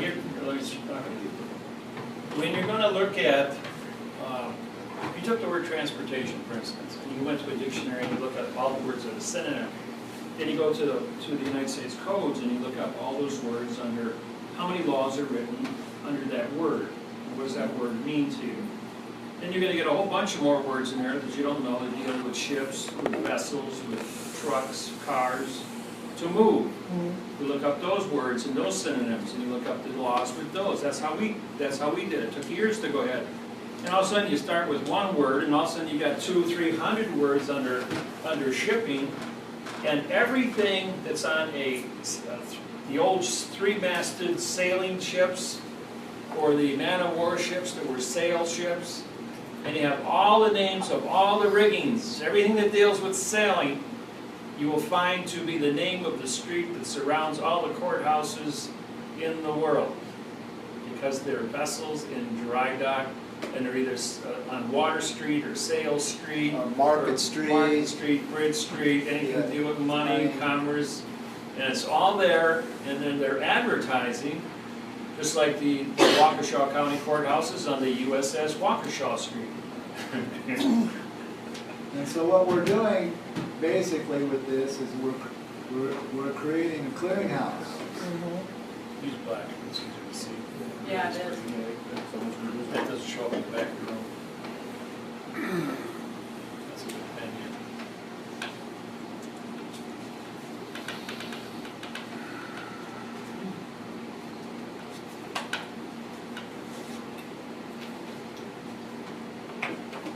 So now let's think about what was there and now is not there, which was a port of entry. Back to the clearinghouse again. So what you are doing as autographing the stamp is you are making yourself the custom house broker of the contracts that come into your life by setting up the performance to allow clearing or passage of foreign vessels in your domicile locations. And if they don't meet the performance, then you have, oh, since you didn't comply, or there was a vacancy of the compliance because you had comprehension and knowledge of what the terms were of the lifestyle that was done at such and such a location, therefore here's your lawsuit, have a nice day. All right, so you have your lawsuits already built into this thing to give yourself safeguarding. There are certain venues that have different, when we file at the port authorities for foreign venues under letters of the rogatory, there are certain venues that have different filing fees. We typically pay those in silver because your vessels don't need a gold value on it at that point, because an ounce of gold or a tenth of an ounce of gold. We try to stay away from fractional banking in our gold deposits for performance with the port authorities. You can give closure to the State Department as well. They like to know what's going on as a federal employee. And you can file this all with the post office under if you have a complaint, under a federal postal consumer complaint, because you can go online and get their complaint forms, syntax them, put $1 stamps on them, file them under towage to be on your post road, to jump in your ship's lane, so you can deal with the postal no-specters or the postal police adjective pronouns. For performance again, right? You're back into your performance, being a good little postal members that we all are. So I'm sure that there might be some questions just off of what I just said. I don't know if anybody has any questions. Go ahead. So the claim of life, determining where you were born, does it matter if you were born on an army base or on... None of that matters, because you're a foreign vessel docking on this foreign vessel. Okay. It's a planet Earth. It's a vessel in a sea of space. Everything is maritime because you're in a sea of space. You're just another piece of cargo on planet Earth being moved around with bills of lading. Correct. And if the bill of lading is written in adverb verb, it says nothing. The name of a county, a city, a state, a road, all those things mean nothing. You can use a GPS if you want, because every single name in the United States is an adjective pronoun or a verb as a fiction. So therefore, you're filing quantum language, so you might as well just identify that you're in charge as a postmaster to move that private contract into a location to make private contract with somebody else, suing them to perform. If they can't perform, their argument is vacated. Some of the words that you could study are custom house brokers, clearing houses, freight waybill, transit waybill, shipping waybill. These will give you a glimpse into the world of shipping, and you're all involved in it, whether you like it or not. Could you slow down and repeat some of those again? Yes, custom house clearing, custom house brokers, freight waybill, switching waybill, transit waybill, bills of The lading. book of synonyms will give you all these names under in synonyms. Black's Law Dictionary would get into specifically identifying parts, those names inside something.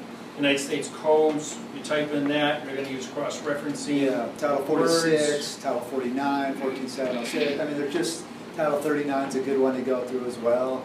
We've syntaxed all those, rewrote all those laws, filed with the postal systems worldwide, and we've done all the work on all those shipping. And the world agrees with us. It's not just, this is not about the United States of America. This is about planet Earth. You know, it says no deposit, no return. We all breathe the same air, planet-wide. We all drink the same water, planet-wide. This is about unifying this planet under a directorship of correct mathematical procedures so wars can't be fought. Right. So the purpose of this is to let the sheriff know and the authorities Whoever. that you have contracted to do these things in your domicile, and you form closure on it. You're giving a 3-day notice on it, yes. And that anybody that comes in under no contract. Anybody that comes in to contract with you or tender contract with you, here's the guidelines for performance that they must comply with. Otherwise, here's your lawsuit. Yeah, you're trespassing. You're trespassing. Okay. Again, you've been given closure up front. Because so they know the deal up front. You're making the rules. You're making the decisions. It's your world. It's your world, Right. dude. You tell me. Yeah, it's, your world is your lawsuit that you're taking to court. You're the moving party with first-hand knowledge in your brain. So when you go to a local county sheriff and make this statement, they know. When not I to come out and jack go with there, it. it's a little different. All right. I walked into the Milwaukee County Police Department, and the sergeant sitting behind the desk says, "You're under arrest for impersonation of a judge." I said, "I don't think so, Bob." And the other guy says, "That's Dave Miller." He says, "Don't you know who you're talking to?"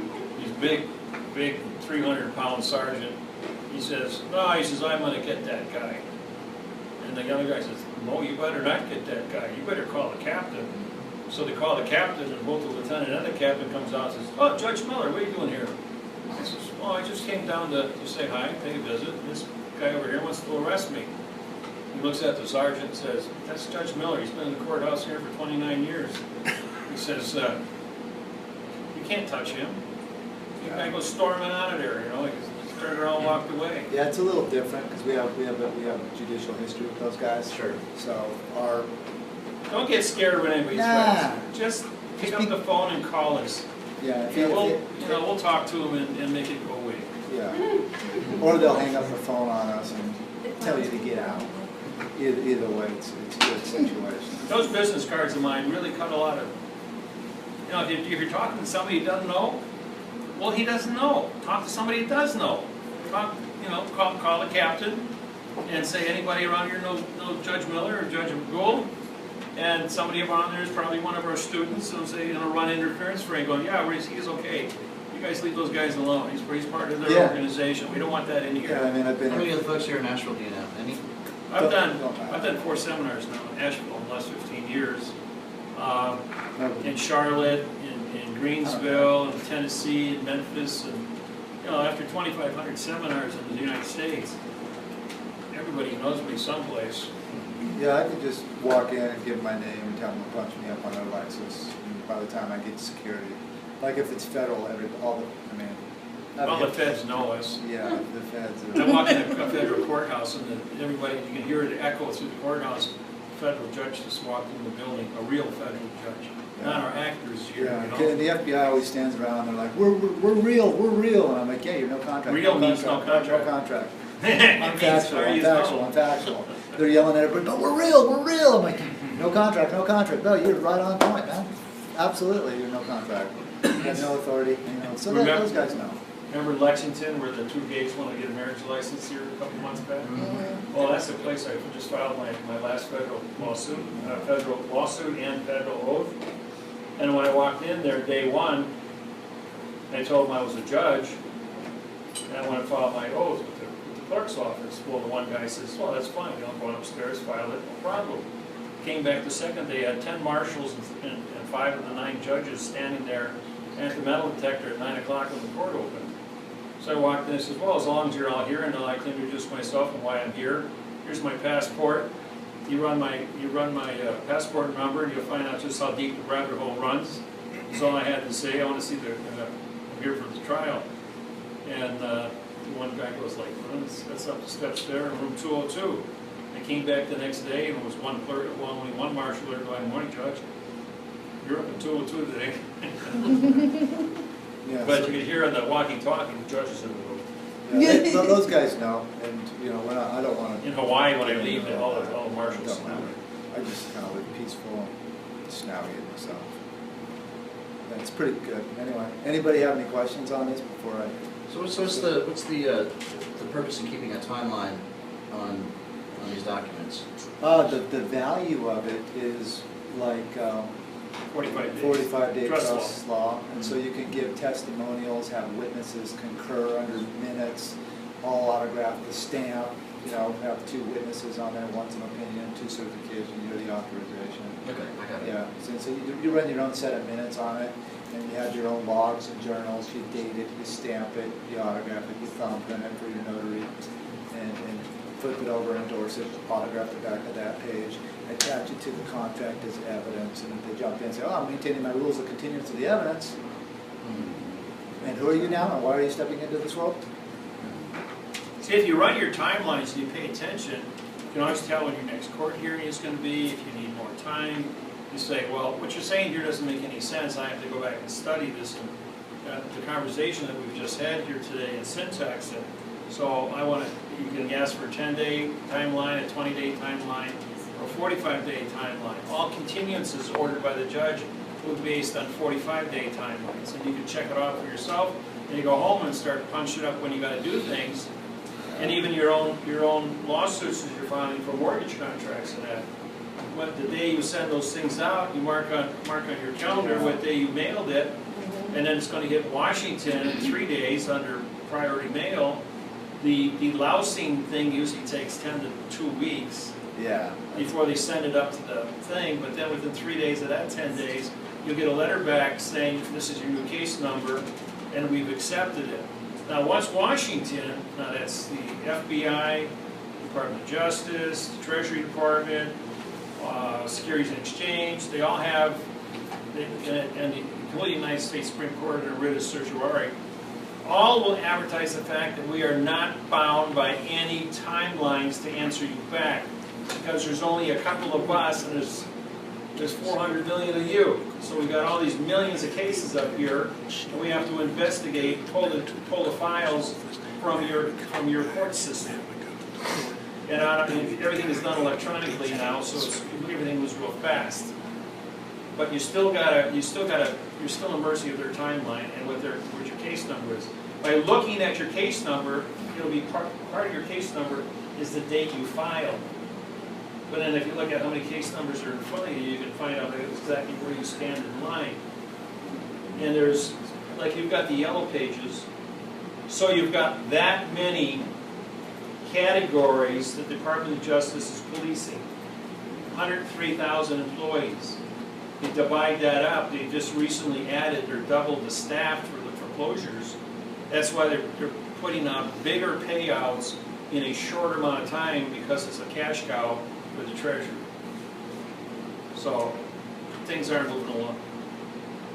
Okay, so one of the questions was posed to me about knowing where to negotiate venues sometimes if you were to get drug into their foreign vessels in dry dock. And a lot of that gets done in their administration mechanics room, otherwise known as their booking locations. In their booking locations, we use that, you would identify that to them as their sally port.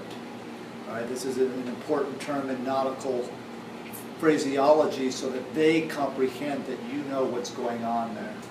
In their sally ports is where they're going to ask, back to the first question here, what is your name? Right, this is go right back into what Dave was talking about at the very beginning. Because if they don't get your name, they can't get your process through, which means they can't get you into the clearinghouse mechanics mode, so they can create their babysitter jobs and become your babysitter when you check in. So, in conditions as a state of sally port, another sally port location will be, remember when I articulated at the beginning of the day where you knock on the door to go into the foreign vessel in dry dock. That is a Sallyport location, as well as the locations where you show identification, take off your shoes, take off your belts, take out all your coins, and put it through their metal scanners. That is also a Sallyport location. Another Sallyport location is when you are, now, I'll tell you the true story. I mean, I'm driving through, heading up to Boone, heading up to North Wilkesboro. This was in 2005. And I'm mailing myself to go to court to be a witness as a judge in Wilkesboro, a land property case. And of course, I'm traveling with my C-Pass, and I filed my C-Passes because I was doing things different.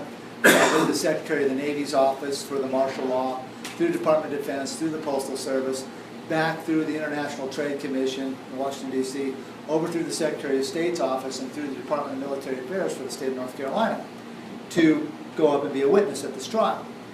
And so I'm driving down the road, it's probably 10, 11 at night, and cop, highway trooper pulls behind me, county sheriff pulled behind me, and lo and behold, they hit their lights. I'm like, well, this ought to be interesting. Of course, at the time, I was not traveling with their credentials. I only had my C-Pass. But the C-Pass was filed in North Wilkesboro, and I had autographed the stamp, which made me postmaster of that venue, because we were in the venue and I was within a 12-mile radius of the courthouse. So they pulled me out, and then they said, do you have a driver's license? I'm like, no, a driver's an adjective, license is a pronoun. I said, hey, why are you guys on my road? I says, it's martial law, I'm the commander-in-chief, and this is my post road on mile marker. This was before I was in nautical mile markers. This is when I was back in just post road mile markers. But I knew my positioning in time and space. I says, I've got my flag here, I've autographed the stamp, makes me postmaster, transporting myself under C-Pass to be a primary witness under prima facie evidence in a trial tomorrow at 10 o'clock, at 1000 hours. And they said, sir, would you like to step out of the car? Once again, Sallyport condition of state. They says, does the car have insurance? I says, does the car have insurance? And I start correcting the way he's speaking. I said, once again, I have a surety bond written for fee for freight for transportation of my vessel as the driver to navigate this vessel. This vessel is foreign to me and I'm foreign to it, but I'm a postmaster en route. Sir, are you crazy? No, I've had 38 mental doctors certify me to be the most dangerous man walking. Not because I'm lying to you, because I'm telling you the truth and some of that craziness way back when. Yeah. So these are true stories. And the sheriff and the highway trooper says, we have one more question. I says, what's that? I says, have you been drinking? Absolutely, I had a beer with dinner, and absolutely I've been drinking. Probably about 4 hours ago. They says, well, we got to do inspection on the vessels out here in the public. And I'll get all excited. By this time, there's a bunch of cop cars there, and I'm like, well, they're like, would you like to step into my vessel? He says, no, I certainly would not. I paid the fee for freight here. I'm on my post road, and you still haven't identified who you are. But I concur that you must do inspection on the vessel to make sure I'm cognizant of what I'm doing. At this time, I'd like to have my witnesses step out of the car. They all had claims of the life. They all jumped out of the car. They were all bug-eyed, whoa, we're getting to see you in action. I'm like, yeah, because Mark was in there and Don was in there. Yeah. He was one of our tips. Yeah, and Mark was so excited when I was getting pulled over. He's like, yes, finally, I get to see it. I'm like, yeah, you get to see it. You're just in there. So I'm like, okay. So we stepped out of the vessel. They came out. They pulled out their breathalyzer machines, and of course I blew into them because I was being honest with them. I was creating a performance to give them closure of correctness, because that was my task out there in the trial, as well as to be transporting them, and they were too tired to drive, and so I was traveling, navigating. And so I blew zeros, of course. I'm like, great, jumping up and down, I blew zeros. I said, guys, I gotta go. Gotta be in court tomorrow. Jump back in the vessel, says, witnesses, get in the car. And they're like, they all jumped in, they all sat there, and I just drove off. Next day I get to trial, we get there about 9:45, we walk in the door, and they're like, Judge Gould! Walking up to, because we're at the door, right? And that's my protocol. I'm pounding at the front door, and the sheriffs come out, they're looking at me, because I don't know if you've ever been in North Wilkesboro, but they have like big glass doors there, right, at that courthouse. And so they're looking at me, and I'm knocking away. And you know, my people are like, man, is this really going to work? I'm like, don't worry about it. These are custom house brokers. The fee's been paid for freight. We're good to go. So they come to the door and they're like, can we help you, sir? I'm like, yeah. It says, you know, I've paid the fee for freight to transport myself in here to be a witness on a same level playing field. Hopefully you guys got a foreign judge here that I can articulate communication with. And we can have foreign correspondence. And they're like, yeah, come on in. And they said, oh, Judge Gould, they have to go through security. You've autographed the stamp on that. You know what you're doing. Hey, how was it last night out on the road? Right? Oh, man, it was great, man. I was just complying with my performance out there. You know, you guys are doing a great job on your public safety. I'm just here to be a first-hand witness. And like, Judge Gould, please come around security. We've checked your portfolio. You're the guy. Yeah. And I'm talking to him. I said, hey, would you concur to be our tip staff here today? Absolutely, they said. That's a big promotion Yeah, for a sheriff. Yeah. To get named a tip staff. I said, by a judge. would you concur to be the tip staff here today? They said, absolutely. Don and Mark made it through security, and we walked up, and we go up to this. Says, well, what courtroom are you in? You know, and I was like, well, I don't know. I really can't tell because we've syntexed this. It doesn't say anything, and we're just trying to make sure that Donna doesn't get in trouble here. So they get up there, and of course they take us into the courtroom, and there's nobody there. And tip staff gets a phone call. Hey, I got a better idea. Why don't you guys come with us? And so we're like, okay. So we go out. They walk us out, and they said, this is the judge's chambers. I says, well, I don't do tombs. I says, I have a claim of the life. Right? Because a chamber, it could be a tomb, it could be a chamber on a gun, it could be just about anything, right? So I'm not going to do a tomb. I says, but I got a claim of the life. I says, I'm good to go. Well, Judge Gould, and this lady comes over, shakes my hand, and we're like, and Donna's like, well, I'm Donna Ivan-Gail Colin Roebuck. And the judge is like, why are you here? And it's the judge, they're shaking hands, and the judge is like, boy, you have cold hands. Donna's like, but I've got a warm heart, right? So she's proving condition of mind, right? Because she's saying that she's not there in an antagonistic way. We're there just to negotiate contract. And lo and behold, we walked on out of there that day with Mark. Nothing happened to her. She managed to. We went from there because we were posting our judgments at the local post office there. So we had the postmaster in contract with us, and on the bulletin boards, we were posting our portings of our navigation routes. So we would file before at North Wilkesboro. We'd go put it up in the post. You all seen the bulletin boards at the post office, the public post offices? We'd ask the postmaster, and we paid the fee for freight, got them to cancel the stamp. We were posting them on the boards there for closure that were coming to the foreign port there in the territory of the North-Carolina. Point of the story is comprehending where I was in time and space, performing in a full closure manner, not being a public nuisance, being completely compliant, having a good attitude, and knowing where I was in time and space, gave me the capacity to navigate myself in and out of the location with no harm. So what I'm showing you is that the technology is being used, right? It's gone a little further with the nautical miles and some of the things that we've done under our shipping mechanics. But it's very sound, and once you learn the technology, you can set up a criteria that if you create the lifestyle performance for y'all have to create your own, because I'm not going to interfere. I'm only going to identify the syntax and look at the mechanics of what you're trying to do and make sure that I can't do a inspection on your volition, but if you write a fact to hurt somebody, then we have to look at the police to condition the mind at that point through the verb of thinking, asking putting the verb at the beginning of the sentence to articulate and find out what your volition is. So these are techniques that David and I are very good at. Yeah, yes. Well, of course, if it were one of us, Joe Average or Larry Lunchpot, you're a postmaster and you have that. So are you. Well, yeah. Well, I mean, but you know what you're doing. Well, yeah. This takes some. Take some study. Take some study. It probably will take some role playing or action. Absolutely. Just to internalize it. That's where you're having a group, like the group we had the other night. 15, 20 people together, and you keep studying together, you get good together, you support each other when you go to court together. The police know that you're a group, the judges know you're a group. They know that if they touch one, everybody's going to file lawsuits against them, and they don't need, if you got one quo ranto, you don't get promoted. You get two, you get a reprimand, you get three, you get fired. and he loses his job as a judge. And that comes down from the Supreme Court in Washington. Yeah, so they're, So they don't want 3 strikes and you're out. yeah, they know, and the judicial system, you just have to give them closure, because let's face it, there's a lot of bad things going on in the world, and I'm hoping that nobody in this room is part of that, but there's a lot of bad things happening towards public safety, and those guys have a lot to worry about.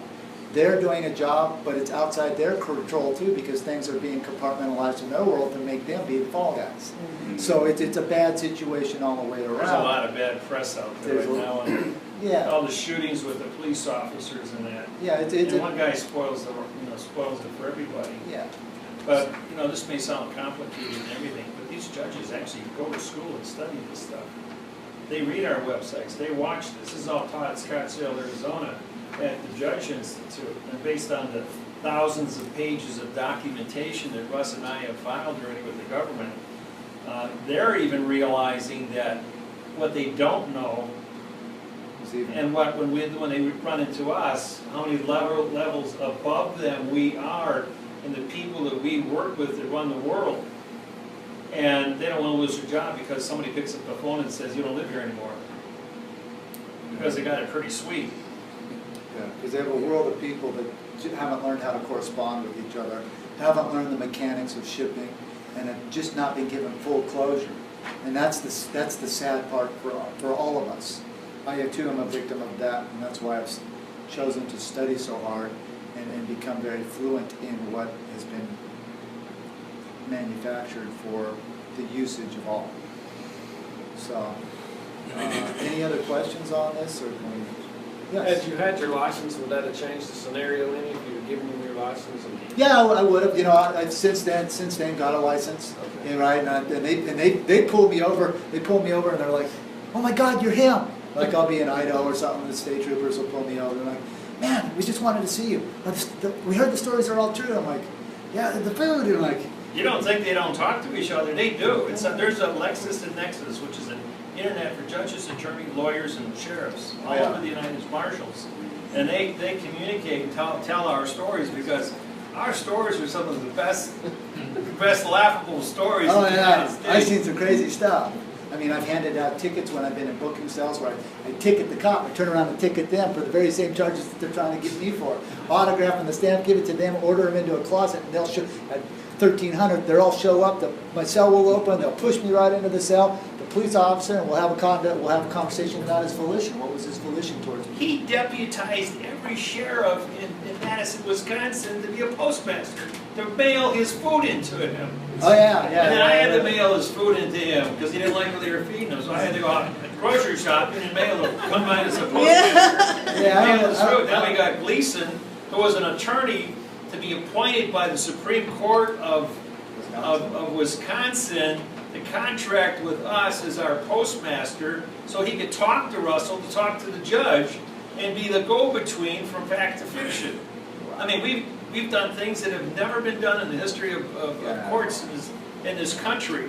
And even the FBI to this day still brings up Gleason every time they talk to us. Who's this attorney that's a postmaster in your organization? Yeah, they're very cognizant, and I could go. I don't really want to get into the stories because it's a humbling thing to be in there, and it's a hard thing. It's especially because of the physicality. It's very physical on you. Those people are really tough, and they really do hurt you. And they stomp on your fingers and try to break your fingers. We don't go to jail anymore.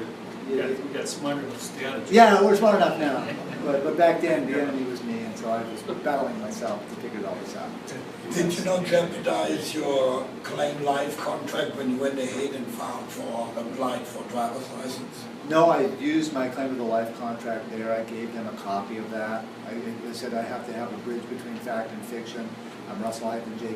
Gould, but I'm using that as a pass-through to articulate so your public safety officers don't get foolish in the field. Because there's a lot of, I don't know if I want to say that. There's a lot of jerk-offs, and it doesn't matter what race you are. It doesn't matter what skin color you are. And so there's good and bad in every situation. So if you bring up, some guys that pull me over, they just don't like me because of what I've done. They want the status quo. They have the power urge. They want to hurt people, flat out. But now that we're presidential candidates, Yeah. we are under the jurisdiction of the Secret Service. just like the president is. Yeah, and I'm working out. And they don't come guys. anywhere near us. Yeah, I'm But working they know out. where we are from our cell phones, they got GPS on both of us. Yeah, What do you do when they won't accept the claim of life form? they do for me. Well, first off, the claim of the life is your personal property. Yeah, it's only who The you are. world of I'm fiction talking about can't like see I it wanted to go anyways. get a passport, instead of bringing a birth certificate, I'm bringing my claim of life form. Oh, they'll use it. They'll use it. They'll They use it. will? Yeah, it's all Without- legal now. It's all good. It We is- filed a few other treaties on the side to legalize those. So anybody who wants to get a passport with a new passport with claim to life, so it's got all the new chips and stuff in. You can get that, you take your passport, your social security on, and you get the new driver's license too, which is a passport. Yeah, so So- we've filed, and that's why we're filing. Then when you go with through authorities. ATF, you get the ATF pads, you don't have to stand in line and take everything off, Yeah, go through the radar. yeah. They know who's accountable and who's not. They're watching. Somebody's watching, otherwise I wouldn't be here. Straight out. Right? You I've still done some crazy take your things. social in for the application? You can, yeah, all the major airlines now have an ATF bypass application to TSA. fill out, TSA. TSA. Yeah. And then you've also got, when you put that into the, like Delta's got it, United, all the big airlines have got it, and you get your TSA pass. Pre-check, yeah. So it's really fast and easy. You don't have to stand in line with 100 people behind you. Just zip right around the whole thing here in the airport and relax. Because I'm flying 2-3 times a week. And it's, They did that for me, I was wondering why, I don't have all this. Yeah. well, you've been already profiled based on your history. The computer's already looked at you, your MasterCard, your credit rating. People that have a 800, 850 credit rating automatically pull a PSA because they know you're a responsible, educated person that's good for your contracts.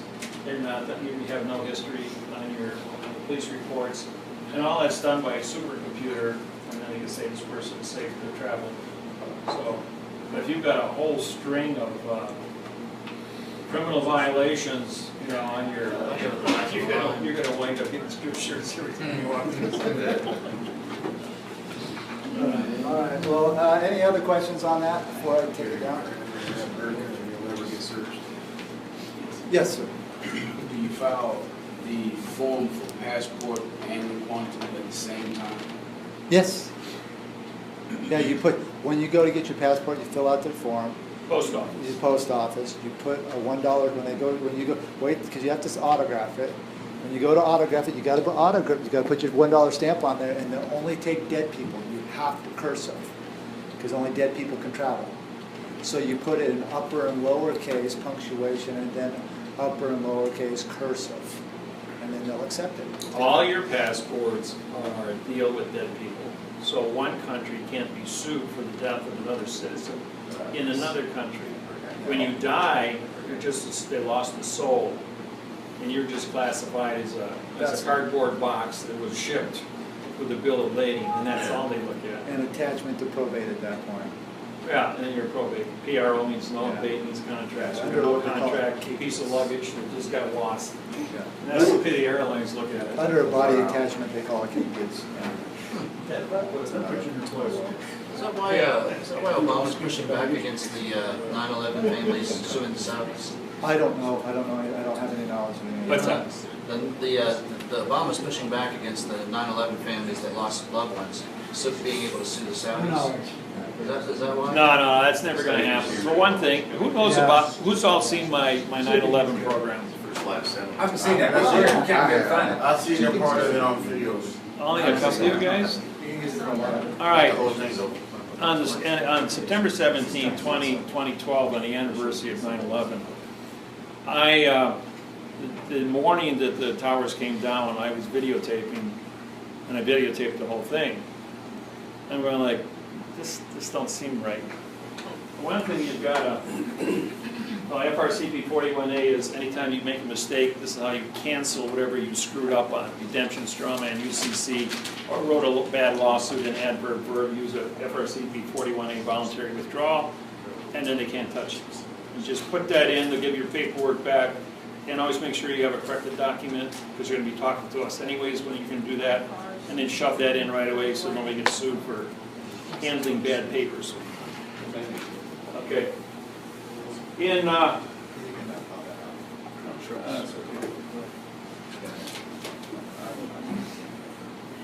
World Trade Center, 1,300 feet tall. If I dropped an animal off the top of the building, it would take 12.8 seconds to fall. Speed is 33, 66, 99, 132, 132, and so on. So it took 12.8 seconds under acceleration to hit the concrete. World Trade Center fell down in 4.8 seconds. What's wrong with this? This thing's made out of concrete, steel, and glass. And they said, oh, they got a fire up on top here at 87th floor. But when the building moved, you had a center plume exactly 850 feet from center first, before the building moved, both of them. So what does that tell you? There's an explosion. Acceleration is a C4 explosion that accelerates hunks of concrete, steel, and glass in a vertical transmission that far away. And then the whole thing comes down. Now, concrete, steel, and glass, because I'm a metallurgist, heat treater, welding tech, and I deal with coefficients of expansion of gases and metals, so I can do heat treating on tool steels. 26 years experience. 6.3 equals hydrocarbon. So you got a hydrocarbon, and what's a hydrocarbon? Well, plastic is a hydrocarbon, like this pen is made out of. Concrete is a hydrocarbon, glass is a hydrocarbon, steel is a hydrocarbon, iron is a hydrocarbon. But they add, when you add carbon to steel, it makes, carbon to iron, it makes steel. Then you throw a little manganese in there, give it a little nickel, make it ductile, so it's got flexibility. But this factor of 6.3 is unique. What is C4 explosive, or thermite, made out of? 6.3 plastic. When a 6.3 molecule explodes, which is plastic explosive, it only affects a 6.3 molecule. And what it does is, by an electromagnetic pulse, which is 1,300 feet round like this, it takes every single molecule that's in that of concrete, steel, and glass and reduces it to a single atom called smoke. Now, asbestos, which is lined in both buildings, is not a 6.3 molecule. So the asbestos, because of the shock wave of a 6.3 explosion, this stabilizes the asbestos, and that's that big white cloud that took off to the northwest when the buildings came down. Now, the exact second this took place, all of a sudden you got this is all smoke here. You can't actually see the building. And five seconds later, it's still, the building's all down in the basement, nice and neat, packed down in the basement. Now, there were 13 buildings that were 30 to 50 stories tall around the 103-story building of the World Trade Center. They all fell down under their own gravity because they were caught in the gravity well, which took their concrete, steel, and glass and reduced it to smoke also. They weren't on fire. But you know, all these buildings around the World Trade Center were also empty when they went down. Everybody was told to stay home that day. And there's 50,000 people a day that work in the World Trade Center for 30 years exposed to asbestos in the walls. Jeez, how's that for an insurance lawsuit for asbestos? Now, how are you going to pay 50,000 people for 30 years? Oh, that's trillions of dollars of liability against the government. Because guess who owns the World Trade Center? Port Authority. Port Authorities in New York City, which is the post office, which controls the Treasury and owns the money. Ooh, that's the whole United States budget in two buildings. Two a real eyesore. If you take a look at the two planes that both flew in and you magnify them, there were no windows in any of the two planes. They didn't have windows, they were drones. Nobody died in that thing, except the people in the buildings. Okay, so at the same time, they've got to solve this asbestos problem, and they got to bring this building down, and they got to do it quick. But then they want to blame somebody else in a different country. They want to go into Iraq, secure the 1/3 of the world's richest light sweet crude oil. And of course, King Hussein's out there killing his own people and that, so this is a good, you know, let's be the good guy and stop genocide program. But at the same time, we need an excuse to drop these two buildings. If we took them apart little by little, it would take years. They'd have to put a big plastic bubble over this thing. It would cost hundreds of dollars an hour for thousands of people to clean this all up. So let's cook up an act of war, get an act of war. So the United States military, 186 soldiers, were involved with the cord placement in the elevator shafts of the C4. When the C4 is detonated, and you can watch the explosions go ping, ping, ping, ping, ping, all the way down as this thing is coming down. Now, how do you take a 4-foot thick I-beam with a 2-inch web on it and turn it into smoke in 1 millisecond? You cut it. No, you don't cut it. You expose it to C4, gravitational wave. When the gravitational wave takes place, C4 has an 85,000 pound per square inch pressure wave. It takes all the concrete, steel, and glass molecules and reduces them to single atoms. So even though you're looking at a World Trade Center, it's actually a column of smoke. And every single computer that's in this computer in the building also is made out of plastic and silica, which is a 6.3 molecule. The only thing that's in there that really isn't is the Gould processor. But once everything is vaporized, the gold can turn into dust and disappear with the rest of it. Now, what happened at the exact point of detonation? $12 trillion was transferred out of the World Trade Center through Honolulu, Hawaii, where one of my bankers is sitting, one of my students who works for the Hawaiian government, and monitored a $12 trillion transfer out of the World Trade Center into the Singapore bank, world's largest bank. So we had $500 million a year for the next 22 years to supply the war machine to keep the oil flowing from Iraq. That's what happened there. That was a bank robbery. Then they blew out the basement floor, and 1 hour before the World Trade Center was hit, all the subways were shut down in New York City. The military came in, and what runs underneath the World Trade Center? Heavy rails for the subway. They blasted, at the same time this went off, they blasted the basement floor, which is concrete and steel, in the gold vaults. And they stole all the gold from the World Bank. This is the World Bank. Loaded them onto the subway system, and that disappeared into wherever. So now you've got a bank robbery taking place. Now we have to go ahead and declare and blame it on somebody. So we find somebody in a foreign country who's got a lot of oil, and blame it on him as a terrorist, and 3,800 people die in this accident where there should have been 50,000 people at the time of the blast. So it's just enough, just like Pearl Harbor, only 1,700 people died. Pearl Harbor was hit by the post office, which controls the military, but the military only bombed the postal ships, postal planes, and postal buildings. No civilian sites were hit during the bombing of Pearl Harbor. So it was a war between two postmasters who controlled their military. You see what's going on here? And here, the Universal Postal Union controls the post office. The post office controls the military, which owns the C4.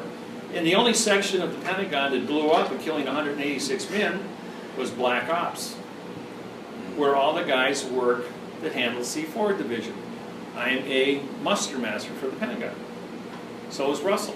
We both got our treaties back in 1999 to protect all U.S. troops from any acts of genocide by any government in the world, and we would be called in to disqualify the contracts if they're written like this here to make them go away and protect all of our troops. So we're the heroes of the military.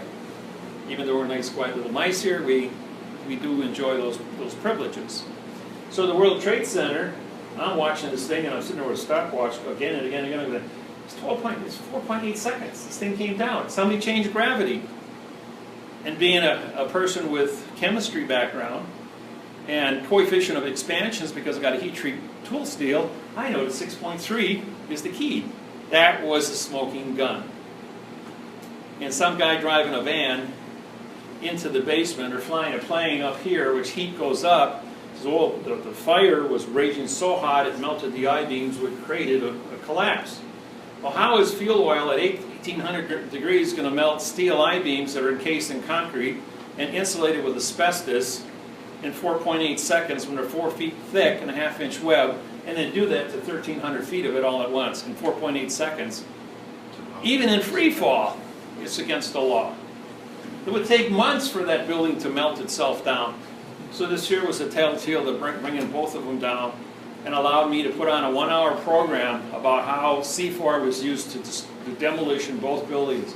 And everyone on this planet who's ever touched explosives to drop buildings said this was the cleanest demolition ever exercised in the history of demolition. To put it into the basement and not even make it fall over anywhere. Because when the wave collapsed, it took smoke and brought smoke into the basement. Now, when they went to clean up this big mess, while all that smoke came down, it didn't grab on to the asbestos. That got blown away in the wind and killed and contaminated 10 million New Yorkers. That's why I have all these lawsuits out there for asbestos with the lungs. So then, you know, an hour later or so, then the Pentagon got hit. Then Flight 93, they made a movie, they played you the videos. The 737 weighs 238 tons. Titanium blades on the engines are ceramically coated. It takes 4,800 degrees to melt one of those puppies. And they're 180,000 tensile steel, titanium. And there was only one piece of aluminum found in a crater 100 feet wide and 50 feet deep. Where's the 200 plus tons of airplane? The only airplane crash in the history of airplane crashes didn't have an airplane. I mean, come on. You know, it's like the guy that lands on the moon. He's got a retro rocket to drop this 30-ton spacecraft, but he gets off the ladder and he's stepping in dust. I bet you there wasn't if they did land on the moon, any dust within 200 feet of that blast zone, because it would have been blown away by the rocket. But don't worry about the 38 different shadows of the microphone that came down in the picture. Yeah. All right, Judge, I got a question for you. Okay, all right, based off what you said, how does that explain the cars, the toasted cars, a mile away, the cars completely on fire with all the paper around it not burning, or spontaneous fires popping? What the gravity waves explain is how does explain the beams and all being wrapped and turned to jellification. Real easy. Real easy. Okay. Okay, have you all seen the Bikini atomic bomb that's been on the Discovery Channel for 40 years? Whenever a hydrogen explosion or atomic bomb is detonated, there are what's called plasma balls within the detonation.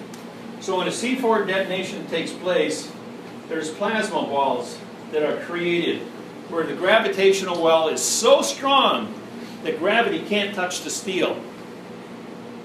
And so when they go to test it, it tests to be 100% perfect. All the rest of the steel that was not inside the gravity well has been turned into smoke. And they just shoveled it up and they took it away as dirt or dust. So that's the only thing they tested was what was caught inside the gravity walls of plasma. And plasma is always created when a detonation takes place. So that field, the plasma fields affected the cars that far away. Everything, right. Everything that wasn't disintegrated was in plasma. This here, the 6.3 though, is a telltale to bring this tonnage into the basement in 4.3 seconds. With the 6.3, that makes sense because they had steel that was jellified. It looked like it had been pulled apart. Steel doesn't just do these things when, like you said, a free fall collapse happens. Those things that were melted or heated or right on the edge of the plasma wells may have had some kind of a partial magnetic disruption within the molecules of the concrete and the steel and the glass and made them spongy. Okay, so if this wave was bigger, it could have disintegrated all the buildings in that particular area, not just the World Trade Center. No, it would have all, that was controlled detonation. Gotcha. So, but when you if something is burning up, how does it get 850 feet from center? Exactly. And it's got to be blasted. Exactly. So both of them, this is all telltale stuff. Right, and it also has energy once it fell down. The first time, where the energy come from to bring the rest. So when I did this and I exposed the 6.3 coefficient of 4.6 coefficient of expansion of concrete, steel, glass, and plastic And in 1988, I wrote the mathematical interface that all steel is plastic, all concrete is plastic, and all glass is plastic, because at 2200 is plastic. You can tie knots to anything. Steel at 1850 is plastic, because of this one little thing. It's called the space center cube molecule. And all of these things have the same thing. Now you have a single nuclei below 1650 degrees. But above 1650, the nuclei splits and goes to the centers, called center face cube molecules, which is plastic. Using all the chemistry in plastic, since plastic was invented back in the 50s, we then did the overlay of the molecule to concrete, steel, and glass, and I proved that all steel is plastic, changing the way all steel is manufactured in the world. And that was done in 1988. In my books, a study came from Johnson, metallurgy books, from the 1920s, 1930s. He was a genius. And then the Encyclopedia of Welding, which dealt with all the coefficients and all the different elements on the periodic table and how atomic densities come together. So putting that all together, I put on a 1-hour comprehensive program on this, and I proved it to the world. And that video was used by the firemen, the policemen, and the rescue workers to get a $385,000 paycheck for a wrongful death. Or those that did survive still got the check because they were exposed to the asbestos as a settlement. Now, 3,800 people filed wrongful deaths, and they nom de guerre their names of the survivors. Nom de guerre the names of the dead people. And Mrs. Mariano got one lawsuit filed in quantum, the same as your foreclosures, about fictitious conveyance of language by the government. And she sued for the wrongful death of her husband, and she got $385,000. And all 3,800 cases were dismissed because dead people can't sue or make contract under Title 46, Chapter 1, Section 1. And that saved the government $1 trillion right there. So this technology, the government loves what we do because it makes so many trillions of dollars off of us every year. And we're able to solve things that can't be solved. Cases that run for 12, 14, 15 years. And the Solomon Island case went from 1929 to 2012. They couldn't solve it. And I won $880 million for the Solomon Island genocide at the Hague. Because of syntax. My technology is solid, and it's a smoking gun signed confession of anything I go after. And this is what happened to the World Trade Centers. So we got paid. The New York judge took one look at my lawsuit and he disqualified everybody and sent them home. I never had to pay anybody a penny. Is that 28-page document they keep talking about straighten this out? No, it's not. They would have to confess the 6.3. But the smoking gun is the 4.2 drop. They don't want to talk about the 4.2 drop, 4.8 seconds. Because that's a smoking gun, and they can't make that go away. And everybody in the world videotaped that. There's millions of videotapes on it. So, when you guys got technical questions on metallurgy, welding, structural design, you can call me. I got degrees in these fields. I'm really good at it. So, worked at it for 26 years at Radio Smith. Any questions on the World Trade Center? Okay. Oh, I got one more question. Yeah. Now, since then they have not built in that same area. I've noticed that they built a continuous running water system there, and that they're building new towers. So, is because of this technology that they use there, is it impossible for them now to build a building in that area because of the problems with the steel? No, they went in and they sprayed the bathtub, and that's concrete reinforced. It's a plastic. Built that new bathtub, and they put the World Trade Center down, the new one that they got up there now. Okay, so that field is not still lingering. No, they dug all that dirt out that was exposed to the pulse. Yeah. That had to all be dug out and dumped 300 miles offshore in 18,000 feet of water, so it would never be discovered or chemically analyzed. That's what we were seeing when we saw that would look like molten. Yeah. Yeah, it was. Yeah. They took all that stuff and they dumped it. So that site pretty much now is still that whatever's going on in the torsion field or vortex? No, they got it all dug out and checked. Okay. Interesting. So and then when they said a 737 flew into the Pentagon, where's the 167-foot wingspan go when you got 188-foot hole? Exactly. And it was. Then all the telephone poles are still standing, all the construction. I was at the Pentagon the day after it blew up and killed all those guys. I personally was on my, I got out of bed and I got in my car, and 14 hours later I was at the Pentagon. So did people die in the Trade Center? I mean, did people actually get killed? 3,800 people died at the World Trade Center. There was thousands of people in on the detonation to not be at work that day. The governor knew about it, the city mayor knew about it, the military knew about it, subways were closed, everything was prepared to create an act to put us into war, to get rid of the asbestos, and then go after the oil. And then old man Bush went out and bought 69 super tankers at $11 a barrel with gas, for oil.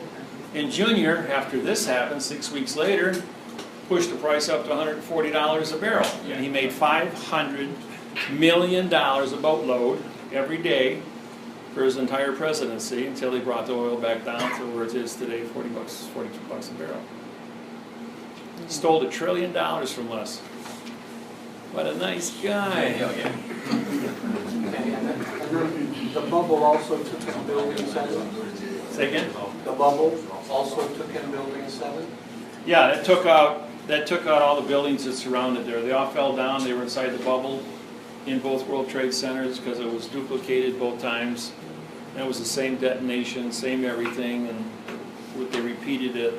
And it took a couple more hours because it wasn't in the center for all the buildings to fall down around it. They were caught in the pulse wave. And what didn't take it out the first time, the second one destroyed the molecular structure of the weight of the building, just crushed it.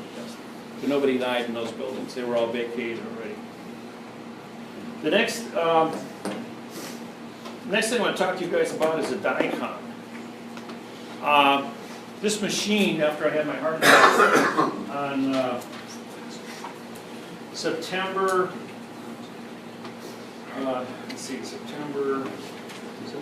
3rd, 2013.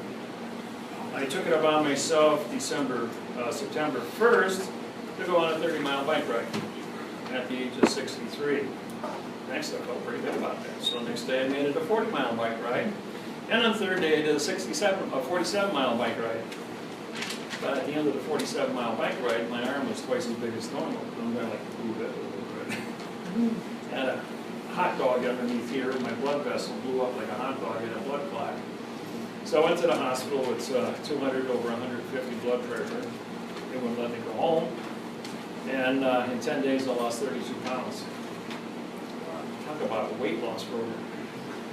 So they cracked me open 10 days later, and my thymus gland, because I was choking, was as big as my fist. Your thymus is the size of your thumb.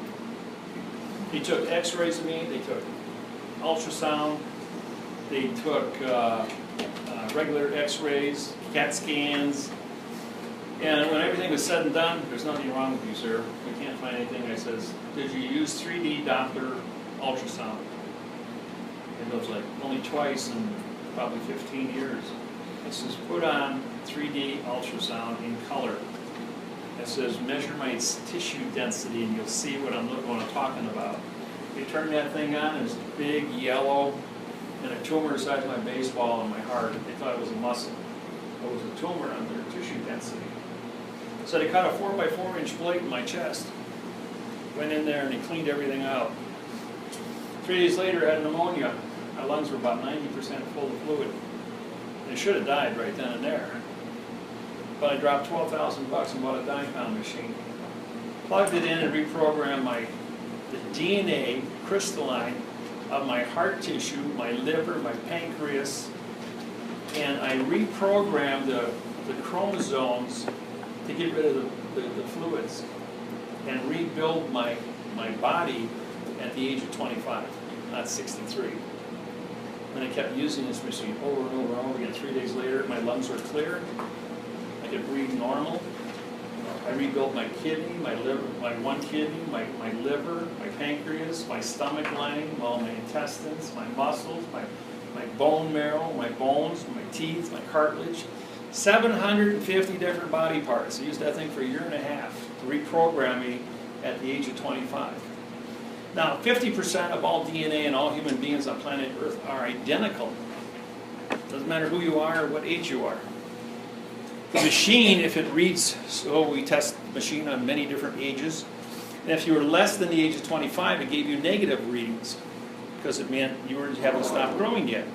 If you were over 25, 30, 40, 50, 60, 70, 80, 90, we tested on everybody, and everybody came up with different numbers related to their age.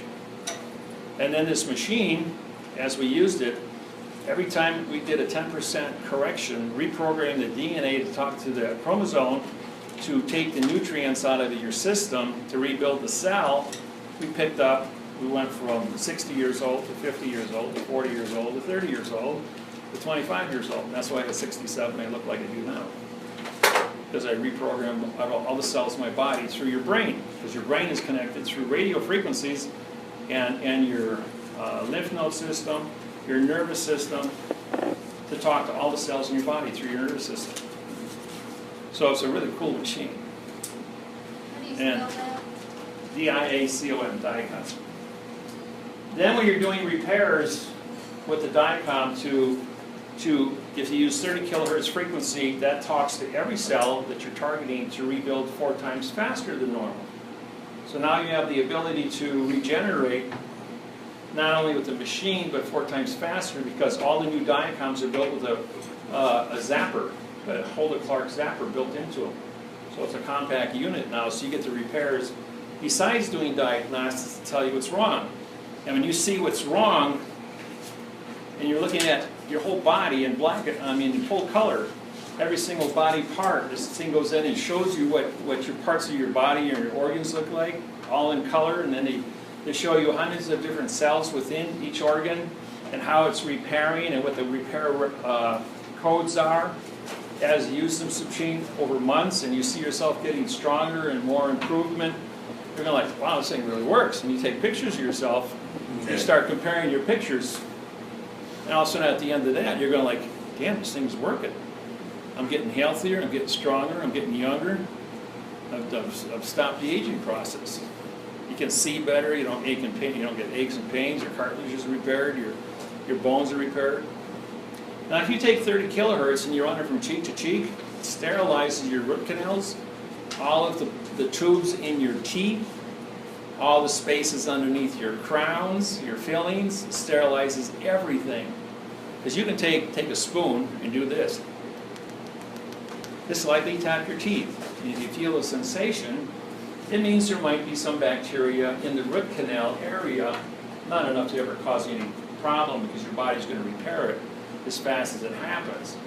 But 24 hours after you run 30 kilohertz for 6 minutes through your cheeks, it sterilizes everything. And the next day when you do that, you can't even feel the fork or let the spoon do that because your teeth are 100% now. You can have an abscessed tooth with an infection the size of a golf ball in your jaw. And in 24 hours you can heal that tooth and remove 100% of the infection, so dentists can go in and do a root canal or fix the tooth rather than go on 2 weeks of antibiotics and have the pain and suffering. I was at the doctor's office showing him this frequency zapper at 30 kilohertz, and the guy comes in with an abscess, his face is all swelled up, and I grabbed that and I stuck it in the roof of his mouth and I put it on stuck it in his ear. He's sitting there 1 minute, he said, oh, the pain all stopped, which means I anesthetized the infection from being able to reproduce itself. And so we left him with that on. I gave the dentist one of them so this guy could continue using it. But it took a couple of days with the frequency zapper, but he was able to come in and have a root canal done without using any secondary medication. I cracked the tooth that had an abscess with 105.5 fever, which I should have died with that fever. It went through my bone marrow, through the bone in my jaw into my bone marrow. So I had a 3/8 inch abscess in bone marrow next to the brain. I should have died from that. But the guy wanted $35,000 to cut my jaw out and take half of my face off to get at the infection. I says, no, I got this little, no bigger than a book of matches, frequency zapper. I stuck it in my ear, stuck it in the roof of my mouth, and I left it on there for 24 hours. I went back the next day, he did a root canal, had no infection, normal 96.5, and he repaired the tooth completely, put a cap on it, all for free, because he lost the bet. But I could heal the tooth in 24 hours. He said that's impossible. My son had one too. He had a root canal, abscess in his lower jaw, the size of a golf ball. And he wanted to pull the tooth out, but he couldn't because of the poison getting in the bloodstream. So I made him a bet. They wanted $5,000 for the tooth and the medicine, put a crown on there, do root canal. I says, if I can come back in 24 hours, 4 o'clock tomorrow afternoon, with a 100% healthy tooth, pink gum, no infection, that you guys will do a root canal and repair that tooth and put a new crown on top of it. And 7 doctors and 4 anesthesiologists took that bet. The next day at 4 o'clock, I came back and I got a new tooth for my son. To this day, he's 26 now. He still has that tooth. It's still a good tooth. Don't have to lose it. Can his frequency grow teeth as well? I heard about ultrasounds that can actually do that. They actually stimulate the. Well, that's the Holden Clark frequency zapper. 30 kilohertz is the one that fixes your teeth, gets rid of all your abscess, accelerates your healing process 400%, and so that's good to know. Now, because we're all getting into our senior citizens years, cancer is becoming a problem because of the thousands of chemicals within our air environment, our food diets. You know, you're constantly wondering when you're going to have a pesticide alter your chemistry, or air pollution from a car, or a new gasoline additive, or some material in your clothes, or fabric softener, cosmetics. Doesn't matter what it is. You're going to mix up the wrong combination and you're going to get cancer. The cure for cancer is just like the cure for the flu, measles, mumps, chickenpox. It's called fever. Now, the human body can sustain 105-degree fever, sometimes 105.5. But the secret to this is that you make a graft. And on this graft, you divide this thing up like this. This is 101, 102, 103, 104, and 105. This is 10 hours, 20 hours, 30 hours, 40 hours, 125 hours, and so on. If you do it in 5 by 10, you got 50. You can take an abscess of something, put them in petri dishes, and now graft it like this. At some point, you're going to get a number here.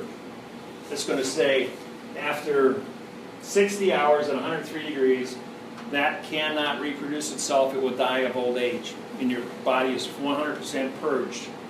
Use an artificial IV drip, integrate artificial fever, and you can get rid of it. Cancer, ovarian cancer, prostate cancer,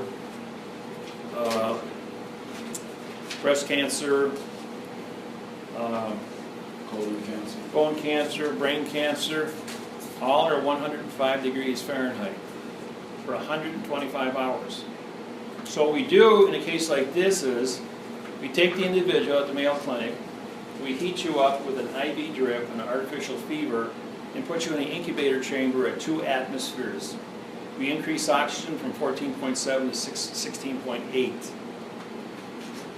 The pressure prevents fever blistering on your lips, your rectal, your sinuses, your eyes, all of your external, like inside your ear. So the pressure prevents the fever. Now, in the meantime, the longest known harmful cancer cell that kills people is 125 hours, but the human cells can live up to 90 days that are in competition with this cancer cell. When the cancer cell population gets too high, it'll either suffocate the existing cells in its area, killing them and then absorbing them as a protein. And that's how the cancer spreads. When you get into like your lymph system, there's about 80 lymph nodes in your body. That's your immune system, and that shuts down. That's where the chemo destroys that. You die from chemo, not the cancer. Your odds of surviving that are really little, and the cost is in the hundreds of thousands of dollars. This costs $2,500 to use the incubator system. So if you're ever sick, you can subject yourself.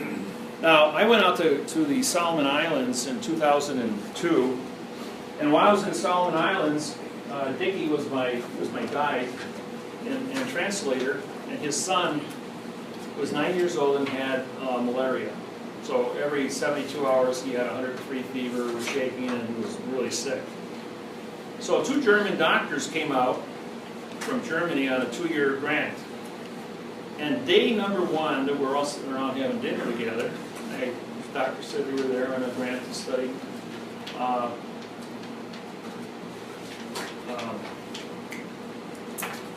the diseases of malaria.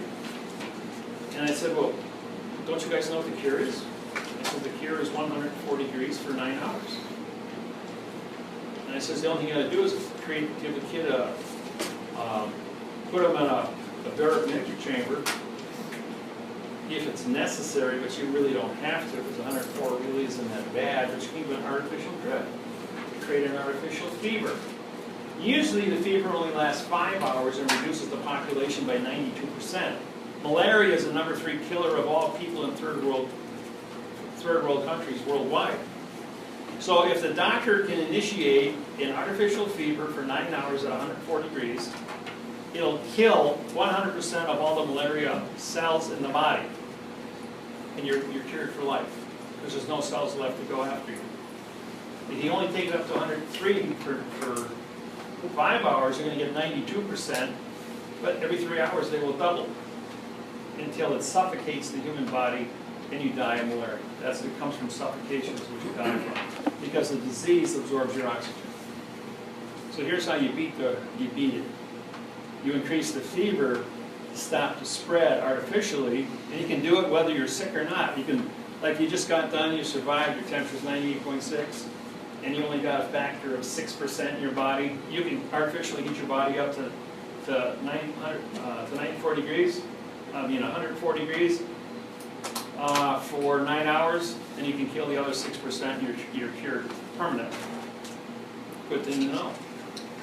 So that's a clinical scenario, or can you do something like that at the house? Like sauna or something? All right, if you're at home, you don't have either artificial drip, and you've got, you're going to have a common cold, a sinus infection that just won't go away for months or whatever, you take an electric heat blanket and you wrap yourself in it.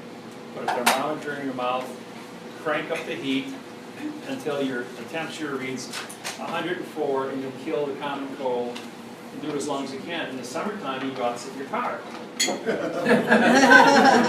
Now your car is going to go up to 200 degrees as a sauna.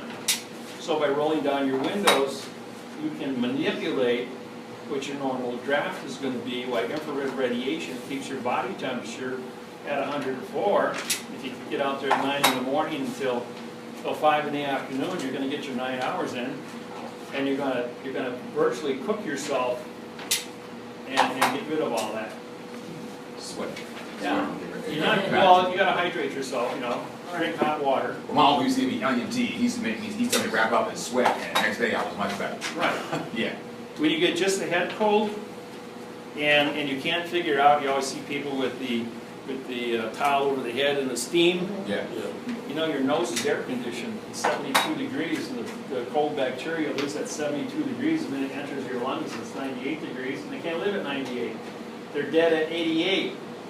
So as long as you heat yourself up or put yourself in a sauna, you can build a sauna in your basement with a couple of 4x4 sheets of plywood, and you build yourself a box that's insulated, take a hot air blow dryer or a lamp and put it in there, and you can build a sauna for $20, and heat yourself up. And as long as you maintain your temperature with a thermometer in your mouth, and you know what the disease is, and you check it with the charts, you can cure yourself about 90% of all the things that are bothering you. ordinary household. You know, the American Indians did in sweat tents. That's Remember, what- you had the Indian had to go in a sweat tent, and he had to see the great right spirit for 72 hours. Well, what happens when you get 105 degrees Fahrenheit? You hallucinate. Right, so you're hallucinating for 3 days, and that's the way they knew, and they did that for 400 years before medicine was invented. And they did that all over the world. So you had to hallucinate for 3 days, and you were cured of cancer. These guys lived to be 130 years old. So the technology is there. It's so simple, it's so easy. So don't ever let yourself die of cancer. That's the biggest joke in the world. Between the Hola Clark frequency zappers, and I've got all 3,700 frequencies in my computer. You get sick, you call me, you tell me what's wrong, I'll give you the frequency. You can call any number of 100 zapper builders, and they will build you an exact frequency for your cold for less than 65 bucks. It'll be there in 24 hours, and you can plug yourself in and kill whatever is wrong with you. You don't have to die. There's no reason for it. You don't have to get sick or be uncomfortable. I heard the guy say that already. Is that versus getting it so hot? You can use the zapper. You can do cold because it's only going to break the DNA crystalline of only that virus, mold, or contaminant. Then the chromosome doesn't know how to eat, reproduce itself. It dies of old age, and your body is purged. That's real simple. So I know this stuff works, and it's really legitimate technology. And I've been using it since 1995. Because when I went out on my seminar trail, I met a lot of really interesting people. And through discussing cures and technologies, I expanded my education. Now, you've all heard the story of my losing my kidney and dying, and that my endorphin level was 60 times higher than normal. And that endorphin level caused my brain to create more neurons.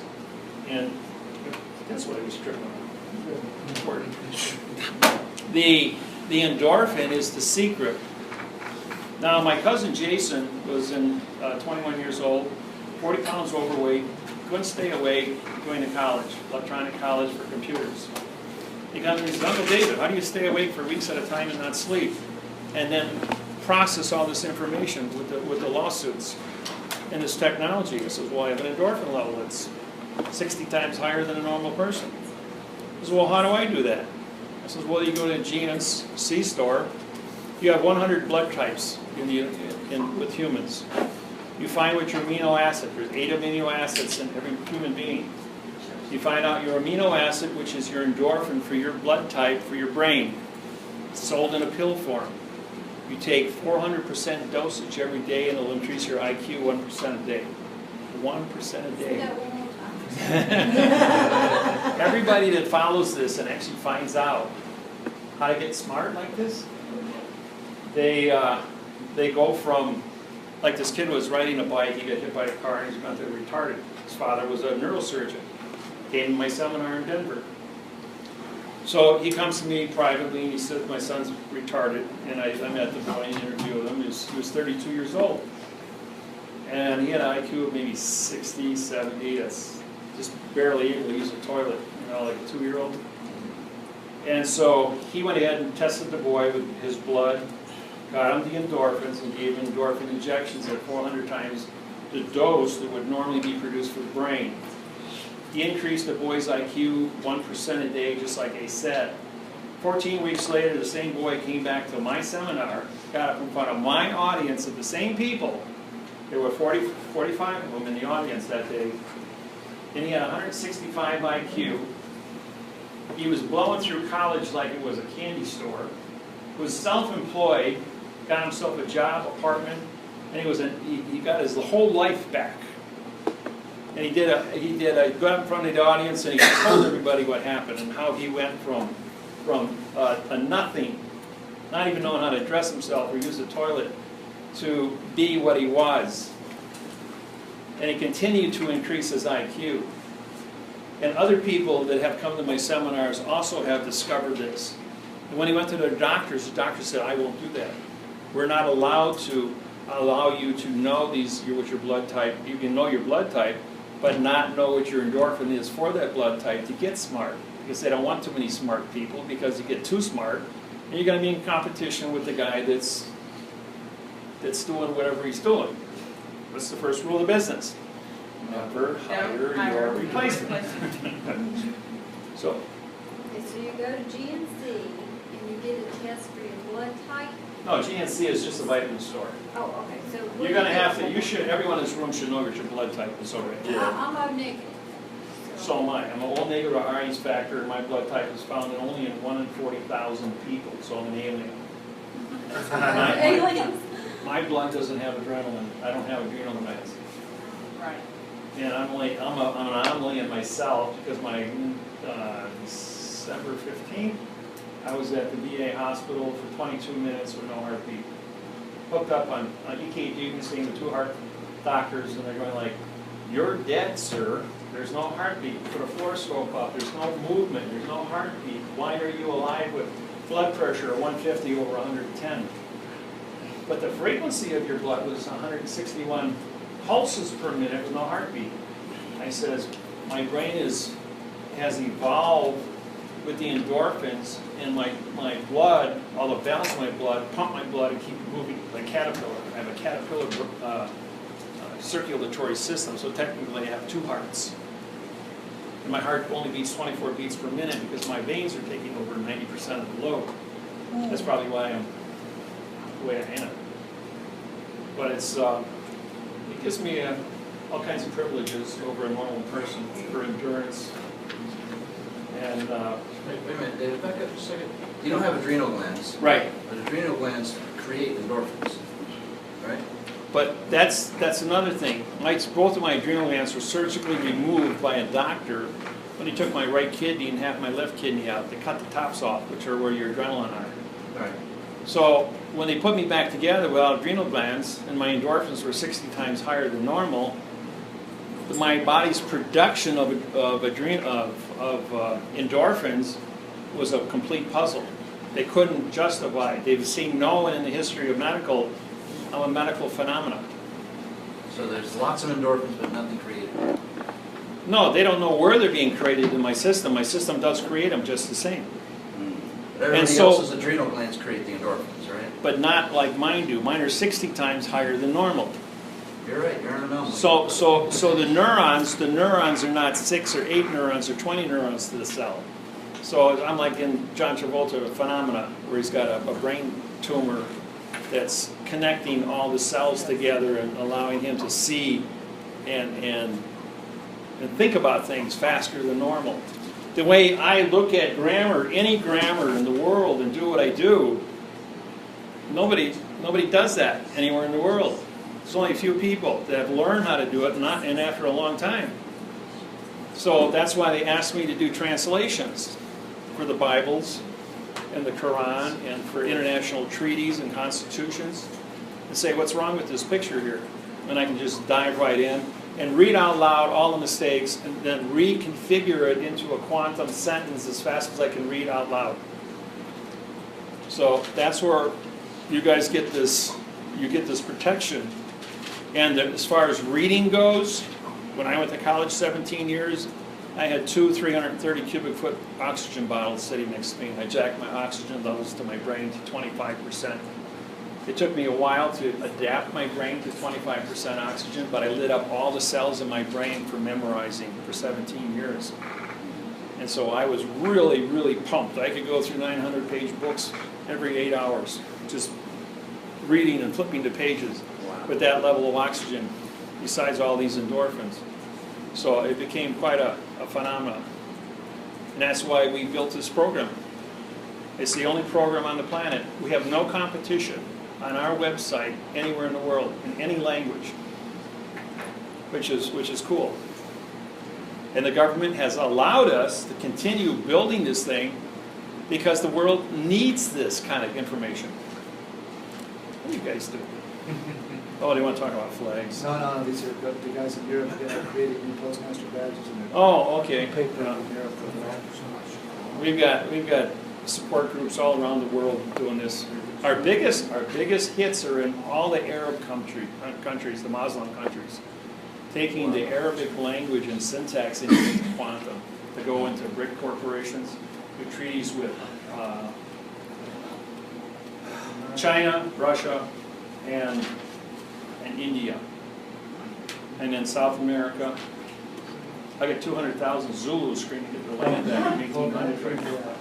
So I'm working with them. So we're doing some really big stuff worldwide to level the playing fields. How much is the DICOM med type of thing? That's $12,000. 12,000? Well, if I guess if you had a few people together and you made a deal, or went in, you could probably, get a deal on that. Can we try it before we buy it? Huh? Can we try it before we buy it? You know what? When I did that, I went in. We had a lady in Hawaii that had owned one, and I spent 3 hours on the machine the first time, and I wrote down everything that was wrong, and that machine came back in 3 hours, word for word, verified everything I wrote down, and I knew it was a factual machine that did exactly what I knew was wrong from my whole life of study and everything I felt and everything I knew about myself. Who manufactures it? What's that? Who puts it together and sells it? Dr. Ulysses, he's a German Russian scientist. He moved to Los Angeles, California. I think David-Wynn talks about this a little bit. You ever heard David? Yeah. He talks about this a little bit. There's other answers. There's YouTubes where you can get all these frequencies. I use it. I have that machine You do? that he's talking about, and I don't use it. I haven't used it ever since I got an iPhone, and I play the frequencies for whatever it is I need free from YouTube. Free from YouTube. Frequencies. So you can Yeah. get the frequencies. RIFE. Oh, I got the frequencies. You want frequencies? I can give you all 3,700 frequencies. I'll give that to you in the email. It's really Yeah. easy. His phone number in California.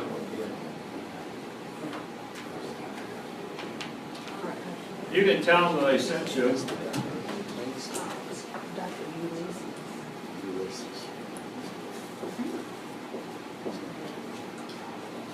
Oh, you want me to send you a link?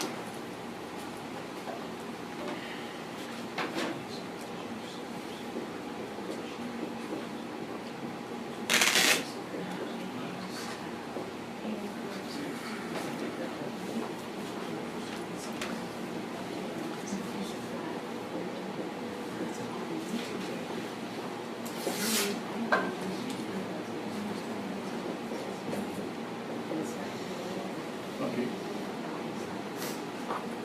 We got 10 minutes and the hotel needs this room for some other group that's coming in here. So. But this here, you guys do your research on this. You might not be able to afford it or anything like that. No. I bought this thing on my MasterCard to save my life. They said, what are you going to do, put your money in your coffin with you? So I bought it. I paid it off in 6 months after on MasterCard. And I'll tell you what, when you exhale all the air out of your lungs and you hold your breath out to the brain, where your brain is screaming for oxygen to inhale, that's what it felt like before I got this machine. With every breath I took, that I couldn't get oxygen into my system, that my red cells weren't carrying oxygen. And 3 days on this machine and I could breathe normal. And there's nothing to take away that feeling. Right.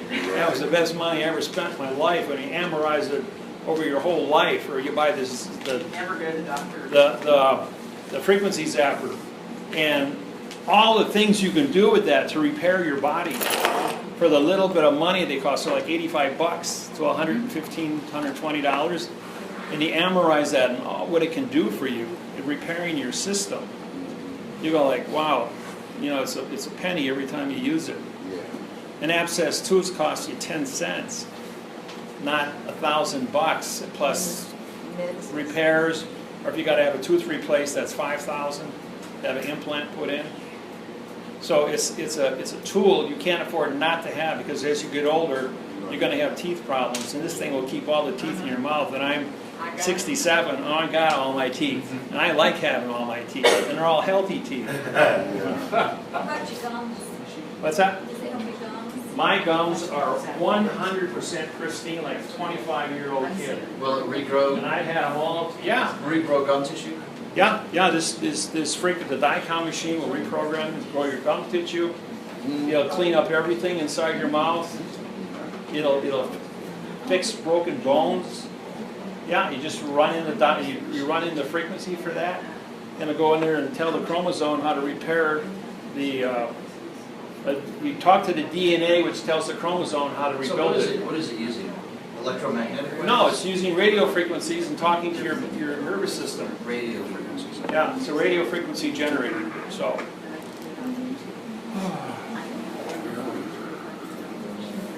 One more question. What? Who was responsible for JFK's assassination?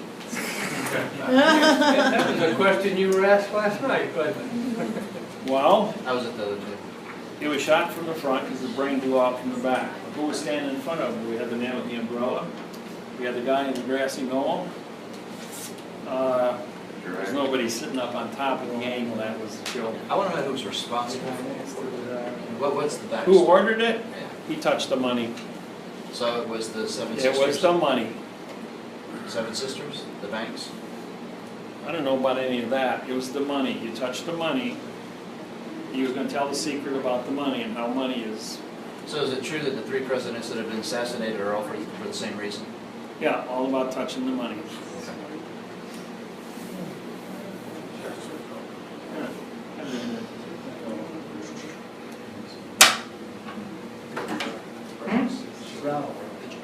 Brown should see if you still got it, David. See if you still got it. You see if I still got it. Of course I still got it.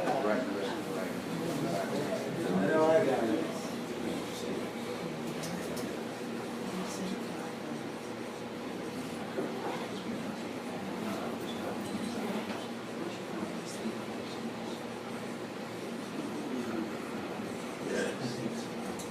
Yeah, we're going to left hand.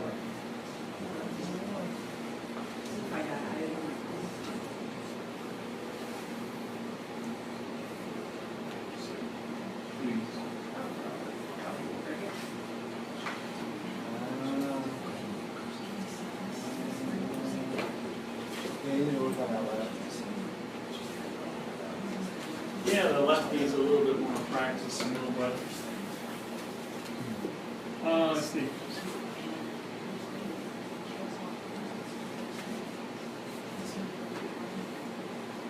Those A's are bad.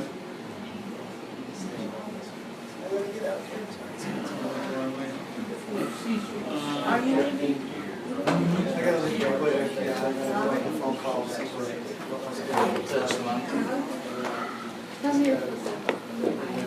You're in distress. Okay, it's nice to meet you. Thanks for coming, everybody.